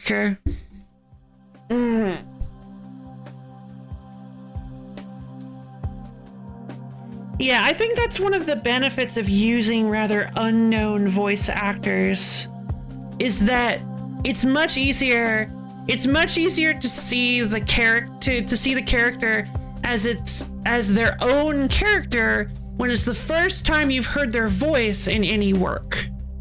Like if they're being voiced by a character that you've heard like 37 times over all sorts of large works as main characters, it's very easy to kind of like with the whole thing people complain about Dwayne The Rock Johnson, is that like he just plays himself, kind of. Like he plays one character in every movie.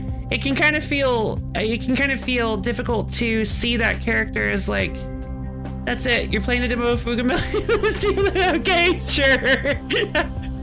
It can be kind of difficult to see the characters as their own characters when it's like, when you're hearing their voice and subconsciously or maybe even consciously kind of imprinting all of the characters they've already voiced onto that character. And I'm not saying it's a bad thing to have recognizable voice actors. On the way, yeah, I know what you mean. I knew what you meant. I believe Fuga went on sale. I forgot to grab it. I don't think it's on sale anymore. Yeah, it's not on sale anymore. It does look pretty cool though.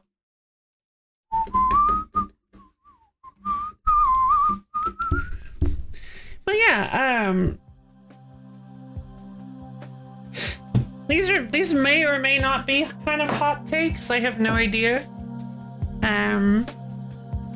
Because I don't think I've ever heard anything like this voiced before. But Throck, hey Zayo, how's it going? How you doing, Zayo Poser? We're just playing some Euro Truck Simulator. This is one of my comfort games. Good to hear. This is like a comfort food for me. I love just on stream at least. I do. Off stream it's more Elite Dangerous oftentimes. Let's see. Truck configurator. You know, there's always something you tune or paint to make you feel better about your truck. Sure, but I would actually like to repair all on my truck. Okay, well, what? Why is it still down to 3%? Part wear. Ugh. Permanent wear. Fixed by part replacement. Okay. Replace all. That's considerably more expensive. Oh god. Okay. I will repair all then. And I will actually replace the tires. I will actually replace the wheels because they've got 7% wear on them. I'm gonna replace the wheels. Well, I say that. Yeah, it's not too expensive. Plus, we've got a bunch of money for some unknown, unfathomable reason. Let's confirm. There we go.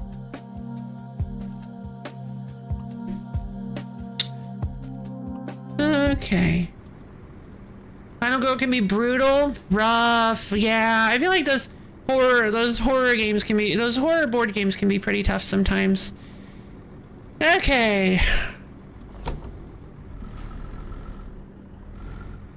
All right, so let us get ourselves. Okay, so what exactly are we gonna do? I think we should take ourselves a nap.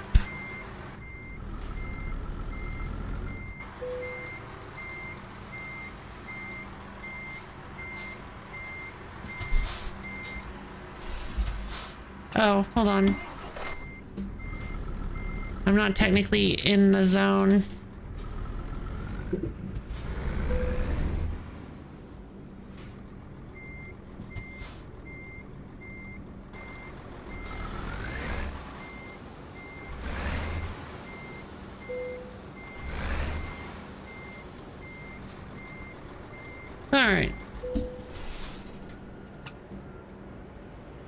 Let's go ahead and rest. I had such a good plan too, but Geppetto DBZ warped behind me with his little guys. Oh no! Teleports behind you. Let's see. Okay, so let's go check out the quick jobs or freight market. Let's go check out the freight market. What we got access to? Check out Roclaw. We've got Roclaw to Vienna, Travemünde, Frankfurt. These are pretty long. Linz, Berlin. Ah, okay, we can head down to Brno. We can head down to Brno. This is the least efficient one, but it's also the shortest one, so we could probably take care of this pretty quickly.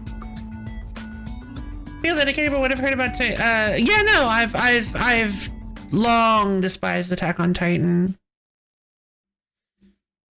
I had all this set up to do the coveted double thump. Yay!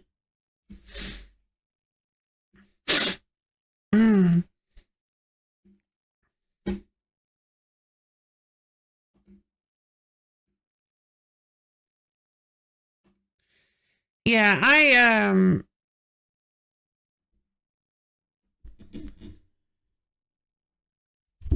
oh. Right, because you died. Not yay. No thumbs today. So sorry. No, not yay. Were you even listening? I am thumbless. My thumbs lie elsewhere, buried under the weight of my own greed, my own hubris, swallowed by Geppetto and his TBZ puppets. Never again shall I thump. Thumpless. And I die. Fish? Let's see.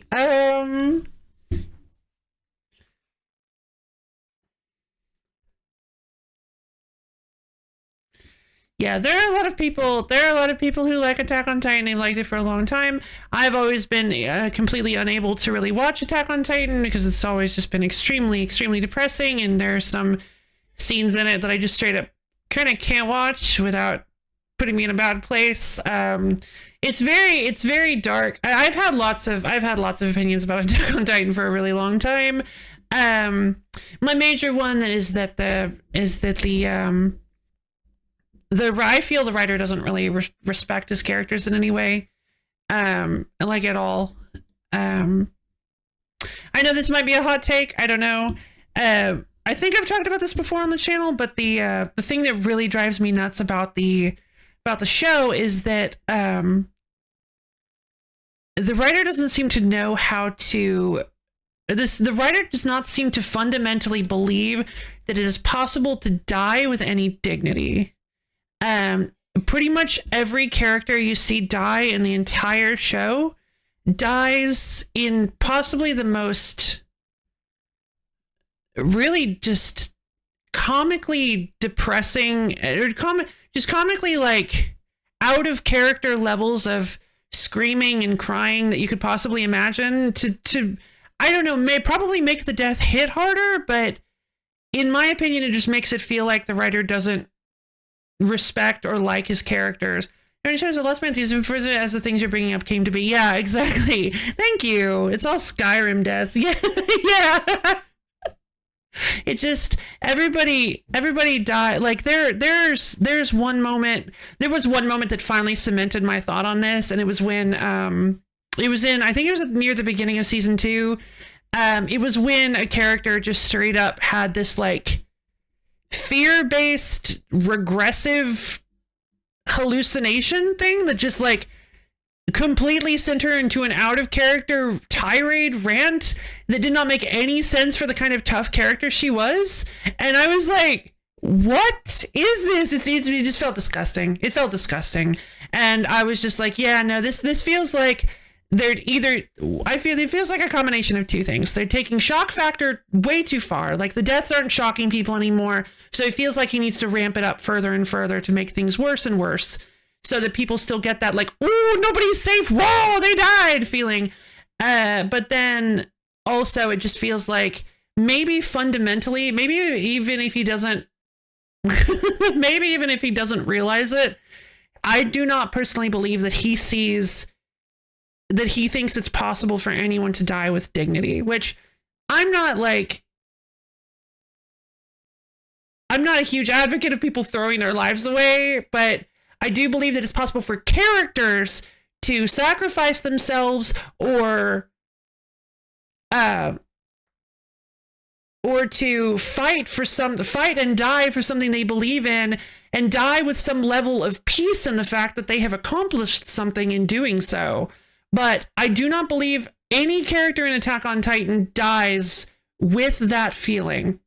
It's kind of hard to die with dignity, true, but I do believe it's possible to still, I believe it is possible to maintain a level of conviction in your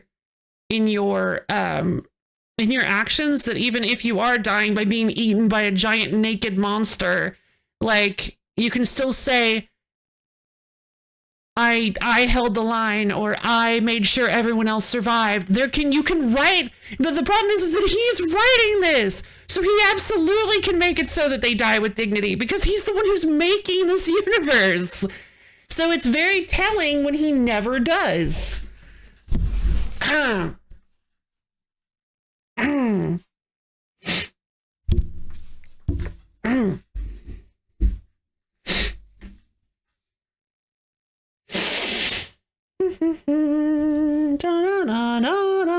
I fight for my friends. Gets big league chewed. No, because the big league chew has that big head person on it. No, I never even made the connection. God.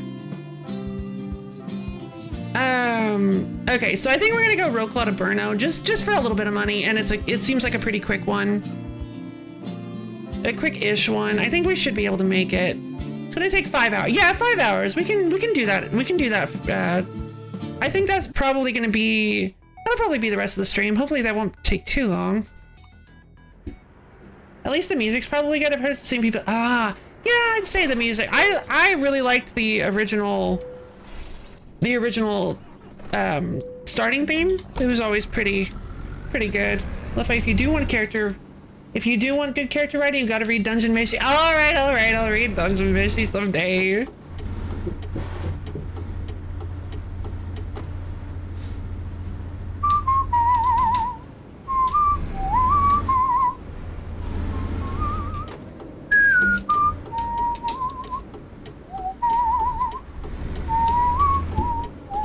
Respectfully. Please. Respectfully. Absolutely.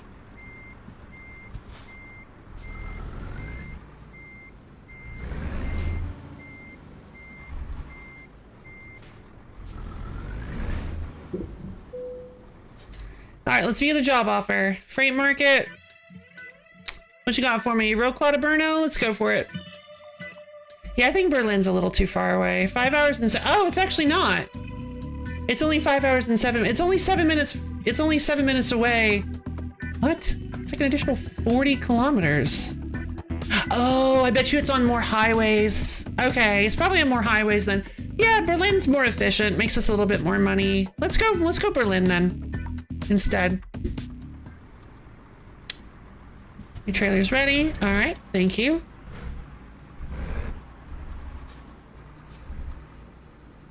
Boing, boing. I never noticed that little thing. That's so cute.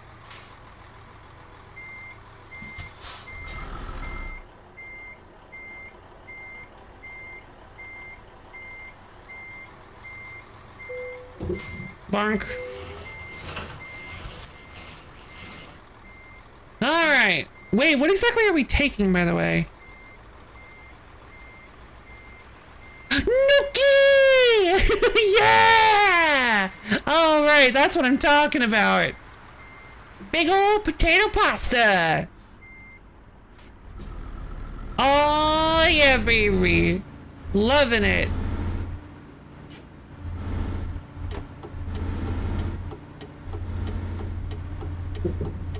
Go.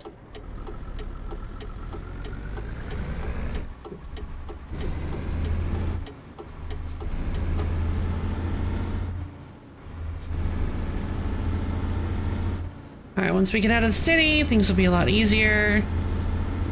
Only Linkara citing Supergirl as a good character. Remember early Linkara? Oh, really? Was it? That's the thing about death, and it's a character death, and that's a thing I heard about. I heard people talk about. I don't remember, it was a long time ago, but it's something I heard a long time ago that really stuck with me.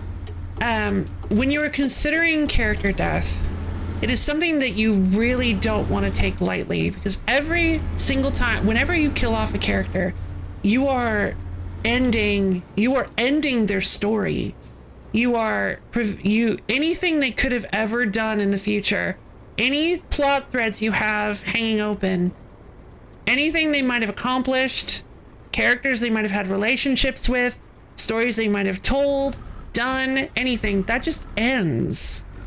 So by killing a character, if you decide that's a thing that needs to happen, it needs to be meaningful. Otherwise, people are not going to be satisfied by it. Like, it needs to be very, very meaningful, and you need to make sure that it is exactly what you want to do with that character. It's not just a throwaway shock factor. It shouldn't be just a throwaway shock factor thing to do whenever you feel like people aren't paying enough attention to your story. And I agree with that, actually. Good in the sense that it was her crowning moment of awesome, early TV tropes terminology. Ah, well, okay then, I suppose. Also, superhero. Ooh, I've discovered a Volvo truck dealer! Also, comic books are a little bit different in that regard, because basically as a staple of the genre, death is meaningless. So, I don't feel like that same, I don't really feel like that same statement covers superhero comic books as much as it does other kind of storytelling, because generally speaking, death can actually be, I do think death is still pretty important to do it right and have it be meaningful, but at the same time, it's not like it actually matters ever in superhero comics. Like, sometimes it has, I think. Maybe it has. I feel like there was at least one superhero death that actually mattered, but generally speaking, unless you're Uncle Ben or Gwen Stacy, exactly. Unless your death is used as a motivation for another character, I feel like character death is pretty meaningless in superhero stories.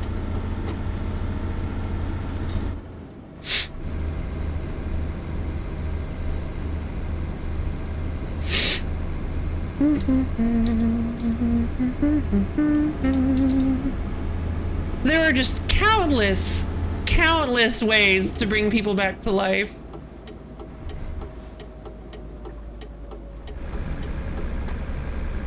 Same thing in Dragon Ball Z. Like, a character dies and you're like, that's probably fine, right? I'm sure we'll still see them.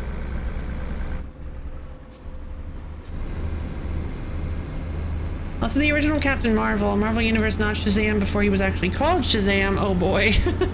Complicated.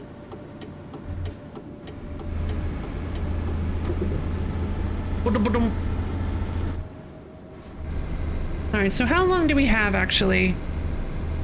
6. So Sunday, okay, so Sunday 4 a.m. So we have 6:30. Okay, so we have a little ways. I already rested, so we should be fine. We are low on fuel. So I might have to pick up some I probably will have to pick some up before we get there. Let's keep an eye on where any fuel depots are. Ooh, yeah, I'm gonna stop at the next one because that is actually quite far away. That's actually 116 kilometers away. Not sure I have enough fuel to make it. Well, I mean, I'm not sure I have enough fuel to make it much further past that. So we'll just pick some up while we go, when we hit there. Sam Raimi was wild to have Uncle Ben gets snapped in a hijacking. Yeah, is that not how the original Uncle Ben died? I don't remember.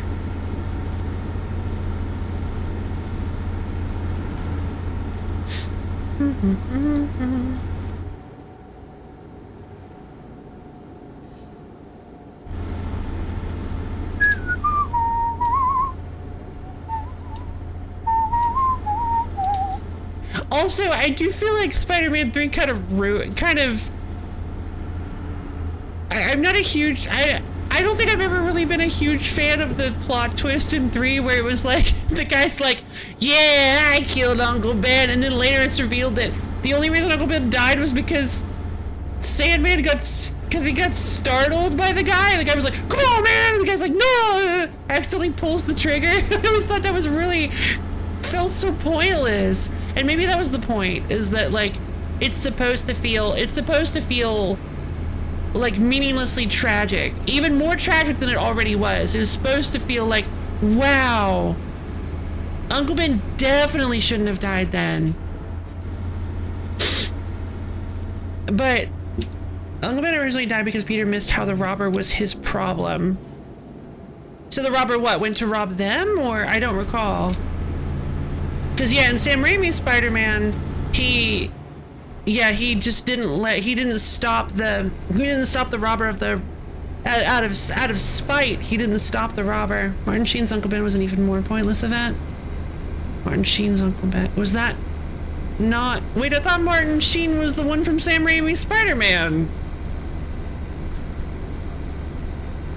Is he not?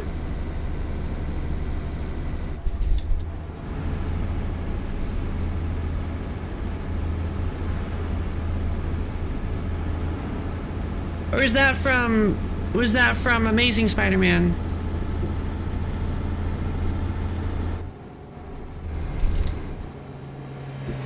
Amazing Spider-Man. Gotcha.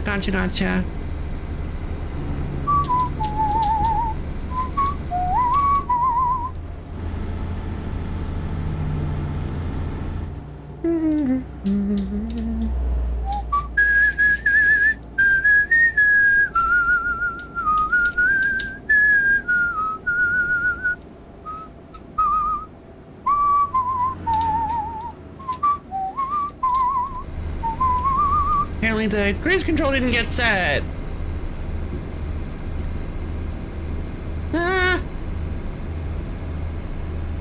Yeah, in the first Sam Raimi Spider-Man, in Sam Raimi's Spider-Man,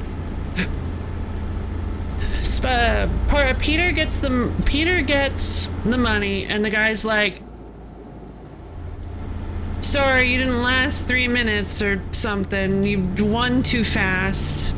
And I didn't expect you to win it all. I'm not gonna say this, but I didn't expect you to win it all, so I'm just gonna give you less money because I had an out plan the whole time. I don't have to give anybody money. Ha ha ha ha. And Peter's like, I need that money. And he's like, I don't see how that's my problem. And he's like, he gets angry. He leaves, and then somebody breaks in and steals money and runs past Peter, and he doesn't stop him. And the guy's like, money! He's like, you could have stopped him. And he's like, well, I don't see how that's my problem. And honestly, that was a pretty cold move. Pretty cold turnaround on the guy. Like, yeah, pretty cold. But then it turns out that the guy who escaped actually went on to shoot Uncle Ben, and he didn't survive.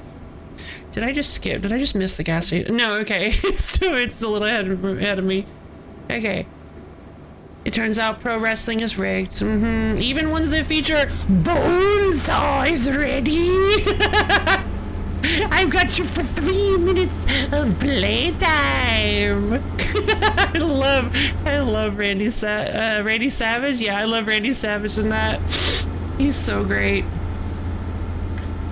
I would do that with the hand motion and everything. Bonesaw is ready. I love him so much.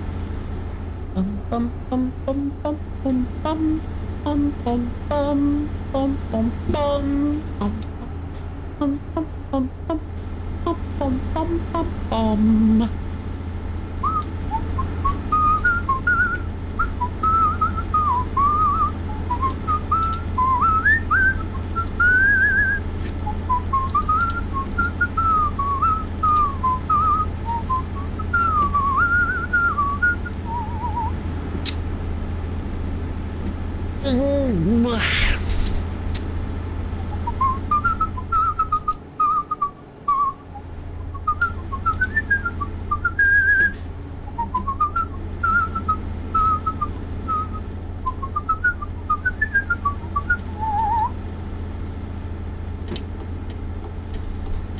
That audio bug's hopefully been fixed by now. It's been almost 2 years since that happened.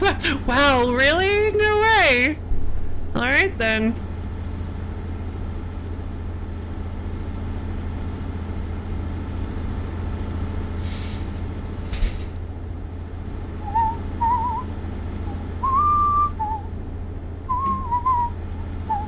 Okay, I think we're gonna have to slow down here. Seems like a pretty sharp hairpin. Yeah. Limit 60. Slow down through this.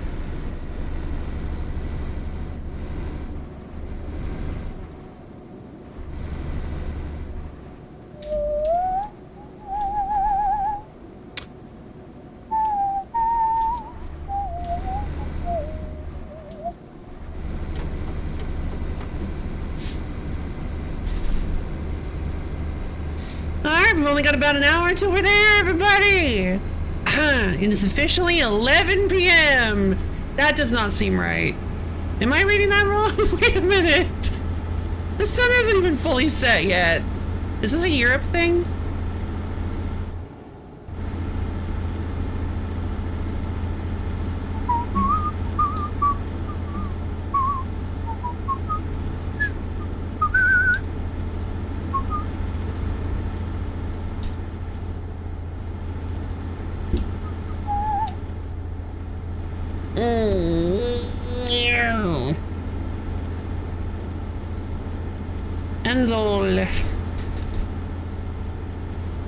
Enzo tangent.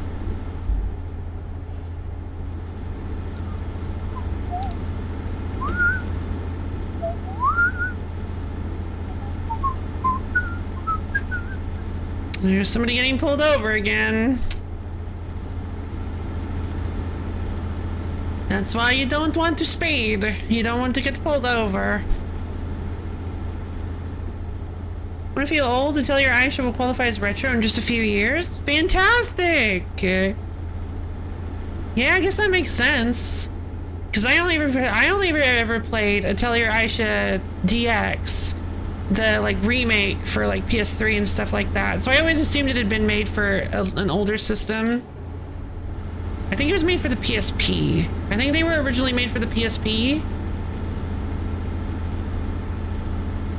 But yeah, wow! Retro Atelier Aisha, that would be fun. You know what I've been considering doing? I've actually been considering replacing the retro... I've been actually considering replacing the Retro Saturdays with just full retro series.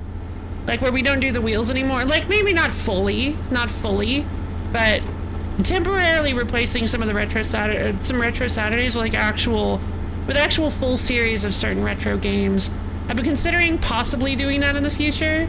I'm not sure if I'm actually going to... What is happening?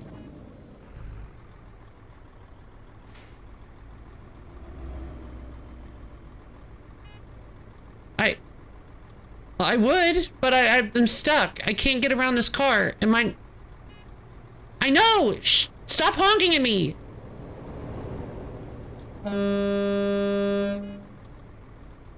Move! Okay. Okay. Why are you guys piled behind me? Okay. I'm gonna cause an accident.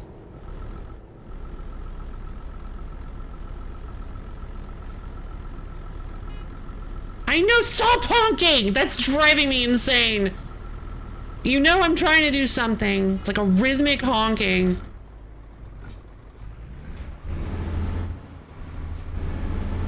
Why are they even sitting there?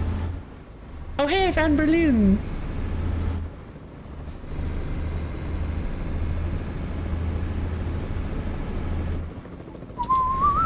A helicopter? Whoa! Whoa! Oh my god! That must have been a really severe accident. They're having to helivac someone out. They had a fire truck there and everything. Jesus.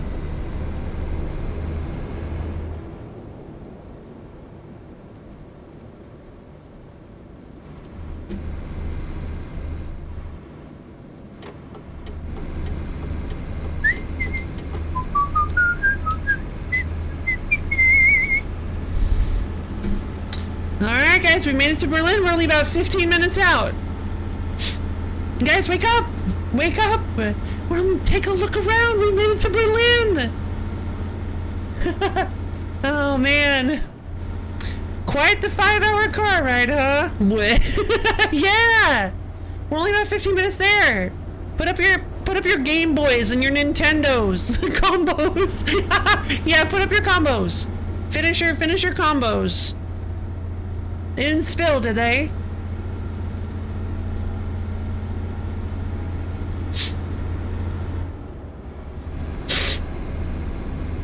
Look at how beautiful. Well, you can't really see anything right now. We're going under bridges and stuff, but look how beautiful all this is. Trees and stuff. It's lovely. Still 80. Wow. Light, medium, heavy. No, not like that. No.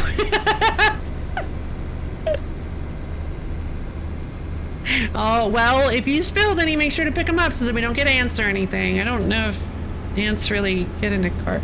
Well, yeah, make sure we don't get to we don't want to create a gross, but actually, yeah, they do get in a, yeah, because I've had, yep, they do. Yeah, make sure that you pick up all your spilled combos if you spilled any.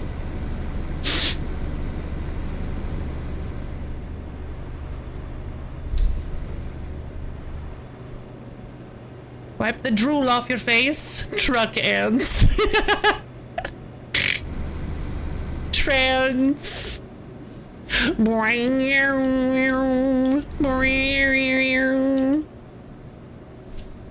Yeah, don't leave your food in the truck or else the trance music will get in. It's like, oh, it's like I can hear it trying to get in now. Oh god. Just, you don't have any loose food, do you? Oh, jeez. Watch out for a Helvetica scenario? What is that?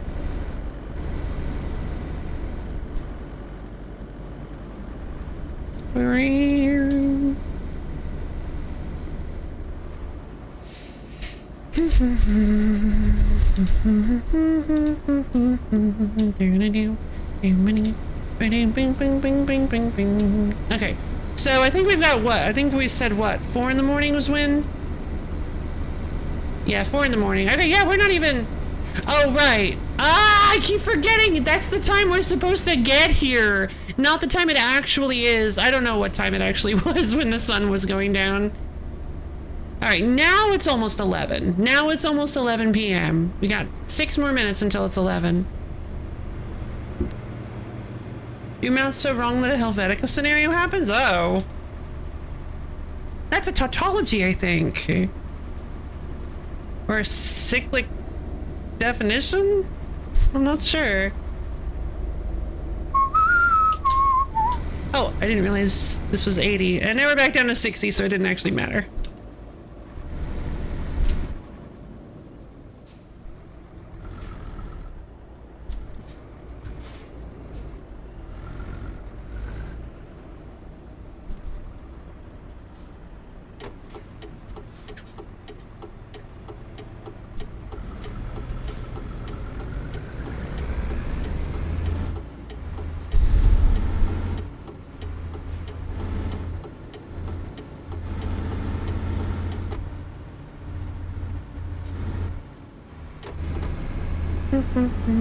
Alright, let's head down into Euro Goodies.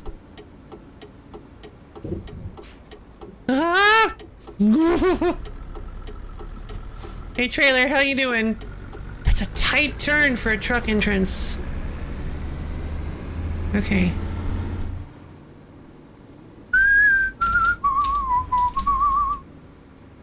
Yeah, I'm here to bring your goodies. I got goodies for sale. I got goodies for delivery. Thank you.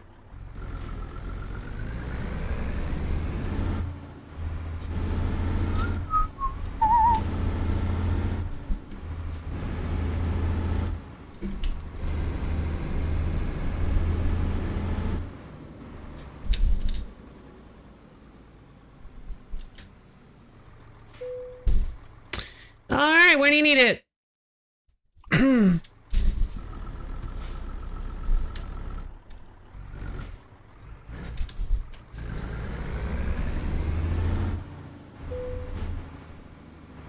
All right, let's get it spun around.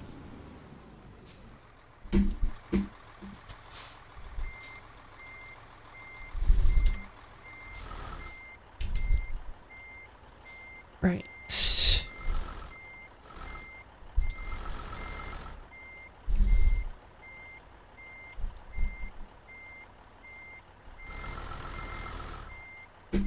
We're just gonna spin it around on the end like this. All right.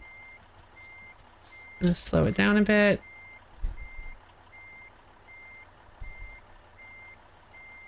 And then I need to get over to the other side. And now I need to go forward, fix that a bit.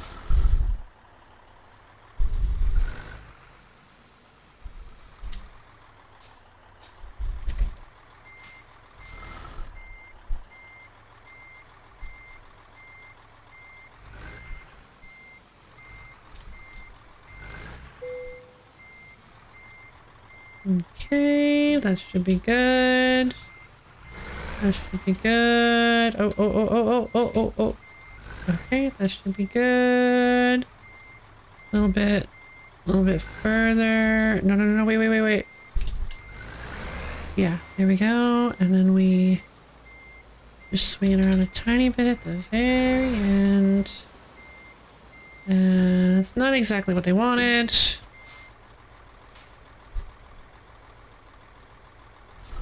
I think it'll probably work. Or maybe it won't work. And I need to fix it a little bit more. And it's not quite. Okay. And just pull it around like this. More. Whip the wheels around like this a little bit.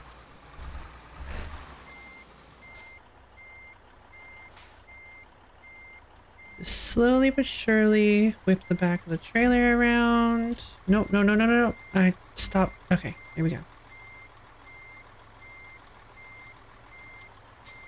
Let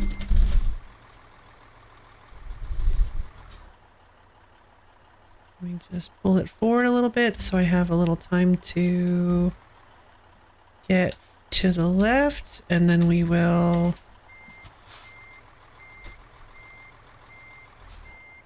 back up some.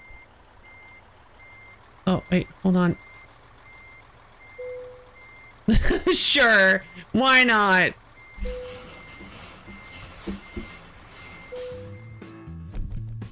Quite the Blomby delivery. Yes, I think we had a pretty Blomby truck day. That was a relatable webcomic. I want to message them. Fantastic! You should. You should let them know. Oh man, all right. I had a feeling that'd be just enough to finish out our run. Okay, well that was just a little bit of a Euro Truck Simulator day, I might say. That was fun. Thank you guys for putting up with me. Excellent, Holland. Thank you. And I got some new upgrades too that I can grab. We'll do that later, I think. All right. Well, I think that is a perfect end to a pretty cool week. Just a little bit of comfort Euro Truck Simulator 2. Thank you everybody for coming. Aw, thank you, Borb. Thank you everybody for coming. That was a great time. That was fun. So as most of you probably know, I'm going to be taking the next couple of days off. I will be coming back on Wednesday. We're going to be starting bright and early with Tales of Grace's F Remastered. I am so excited. We're really getting into we're really starting to get into what feels like the main conflict of the story. I think we just set up the main conflict of the story, and well, at least the main conflict of the first arc, really. So I'm very excited to see where it all goes. And I cannot wait to play it next week. So, for anybody who's unaware, maybe in the Phantom audience, I have a Discord server. It's a wonderful place where you can get access to my schedule, as well as times when I go live, and hang out with me and other low fans. It's a wonderful, super duper place, and you should totally come check it out if you can. The schedule is going to be a bit of a doozy, I think, so it might, I'm going to try to get it ready, but it's definitely not, I should have put more time into it during the week, and I didn't. But I think I have a I think I know what we can do a little bit of what we can do this next week, but we'll see. I'll have to give it some thought. And so, yeah, I hope you guys had fun, because I know I did. I always love doing these comfort games. As soon as I said Euro Truck Simulator 2, I did also kind of like briefly consider Brutal Orchestra, but I was like, I don't know if I want to do a sudden Brutal Orchestra stream. Brutal Orchestra is even more fun when I'm like anticipating it all week, when it's something to look forward to all week. And I kind of like being prepared for it. A nice snowy stream, yeah. I'm glad you got some nice snowy fun. So yeah, I decided let's just go with Euro Truck Simulator 2. Why not? And so yeah, I love each and every one of you, and I hope you all have a stupend, amazing, awesome-tacular, wonderful, horrific next 2 days, and I'll see all of you guys. Yeah, we'll have to see it on Wednesday. Bye.